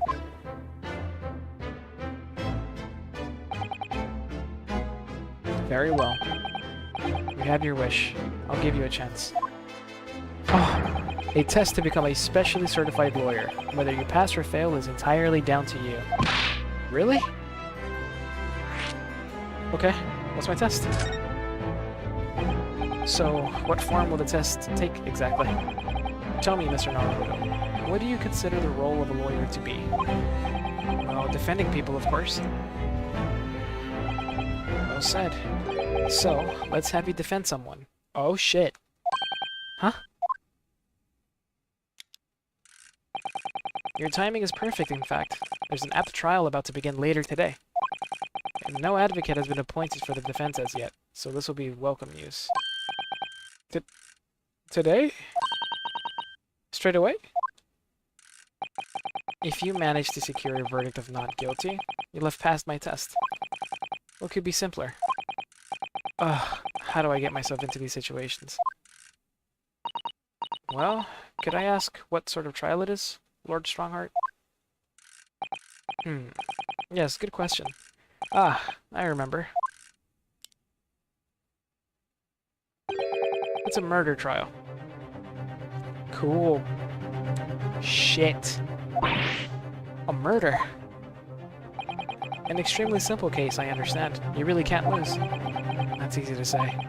But I should mention, just in case, if the defendant is found guilty, he will of course be sentenced to capital punishment. Oh god. Capital punishment? He'll be put to death? Here in Great Britain, murderers are sent to the gallows without exception. Presumably you read that much in your short C-based introduction to the British law, or you read that much. We can't possibly agree to such a test. We would be toying with a man's life. I am the Lord Chief Justice, and I've decided it's acceptable. But you can't do that, can you? There's no need to overcomplicate this. All you have to do is ensure that you don't lose. So the defendant may live or die depending on how well I perform in court. If I lose, he'll be hanged. Mr. Naruhodo, you've come to me claiming to be a lawyer. If you want me to take you seriously, you need to prove you're willing to do a lawyer's job. And you say you intend to see through the will of your compatriot, Mr. Asugi. I would like to understand just how far you're willing to go in order to make that happen. He's testing my resolve. What's the matter? You've fallen silent. I'm sorry, but time is pressing. The trial begins shortly. I need an answer from you now. What's it to be? What do I say? Do I agree to this absurd test? Bro, what other option do we have? Go back? Hell no, let's do it. Alright then. If I have to give you a decision now, my answer is... I can't do it, I can't get the words out. 15 seconds. Your decision making needs work if you want to be a lawyer. That was too slow. So, it's as I suspected, isn't it? Sorry? You have noble intentions, but lack the resolve to see them through. The test is cancelled. Thank you for stopping by. No, I try to answer. Go and acquire your ticket for passage back to the east tomorrow. This conversation is over. No, Daddy, no! Yes, Lord Strongheart. He's fucking sending me back to Japan. Thank you for offering me a chance. Mr. Naruhodo. I'm sorry, Mrs. Otto, but what could I do? It's alright. I understand. You do? It's not an easy decision to choose whether to defend a man in these circumstances, but resolve has absolutely nothing to do with it. What are you trying to say, madame?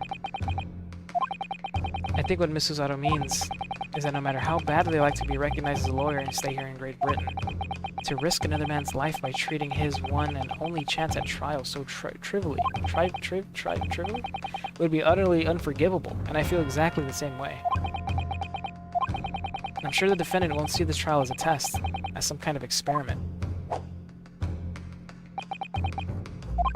A lawyer may fight for his clients in court day after day, but for each one of those clients, the particular day they stand in the dock may be the only chance they have to fight to prove their innocence. No, I was wrong. I'm not qualified to do that job yet. I'm sorry for wasting your precious time, Lord Chief Justice.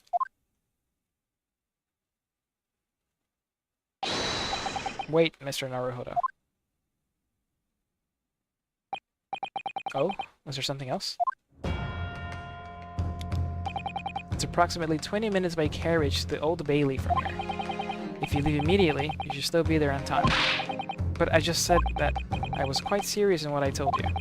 The defendant in this case has literally no one to advocate for him. What? At this point, we can't hope to find someone to represent him. The trial will begin without a defense. And if that happens, there's only one possible outcome. He will receive the most severe sentence the judge can pass him. But that's awful. But that is the truth. Why does it have to be like this? Let me go defend him. Fuck it, he has nobody. Please, don't expect an answer to every question. The cold hard truth of the matter is that there's only one person now with a chance to save this man from a very miserable end. And that is you. I'm really his only hope. So, what do you say now, madame? Me? What do you mean, Lord Strongheart? You said it wasn't an easy decision to choose whether to defend a man in these circumstances, and I agree. But in my estimation, it is purely and simply a matter of resolve. Oh. Our time is up here. I have a meeting to attend. I must leave in 2 minutes and 16 seconds. So, venture into our great city and enjoy yourselves. He just left us here? He's gone. The Old Bailey. Yo, let's go, bro. Let's go. If we're gonna do this, Mr. Naruhodo, we must leave at once. Let's fucking go. Let's go. London's highest criminal court with an illustrious past, the Old Bailey. This is where I'm to take my test and prove my worthiness as a lawyer. At least I am the one getting accused of murder. Seriously. Thank goodness. Back-to-back cases where we were accused. Let's go. We gotta get somebody else off the hook. 18th of February. Alright, Old Bailey. We're back in court, baby. Oh, thank goodness, we're in time. There's still 15 minutes until the trial begins. I never knew a horse-drawn carriage could go so fast. I thought my teeth were gonna go rattle loose. Did you hear what I said to the driver when we climbed aboard? Get us to our destination in 5 minutes, driver. And there's a guinea in it for you. It's one of my favorite lines from Herlock Sholmes' stories, and it worked quite perfectly. I'm not sure why you're so pleased. I thought we were gonna die, and we had to pay gold for the privilege. Well, at least we arrived here before the trial started. Yes, I suppose there's that. Anyway, I don't understand it.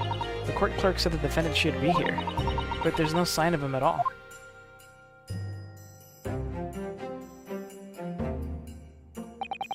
So this is the Old Bailey. Even this room for defendants to wait is grand. Are you alright, Mr. Naruhodo? I'm feeling tense, that's all. This place gives me the same sense of foreboding that I remember from the Supreme Court in Japan. An oppressive air, almost as if the building itself is going to crush whoever's about to be sentenced. It feels like only yesterday that I was the one about to be crushed. Yes, whoever that man you're to defend is, I imagine he's feeling very alone at this moment. Top of the morning to you, madam. Sir. What are you doing following me here? Things are fair desperate, are they? Are you? Is that Beethoven? You look like... What up? Are you my guy? Sorry? Would you look at those expressionless faces? From the east, are you? We're from Japan, yes. Ah, Japan, is it? Right. Say no more. So? How much do you need? No, we're just here because... No need to explain, fella. I've been there myself, so I have. No place to go, nothing to eat, barely a penny to your name, and all while in a strange, faraway land. Oh, actually, we haven't found a place to stay yet now. 'Tis grand, 'tis grand. Let me start by giving you the 1,000 guineas. Say nothing now. Ah, 1,000 guineas. Please, Mrs. Otto, you don't have to shout. But 1,000 guineas is enough to blind an entire mansion in the most prestigious area of Tokyo. Is enough to build, sorry. What? Where's our version? We're gonna see. I'm actually interested in that, too.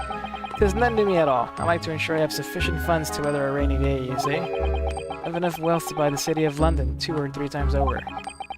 Could that much rain even fall in one day? Well, even so, we couldn't possibly accept such a large sum of money. Ah, that hit me in the eye. Don't get me wrong, fella. I'm not giving it to you, no strings attached. I'll be wanting you to do something for me. Bitch, are you Mafia? To be honest, this is a little embarrassing. The trial is about to begin, you see. It's for me good self here. I'll be in the dock. Oh, you are a defendant. Okay.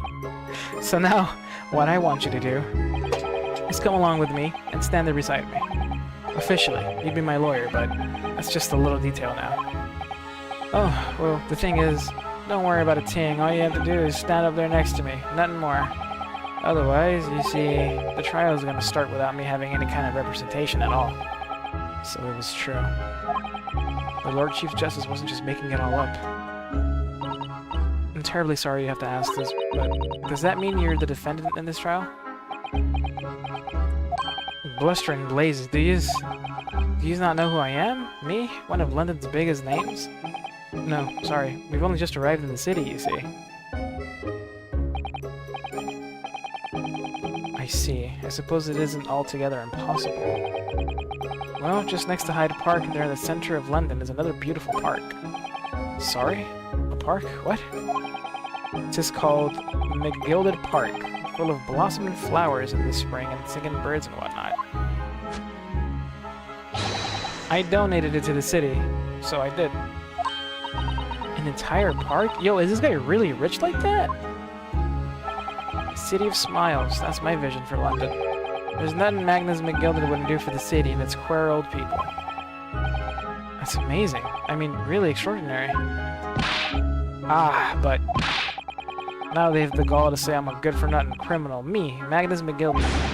What is the matter with the London police, I ask you? Alright, don't pass out. This poor guy's being blamed? Mr. Naruhodo. Perhaps now would be a good time to introduce ourselves, while the gentleman catches his breath.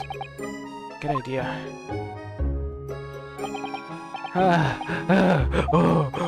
Mr. McGilded, the thing is, we're actually here in London to study British law.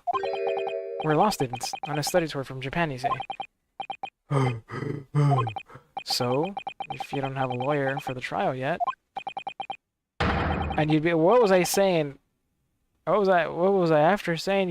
What the fuck did you say? I've given you 1,000 guineas to stand up there next to me, haven't I? Well, yeah, but I wasn't really offering to just stand up there next to you. I'm here to defend you. I think I see what's going on here. Sorry? I know what you're thinking. This Chancellor of a fellow claims to have more money than the Queen. But if that's true, why the blazes can he hire the finest lawyer in all of England? Because he did it. That's the only explanation. Well, not at all. Not at all. Although, it is a little strange, to be honest. Why you don't have a lawyer, I mean. That would be the fault of the Reaper. Sorry, did he just say Reaper? I, the Grim Reaper of the Bailey, Lord Barrack Van Zeeks. He's the prosecutor. I think we're about to meet our Edgeworth. They call him the Reaper. Prosecutor is the Grim Reaper. When Van Zeeks stands for the prosecution, they call the accused his sacrificial lambs. And to this day, in every single trial in which he's been the prosecutor, the accused has been damned.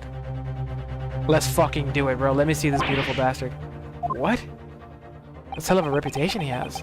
So he's reached a desperate situation, where there's no one willing to stand in defense against that fella at all. You could say he's living legend at the Old Bailey. Goodness, Lord Barrack Van Zeeks. He must be an exceptionally talented prosecutor then. We're about to find out. Talented isn't the word you're looking for. Isn't the word you're looking for, madam. It's cursed. Cursed? What on earth? Are we about to fucking go up against a vampire? The defendant is summoned, and his counsel. Please, make your way into the courtroom. The trial's about to begin. No, bro, they don't make anybody ugly in these games. His counsel, that would be me. Like, 90% of everybody in here is, like, just, in one way or another, fuckable. But I don't know anything about the case. You haven't told me what happened. Until you showed your face here, I made up my mind, so I had... Sorry? I decided to have to defend myself in there. How would that have worked? But then you made an appearance, a student of law, wouldn't you know? It's no accident, I can assure you of that. It's his fate. So don't get cold feet now, please.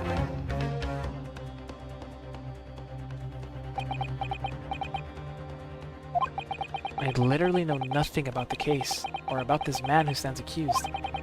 In fact, the only thing I do know is that I can't just turn my back on him.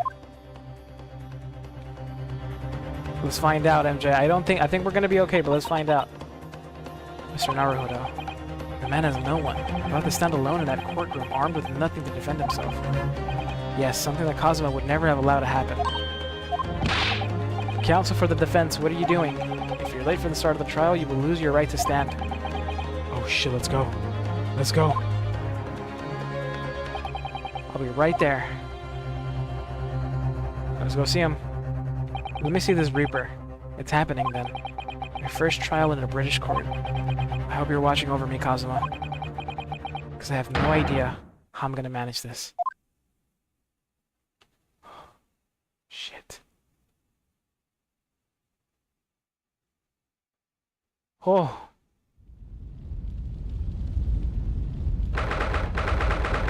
'18th of February. Alright. What the fuck am I looking at? So this is the highest court in Great Britain. The Old Bailey. Bitch, is that a jury? The centuries of history in this place is palpable, isn't it? It's so different to the Supreme Court in Japan. It feels both imposing and serene at the same time. The atmosphere almost makes words redundant. Whatever the country, determining a person's guilt or innocence is always a solemn affair. May I say something, Mr. Naruhodo? Oh, yes, what? Your eyes look ready to pop out of your head again. I know, but I just can't help it. It's a fucking vampire! Motherfucker, I'm not gonna lie, Ari, he kinda looked like... You know what he looked like? Wait a minute. In the name of Her Majesty, the Queen, I hereby declare this court to be in session. Motherfucker look like... So what? We're here today to determine the guilt or innocence of Mr. Magnus McGilded. I now call upon the counsels for the prosecution and defense to declare their willingness to proceed. The prosecution is fully prepared. That must be the Reaper of the Bailey. He really does look fully prepared to dispatch his next poor victim to the underworld. I called it. I'm like, are we facing a fucking vampire? Counsel for the defense. You appear to be Eastern. Do you speak English? Huh? Oh, yes, of course. Sorry. But he asked if the defense was ready. And I couldn't be further from ready if I tried. Oh, God. Yo, that's a JoJo character, bruh. Those eyes please me. Nipponese. Oh, he loves my eyes. Oh, shit. They shroud your fear, your doubt, your trepidation. They run wild, clinging to some phantom notion of courage. The quintessential look of a sacrificial lamb.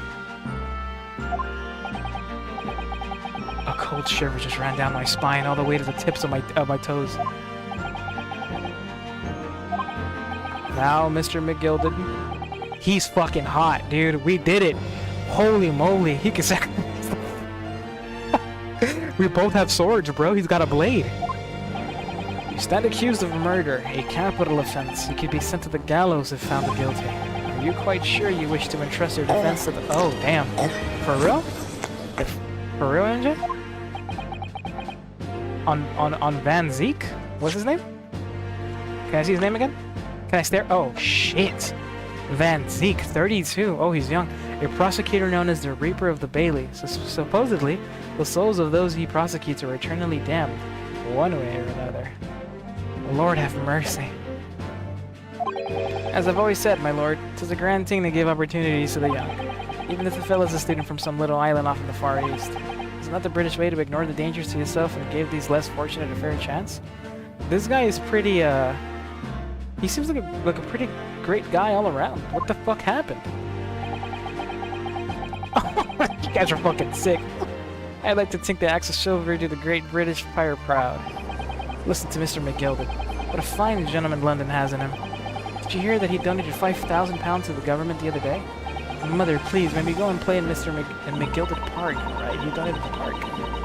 It seems as though everyone in the public gallery is firmly behind Mr. McGilded. It's definitely welcome news. He certainly has a way with words. I'm surprised he couldn't convince anyone to defend him. Wait a minute, is this fucker really guilty? Eloquently put, Mr. McGilded, and most laudable sentiments. Now, ladies and gentlemen of the jury, I'm sure I need hardly remind you that you 6 members of the public have been selected for your impartiality. We do have a fucking jury. Why is that dude flipping a knife? Yes, my lord. If the task is to send marauders to the gallows where they belong, I'm more than ready. At the manor, his lordship always says we should dispose of rubbish promptly. Naturally, I agree. Ha! Any criminals here will soon be wishing they never set eyes on me. She didn't even say nothing. That man is drinking in the courtroom. I feel a chill. Oh, Gumma! Oh, don't mind me, my dears. I'll just be getting on with my knitting. Must finish these mitts for my grandson. I think that's a Mexican. The jury, yes. That's something we don't have in Japan yet. That's right. I've only ever read about it. Here in Great Britain, the court's final verdict depends on the opinions of these 6 jurors. The judge passes sentence according to the law, but the jurors determine guilt based on common sense. So the defendant is ultimately judged from 2 completely different points of view. But how exactly do the jurors give their verdict? That I don't know, but I'm sure it will become clear as the trial progresses. Yes. Prosecutor Van Zeeks, my lord. It's been a number of years since we've seen you in here in this courtroom. I thought you'd renounce your fame. I'm known as the Reaper of the Bailey, my lord. Infamy rather than fame, I would say. But yes, 5 years have passed since I last spread my wings in this capacity. Alright. So what brings you back? Is there some change of circumstance of which the court should be aware?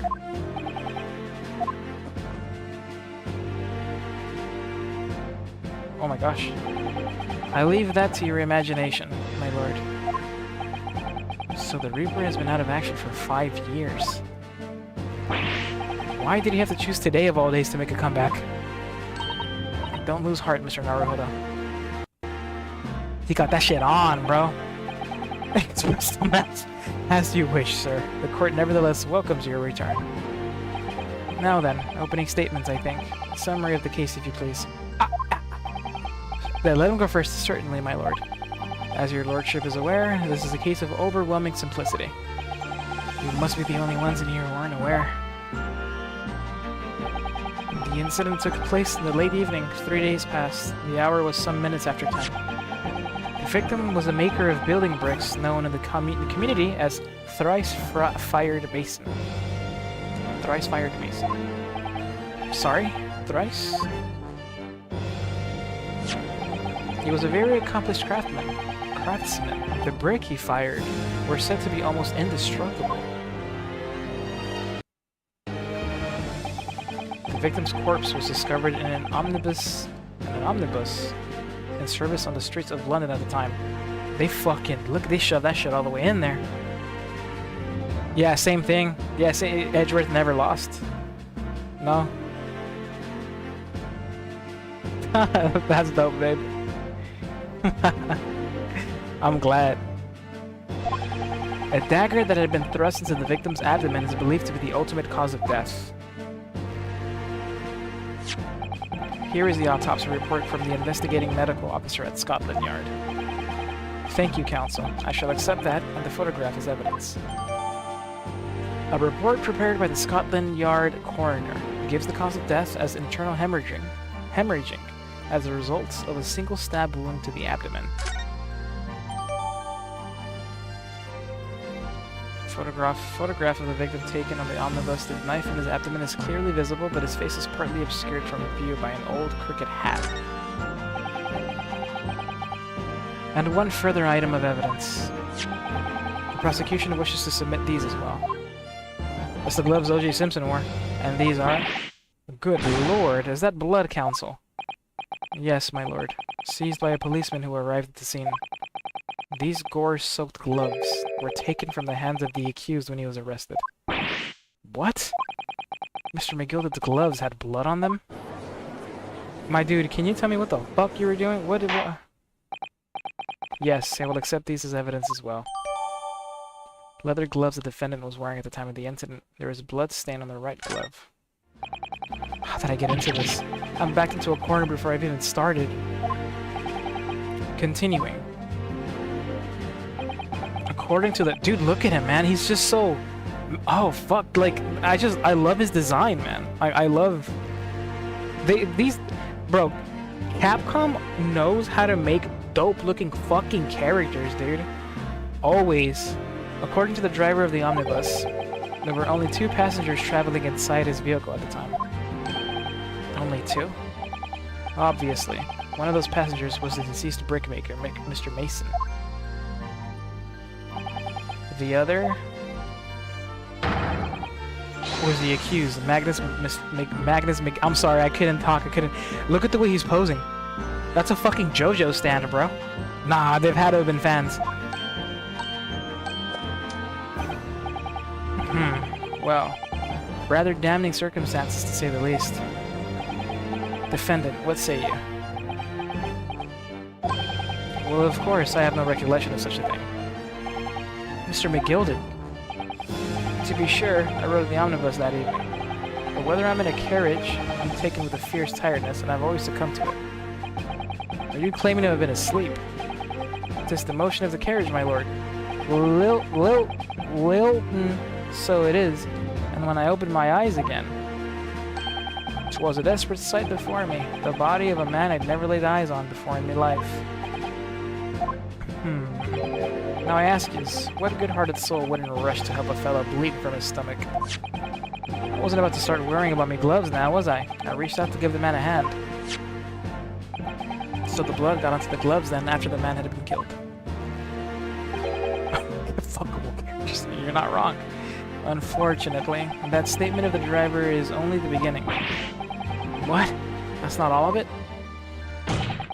There were multiple witnesses to the precise moment at which the brickmaker was fatally stabbed. Yeah, this is not a good start, bruh. Is that bitch writing everything down? Ordar! When the killing took place, only the victim and the accused were inside the carriage. And there were witnesses to the crime. This is not just a case of compelling evidence. It's the nail in the coffin for the accused.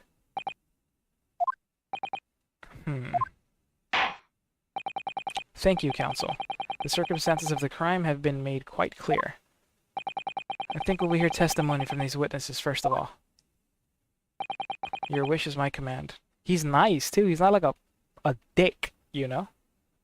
We know assholes. He seems to be fair. Bailiff, bring the witnesses in at once. Dude jumped straight out of Castlevania, bro. That dude looks like he's sick. He looks like a... Oh, look at that kind gentleman. Are they all drunk? Witnesses, your names and occupations. My name is... Well, everyone calls me Beppo. I drive an omnibus in the Far East End. Bruce Fairplay. I'm a banker in the city. My name is First. Lady First. I make hats for gents. Lady First, huh? Alright. Let's begin by confirming the facts. 3 days ago, at a short time after 10 o'clock in the evening, all of you present in the stand were in an omnibus and witness to the aforementioned incident. Is that correct? Yes, sir. Quite right. Yes, sir. That's right, sir. Very well, then. Let's proceed to your formal testimonies, please. Each of you will tell the court precisely what you saw. Alright, you know what? Let's do this first cross-examination. Then I'm gonna... Oh, wow, look at that. Old English. And then I'm gonna go to bed. What the witnesses saw. Is that a twink? I don't know. It was the last bus of the evening, so I had few customers. I remember it well. The victim and the man accused of killing him were sat next to each other inside the bus. Then out of the blue, the accused just reached over and plunged a knife right into his guts. That's right, he stabbed them. I screamed, I did. I couldn't help it. As soon as I heard the scream, I stopped my bus. And then I saw it too.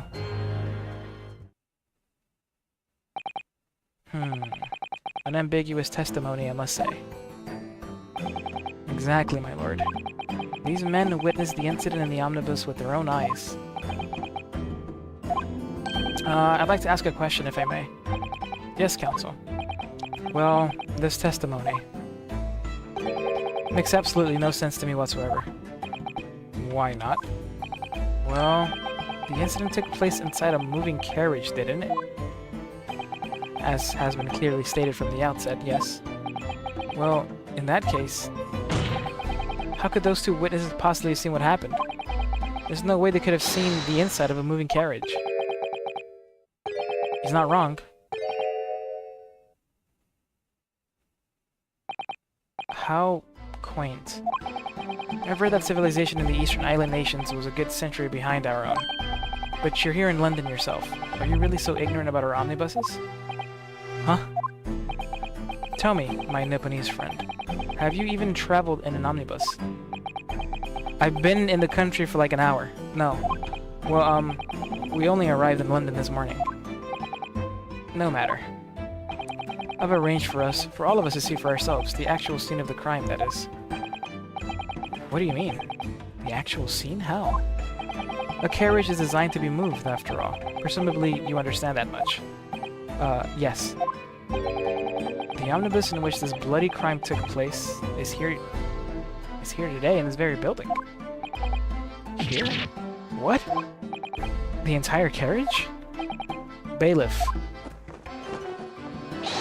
Bring forth the stricken omnibus.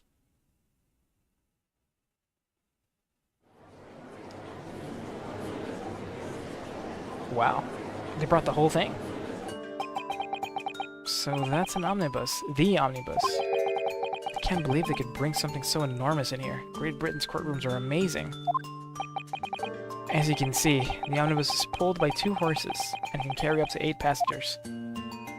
I'm spitting on it. Hey, calm the fuck down! Leave him alone. You have to ask first.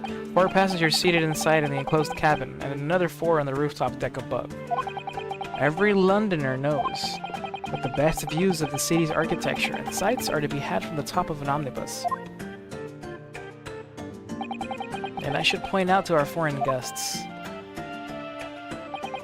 that there is a skylight in the roof, allowing a view of the interior from the seats above. Ah, a skylight. Oh. The penny drops at last, I see. These 2 gentlemen were occupying the rooftop seats on this omnibus when the murder took place. That is how they came to witness the grim incident. Through the skylight. That makes perfect sense. Well, counsel, this is a first. In all my years behind the bench, I've never experienced the crime scene itself being brought into the courtroom. There are a number of important clues remaining inside the carriage, my lord. I would like to submit the omnibus itself as evidence. That is the prosecution's wish. Fix your toupee, man. Very well. I see no reason why not. The omnibus is hereby formally accepted as evidence. 8-seater omnibus that was the scene of the crime. There were passengers both inside the carriage and on the roof deck that night. I can't believe it. The entire crime scene entered as evidence? Yes, Great Britain is simply extraordinary. I could help myself a lot by giving the omnibus a thorough examination, seeing as it's here. Can I do that? Well, let us examine the proceedings then. Your cross-examination, counsel. Pray don't expect this Nipponese stray to understand the intricacies of a British court cross-examination's rights. You're right. Alright. My first cross-examination in a British court. He took a deep breath. I fucking love the small details. Wake up, man. Focus, Ryunosuke. Focus. Let's get this pussy. What the witnesses saw. Okay. Alright. We're back in court. Alright. Let's lock in. Lock in, bro. Lock in. Okay. Not gonna lie. Press everything. Hold it! Yes, I think it was sometime after 10, wasn't it? Oh, yes, sir. That's right, sir. Yes. Ever so cold it was. Freezing, in fact. And you had 4 passengers on board at the time. Is that correct? Yes, that's right, sir. Not all traveling in the same parts of the bus, of course, though. No, this guy's so cold. There were no other passengers when the incident took place. No one alighted, for example? You're quite right with that, sir. No other passengers like that. No one. So nobody fled the scene of the crime, then? I have to say, the boss insists on running, he does. Every evening, that last bus of the day. I forget I could look at these guys to see how they react. But I do wonder sometimes if it's altogether worthwhile. Sorry to say. What do you mean by that? Well, what with it being so cold and everything, and only making 20 pence on a run. Yeah, I spend that much at the pub on the way home just trying to warm up again. The victim and the man accused of killing him were sat next to each other inside the bus. Next to each other? Hold it! And you saw them through the skylight on the roof of the carriage? That's right. When you sit up on the top deck, the window's right there at your feet. Oh, wow. There was a lamp on the side, so I had a pretty good view. 2 of them were wearing hats, and I couldn't exactly make out their faces. But there's not a shred of doubt in my mind that it was Mr. McGilded. How can you be so sure? Well, how can I put it politely? McGilded is a gentleman of rather small stature. I couldn't have mistaken him for anyone else. Let's not forget that when the vehicle came to a halt, the only people inside the enclosed cabin were the deceased Mr. Mason and Mr. McGilded. There's no room for doubt here. I really wish there was. And out of the blue, the accused just reached over and plunged a knife right into his guts. Hold it! You actually saw the exact moment it happened? Didn't I already testify to that? Or are fair dinkum hard-working city bankers not considered trustworthy these days? Oh, no, I didn't mean that. This is no good. I feel like I got his back up. Perhaps you could just tell us what you saw in a little more detail, if that's my lord. Juror number 3? What's the meaning of this? My mind is made up, my lord. Completely and utterly made up. Bitch, don't you start. Made up about what? I don't like the stinking rich. Never have. They're always up to something or other than they shouldn't be. Every one of them. And that little leprechaun of a man is no exception. Well, he can't fool me. What the fuck did you just... Motherfucker, do I have to literally change the scales? There's no point in wasting time listening to any more of this. That's my opinion on the matter anyway. What the fuck just happened? What is going on? That is precisely what I was about to say. Hey, wait. I didn't even... As the foreman of the jury, it is my duty to set a good example to my fellow jurors. Oh! Oh, I'm gonna lose. What's happening here? Yeah, please. Let me see. Ah, yes. It seems that that's how the members of the jury give their verdicts. With fire? Apparently, yes. White for innocent, black for guilty. As the 6 members of the jury make up their minds about the case, one by one, they each cast a ball of fire into the great scales of justice, as we saw a moment ago. So if these enormous scales fall completely to the black side, does that mean... Let's do our very best to make sure that doesn't happen. Ugh. Now I'm even more worried than I was before. There's a fucking gimmick? Oh, very well. The court acknowledges the change in the jury's stance. If you're a jury, you're not supposed to let bias judge your opinion. You're not supposed to, gaming. No, you're not. This is a nightmare. That's right, he stabbed him. I screamed I did, I couldn't help it. Hold it! He stabbed him, you say? And you were sitting up on the roof deck, were you? Yes, that's right, sir. I was up on the roof seats. I remember seeing the little gent sitting next to the fellow that was stabbed. I'd been thinking about a new hat design, you say? So I was just gazing absent-mindedly around. But then I happened to look down through the skylight.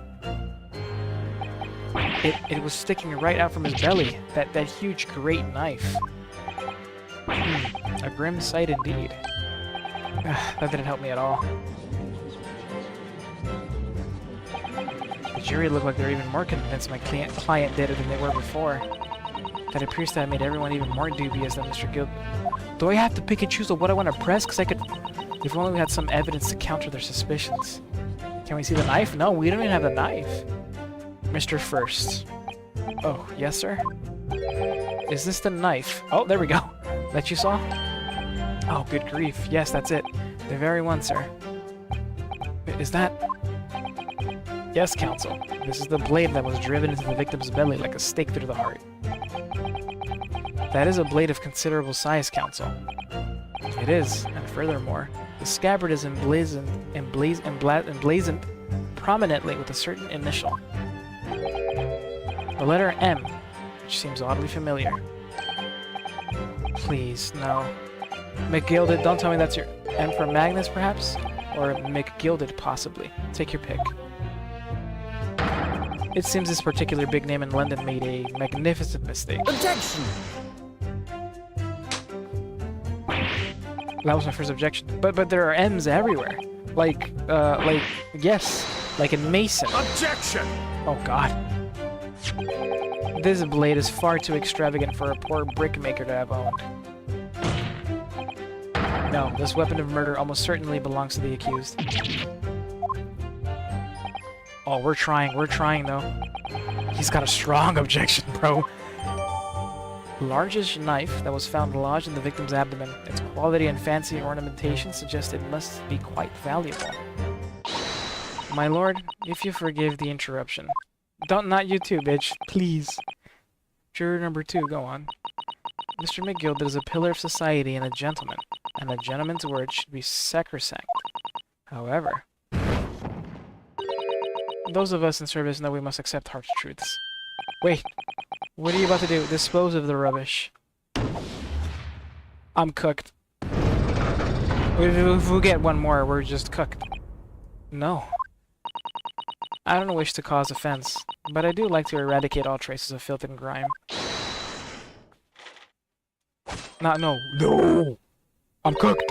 I have painstakingly typed every word uttered here today, and cross-referenced all the facts. As such, I am now in position to draw the only logical conclusion. That's a GG's. I didn't even do anything!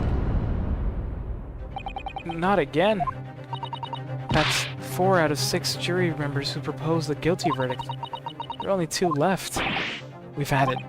Every time I press these witnesses for more information, that just makes the situation worse. Nevertheless, what we need more than anything at the moment is more information. We're still very much in the dark. I suppose I'll just have to keep pressing the witnesses, knowing that more sparks may well fly. We mustn't give up hope that we'll uncover something that will give us a way to fight back. But... alright. I'll keep trying. I can't give up. I just need to keep calm and listen to the witnesses' statements again. Oh, shit. Letting bias leak in their opinion. It's Jover. We're cooked. As soon as I heard the scream, I stopped my bus, and then I saw it too. Hold it! What you see? What exactly did you see? Oh, well, sir, that would be the passenger, sir. Collapsed on the floor he was. And by the passenger, obviously you're referring to the victim, Mr. Mason, the brickmaker. And then the other passenger had the knife in his hand. Like this. By the other passenger. Obviously you're referring to the accused, Mr. Magnus McGilded. And then he plunged it down like this, stabbing the other passenger in the belly. What? Yeah, I'm not gonna lie, gaming. Yup, I got that too. Oh shit, the Mexican. Pero qué quieres, cabrón? No me dices. Do I take it that you too? As the master of the London Guild of Coachmen? Oh no, he's English. The idea of a murder being committed in one of city carriages is utterly abhorrent to me. It wouldn't be right to make a decision before hearing all the facts, though, I said to myself. Ah, fuck. But I've heard enough now. The horse is bolted, as they say. No, please, just keep an open mind, little. Yeah, now's little blaze of finishes in sight. Thank you. Thank you so much. You're helping me a ton, sir. Thank you. Alright. Beppo is a long-standing member of the guild, and I trust what the man says. Oh, thank you, sir. You're too kind, sir. This is too unkind, sir. Which now means that 5 jurors agree to condemn this man. Oh. Again with this shit. Do we need all votes? It doesn't matter if there's only one that says no? Madame Juror number 6. Yes, dear? What can I do for you? Granny, save us. You have heard the testimonies of the witnesses in the stand. Oh yes, I certainly have. Still got my hearing, you know. Grandma, clutch, please. Then pray tell, why are you yet to pronounce your leaning? Well, dear, the thing is, I'm a creature of habit, me. I always go to the park at around this time of day, and sit on a nice bench and get on with my knitting. There's a lovely little park just near where I live. McGilded Park, it's called. The gentleman donated it to the city, you know, to put a smile on Lumire's faces, he said. I can't imagine such a fine young gentleman who would have it in him to take another man's life. W, Grandma! W, Grandma! He's always doing wonderful things for the city. That's right. A man like that wouldn't stab someone, surely. Mother, may we go to... Yes, yes. Wow, he did donate to a public library, too? How many Londoners live with their heads in the clouds? Do you people not know what kind of a man Magnus McGilded really is?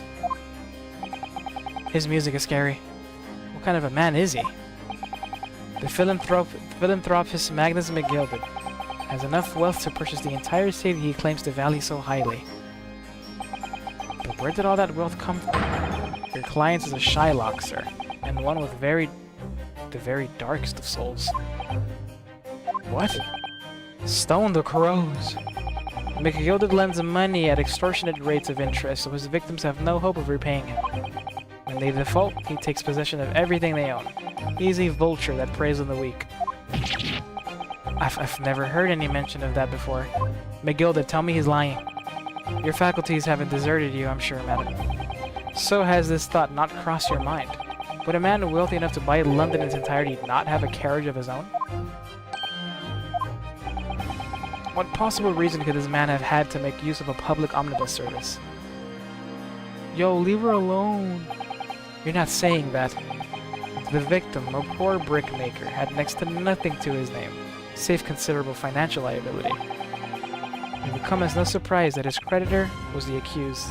He owed you money, man? Is that what you're saying the motive was? Stab him because he couldn't pay back his loan? Let it also be known that the very day Mr. Mason was killed was the final repayment date for his debts. Good gracious. The brickmaker was destitute. He had lost his house. He had not a shilling with which to repay his debts. And in the end, this pitiful soul had the very last thing he had taken from him, his life. She's panicking. Grandma's panicking by the merciless philanthropist for tender Magnus McGilded. I don't believe it. Oh! Susato! If I might add something briefly. Miss Susato? You claim that the victim had been lent money by Mr. McGilded. But where is the evidence to support your claim? Get that shit!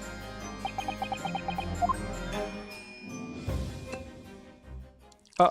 Oh. Oh. Red, red, white. Pray forgive the discourtesy of filling my hollowed chalice in the court of law. There it is. Lord Van Zieg's hollowed chalice. How can this be considered acceptable? But I find myself in an unexpectedly good humor. I had heard ladies from the Far East could show great courage, but I didn't expect to experience it myself. Ah. As judicial assistant to the defense, I am simply doing my job. What a pity that your display of courage is in vain. This is the debtor's ledger, which details all monies loaned by the accused. You will find the victim's name clearly recorded inside. Oh. Allow me to present this ledger as evidence. And pray forgive the discourtesy of raising my chalice and a toast to an enigmatic East at the same time. A marvelous toast, counsel. I would gladly accept this new evidence. Should we all drink? A catalog of people who had borrowed money from the defendant at a high rate and interest. That includes the victim, who owed 20 guineas. McGilded, bro, don't tell me you were... Oh, we're defending an asshole. The victim owed a considerable sum, and the accused made quite certain he had ample recompense. Oh, Grandma's sad. No.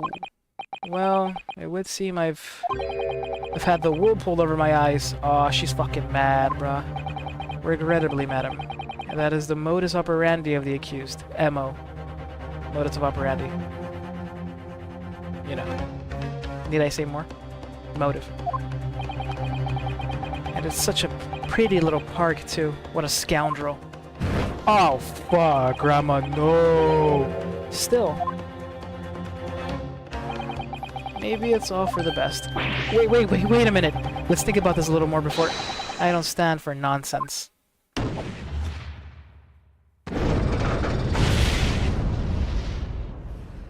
Well, GG's, I'll be going back to Japan now. That was it. The last jury's decision.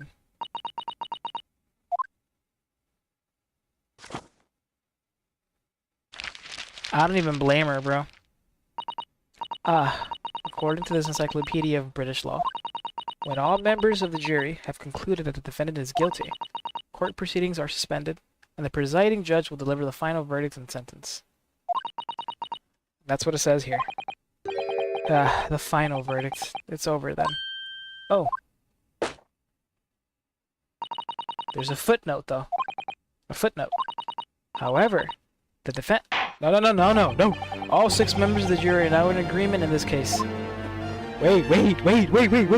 What is the footnote? Allow me to convey my respect for your swift and righteous decision. He's so respectful. According to the laws of this country, I will now conclude the trial by delivering my final verdicts. I trust there are no objections. Hey, get the fuck up, Ryunosuke. Mrs. Otto, just tell me one thing. Oh, yes? You were in the middle of saying something before. The footnote in your encyclopedia of British law. However, the defense. What did it say next? Oh, yes, of course. One moment. When all members of the jury have concluded that the defendant is guilty, court proceedings are suspended, and the presiding judge will deliver the final verdict and sentence. The footnote says, however, the defense has the right to demand a summation examination of the jurors at this point. I'm about to cross-examine the jurors? The jury?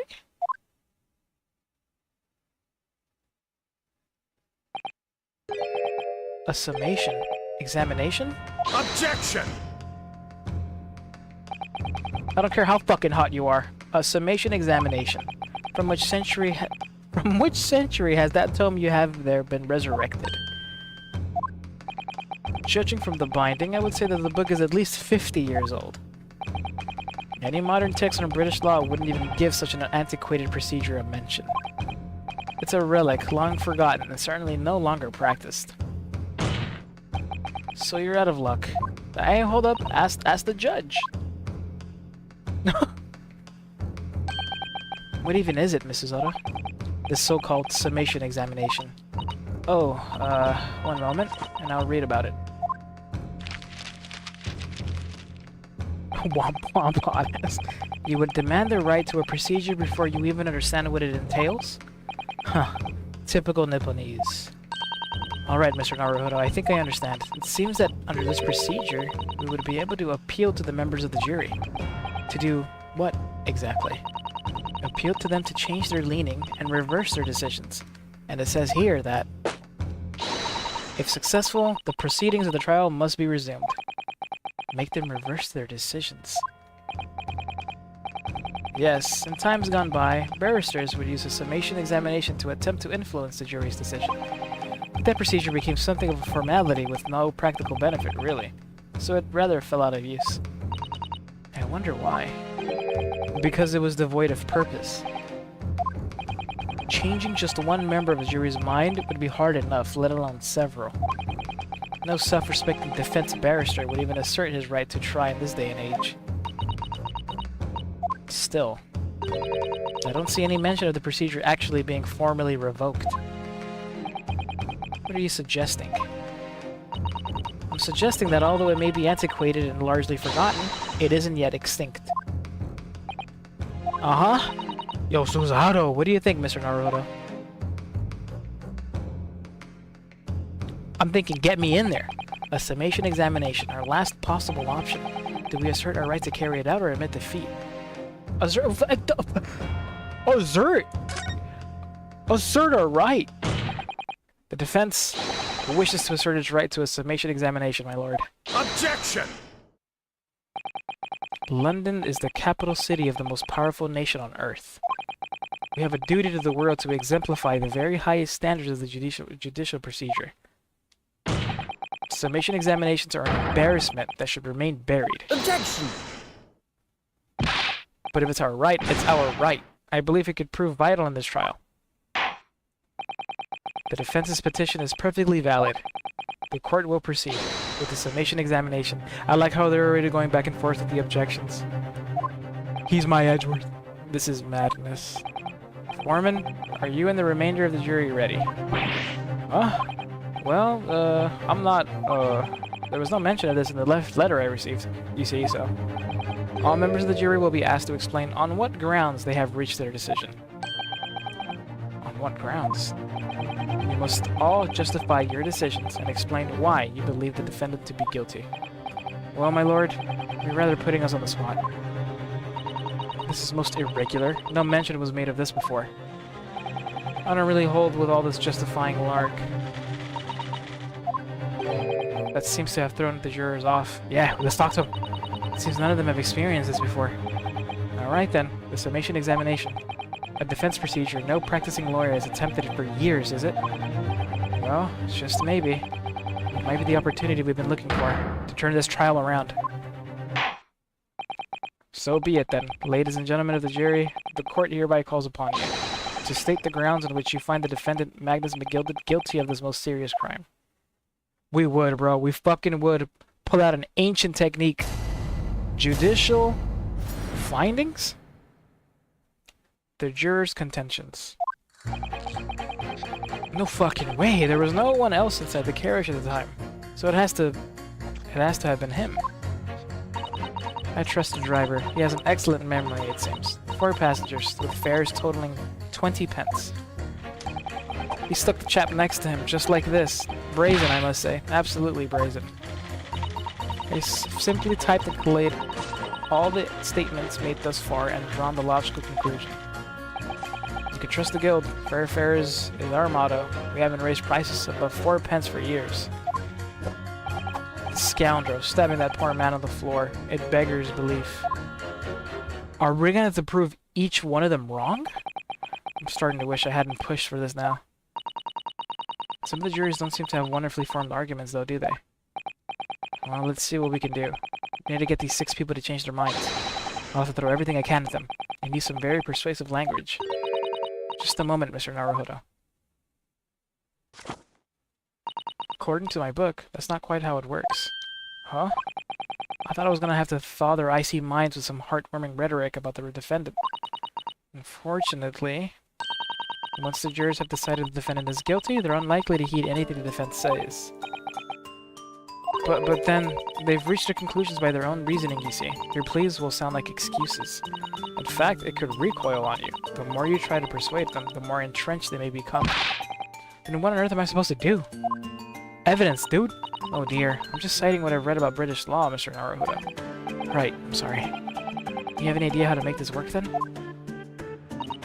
Well, from what I can understand, the key to this procedure is using the juror's own words to make your own. Oh, okay. What do you mean? Well, the 6 members of the jury are randomly selected members of the public. They may appear to present a united front, but the truth is, they are complete strangers who just happen to find themselves here in the courtroom together. And that's the way to break them down, you mean? Yes, exactly. We must listen very carefully to what each member of the jury says, and see if we can identify any contradictory statements. If we can, we then contrast the statements and pit the corresponding jurors against each other. Oh, okay. I see. So it's contradictions in what 2 or more jurors say that we're looking for. In a way, then, this is similar to a regular cross-examination. Oh, yes, I suppose you're right. So we use our own words against each other. Oh, this is gonna be funny. Alright, let's see. Find contradictions in their statements and pit the jurors against one another to break them down. Okay, I might be able to pull this off. No, that's not right. I have to. I have to pull this off. Can we start proceedings, counsel? I would ask you to take the stand for this. I am expecting a clear and concise rebuttal. Yes, my lord. Let's get this shit. Okay. Ooh, look at this. Jury examination. The defense's rebuttal. So first, what did you see, bro? The people who hate rich guys. Okay, let's see. What does he say? He stuck the chap next to him just like this. Brazen, I must say. Absolutely brazen. So we have to use what they're saying against each other. Look at that. Pit. Pit. We can... Okay, wait. Okay, hold on. Let's go back to the beginning. Oh, you have an idea? What do you think? The knife was in the belly. Uh-huh. You saw how they were sitting. Yeah, they were sitting.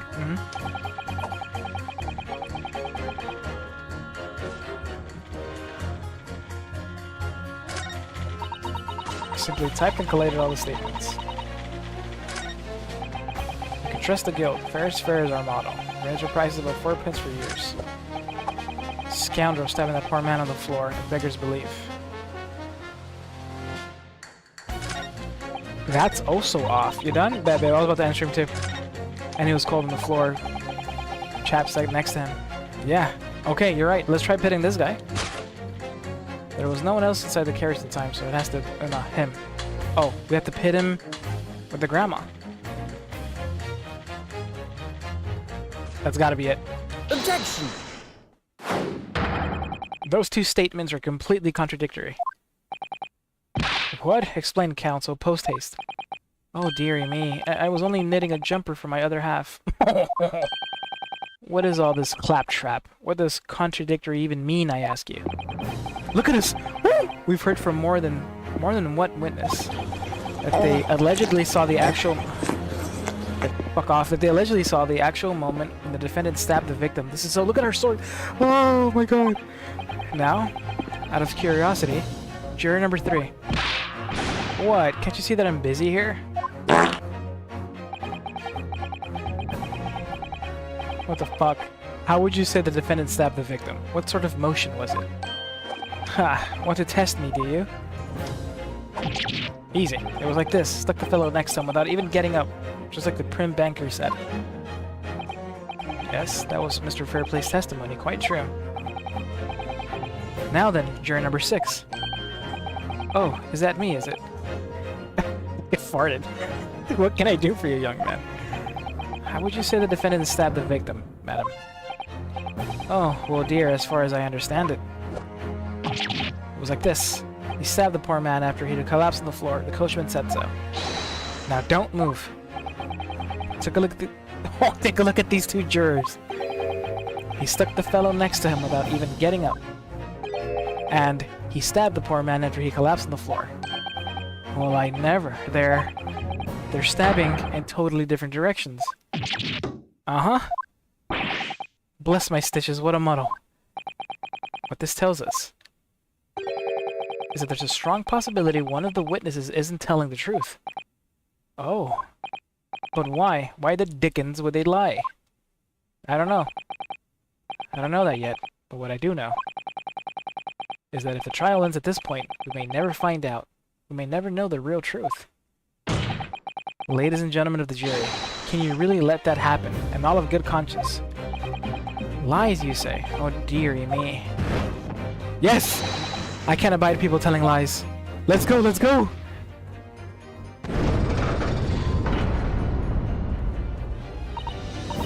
The scales. I don't believe it.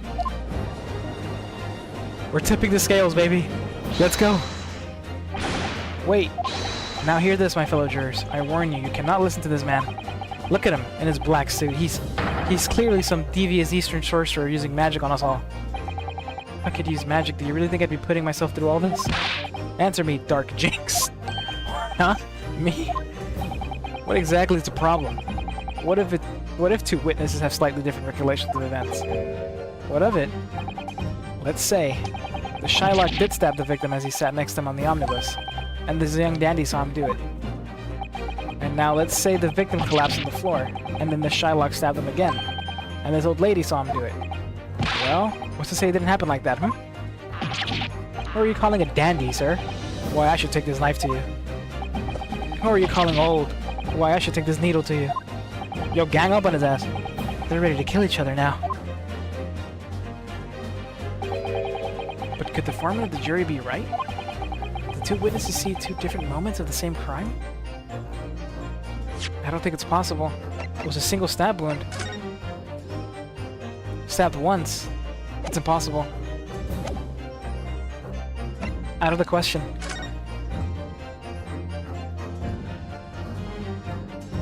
Let's get this shit. Let's get it. Unfortunately, Mr. Foreman. What is it, you Dark Jinx? Come on out with it. I love this music. What you're suggesting is impossible. It's out of the question. What are you talking about, man? How can you possibly say that? You do realize that I'm only doing my job. As foreman of the jury, I have a responsibility to steer everyone in the right direction. So where's your evidence, man? That's what we want to see.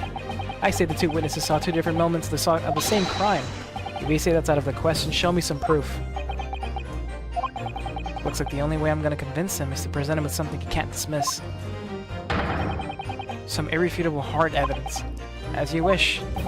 What? I'll give you the proof. It's out of the question that the two witnesses saw two different moments of the same crime, as proven by the autopsy report. Take that! This is the victim's autopsy report. According to what's written here, Mr. Mason was stabbed in the abdomen. Only once. Huh? Only once? It's quite simple. The victim was stabbed precisely one time. Which means these witnesses can't possibly have seen it happen two different times. Alright. I concede defeat. Wow, bro. Tip these fucking scales back. Bring me back. Bring me back. Well done, Mr. Naruhodo. You did it. Unless they have plenty of friends with the alter turn stabbing him, he's already dead. Just like that, he feels what I'm talking about, Seth. That's what I'm talking about. If we can manage to change two more jurors' minds, we can force the trial to continue. Two more. Okay, two more. Actually, there is something else that's bothering me about a couple of their assertions. That's where you must strike next. So I need to pit two more jurors against each other other than to show there's another contradiction. Wait, there's two... I need to pit two more jurors against each other and show there's another contradiction in their assertions. But whose? Wait, who... hold up, I gotta read again, bro. I wasn't paying attention. Who... The scales of justice have shifted, but they still weigh heavy on the side of guilt. Counsel, you have the floor again. Continue with your summation examination. Two more? Who? There was no one else inside of the carriage at the time, so it has to have been him. I trust the driver. He has an excellent memory, it seems. 4 passengers, with fares totaling 20 pence. I got him already. I have simply typed and collated all of the statements made thus far and drawn the logical conclusion. She's giving me nothing, man. You can trust the guild. Fair fares is our motto. We haven't raised prices above 4 pence. Oh, bitch, it's right there. The maiden. Yeah, you're right. When you gonna let us voice act? Would you guys want to? You're right, though.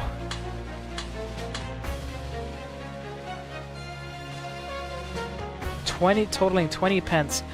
Wait. Memory serves 4 passengers.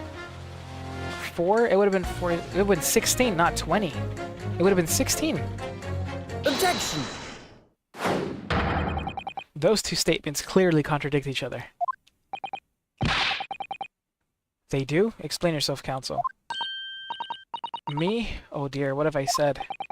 I swore on Silverblaze's maiden name, I haven't the first idea what you're talking about. According to the group testimony we've heard so far, I fucking love this. There were 4 passengers on the omnibus on the night in question. And according to the coachman, Mr. Beppo, he took 20 pence in fares. There was somebody else! Wait a minute, there's somebody else! If he's not lying and he took 20, then we're missing somebody. There's somebody who was on that fucking bus that's not being accounted for. We talked about it. Oh no, that's true. We did. We fucking did. But why didn't we do that? Oh, you know why, bro? Cause like, how would we do that? Cause you have to read. If you go off of like stream, there's like a delay. I'd be waiting. I would have to stream it on Discord, and you guys have to join my. I wonder if I could stream on Discord and stream on Twitch and on YouTube at the same time.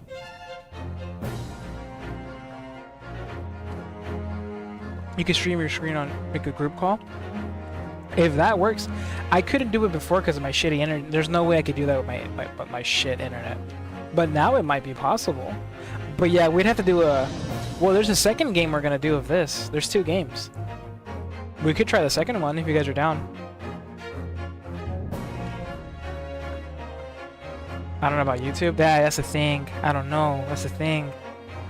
We'll have to give it a shot. We'll see how bad it gets. I'm down, because if I can do it now...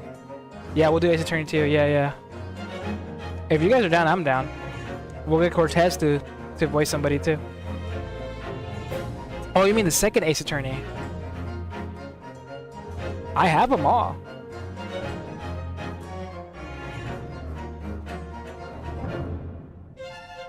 Cortez, he's about to go to work, bro. Cortez, how'd you sleep, bro? I'm about to end stream. Sorry, I've been getting hyped as fuck, dude. I love this court system. This whole tipping the scales and convincing the jury and pitting them against each other. It's so cool. Everybody wish Cortez good luck at work. Cortez, you got this shit, my boy. Have a great first day. You got this, dude. You got this shit. Time's gonna fly. Make that money. Make that money.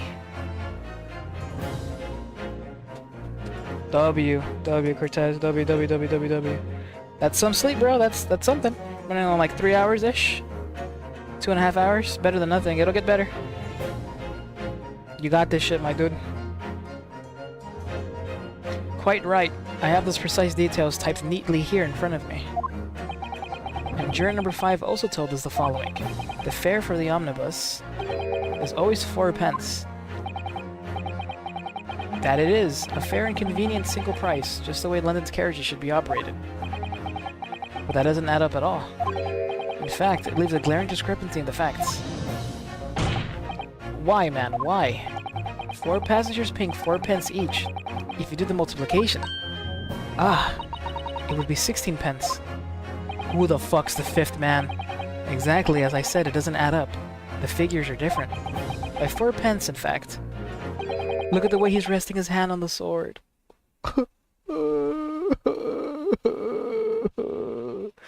Or precisely 1 person's fare. 1 person's fare. Yes, in other words, on the omnibus that night, it's distinctly possible. There was another passenger we've heard nothing about. Let's fucking get it. Let's get it. Oh, I'm hyped, bro. Oh, fuck, I love this game, dude. This can't be right. The coachmen of the guild are good, honest men. One and all, trustworthiness in our watchword. The figures your coachman claims most certainly do not add up. Your watchword, good sir, is a fallacy. Yeah, fight each other. I beg your pardon. I will smack you in the mouth with my dick. Mr. Guildmaster, I think you ought to consider that if this trial were to end now, the news would surely spread all over London. The news that one of your coachmen tried to hide the fact that he'd let nefarious characters ride in his omnibus. Alright then, how do I make it so this miserable trial doesn't end,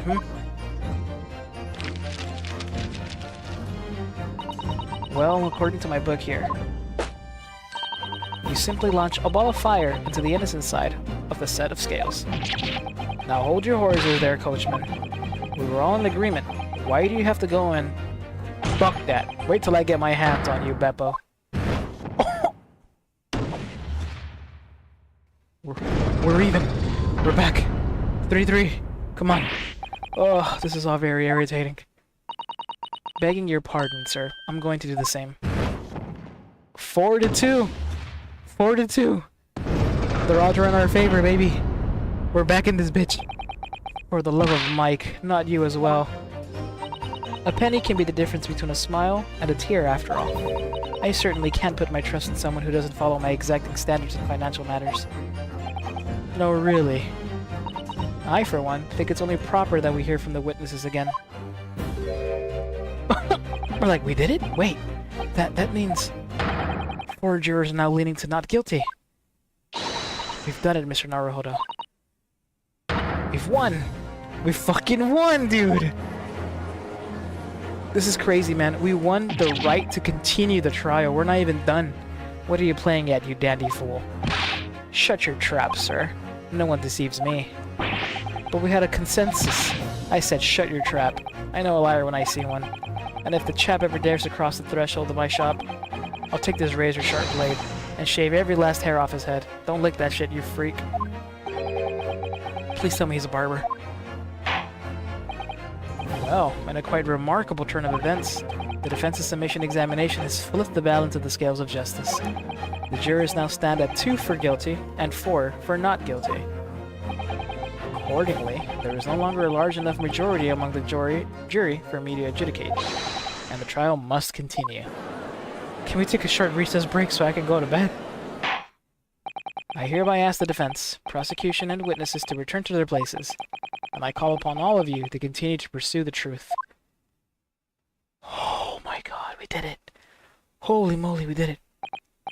So, Lord Van Zieks, continue to substantiate the case for the prosecution, if you please. Okay. Alright. Are you ever gonna take a drink out of that? Or are you just gonna smell it? Can I smell it? Okay, bitch. Having savored the rich aroma of the carmine contents of this hollowed chalice, it may seem crass to crush it to dust. Pray forgive the discourtesy. Lord Van Zieks? Brr, is it cold in here or is it just me? As your antiquated tome no doubt says, the prosecution may not speak during a summation examination. So I honored a deathly silence and listened to the charade. It seems I overestimated the intelligence of the jury. Well, no matter. There is nothing so hard to prove as a self-evident truth, it would seem. No, why else would we grace the courtroom with our presence after all? So, let us proceed to the next round of battle. Oh, fucking take it off, Daddy. Bring forth the witnesses once more. He piccoloed that shit. Witnesses, I trust you heard the summation examination we have just had to endure. Oh, yes, sir. That I did, sir. Of course I heard it. Oh, yes, sir. I heard it. You, sir, on the end. The coachman. I believe it's Beppo. Yes, sir. My lord, sir. If it transpires that in your previous testimony, you were attempting to veil the presence of a 5th passenger on your omnibus, you will be found guilty of perjury. You are advised to bear that in mind, sir. They rarely bring that shit up because bitches be lying in this game. Oh, mio dio. Motherfucker, are you Italian? Now then, witnesses, I hereby call on you to testify before the court once again. You will explain the various misgivings brought to our attention by the defense's summation examination. I'm done, bro. I'm not going through this again. I mean, I'd love to, but... Oh, yes. Oh, oh, shit. Deal. Ho ho. This game is incredible, bro. The music is... That shit fuels me. I want to punch. I want to fuck. It's so good that the music kind of like delivers, bro, like everything. Like that whole mechanic about like convincing the jurors, that whole like process of seeing them like shoot the fire back up and tip the scales in your favor. It's so satisfying, man. Like it's so usually you just have to worry about the cross-examine, you know, just cross-examine, press, and then just prove the contradiction. But now we have to like you're telling me there's gonna be times where we're gonna be like done for. We're found guilty. And we get one last chance to convince them to be like, hey, wait a minute. Like we went through all that trouble just to continue the trial. We haven't even won yet. It just adds more like weight to it. There's more stakes, you know? And it's fun. It's more fun. I like it when they start fighting each other. You turn them on. You literally the mechanic is called pit. You pit one against the other. It's fucking awesome. I love it. But I'm gonna go to sleep now, guys. Thank you so much for hanging out with me tonight. Thank you for all the likes on the YouTube side. My phone died a long time ago. I've only had Twitch pulled up, so I'm sorry if I missed the YouTube chat. But I'm gonna get some sleep. I'll be live again tomorrow night. Not sure with what yet. I don't know what I'm even playing. But I'll be live. I'll see you guys then. Cortez, have a great one at work. Everybody wish you great luck. I wish you great luck. You got this, man. I'll see you guys tomorrow night. Please keep having a great rest of your night, morning, day, afternoon. Whatever time it is for you, please keep having a good one. And I'll catch you guys next time. Good night, Noodles. Good night, gaming. Good luck, Cortez. Have a great day. Good night, MJ. Good night, Seth. Good night, everybody. Good night, good night, good night.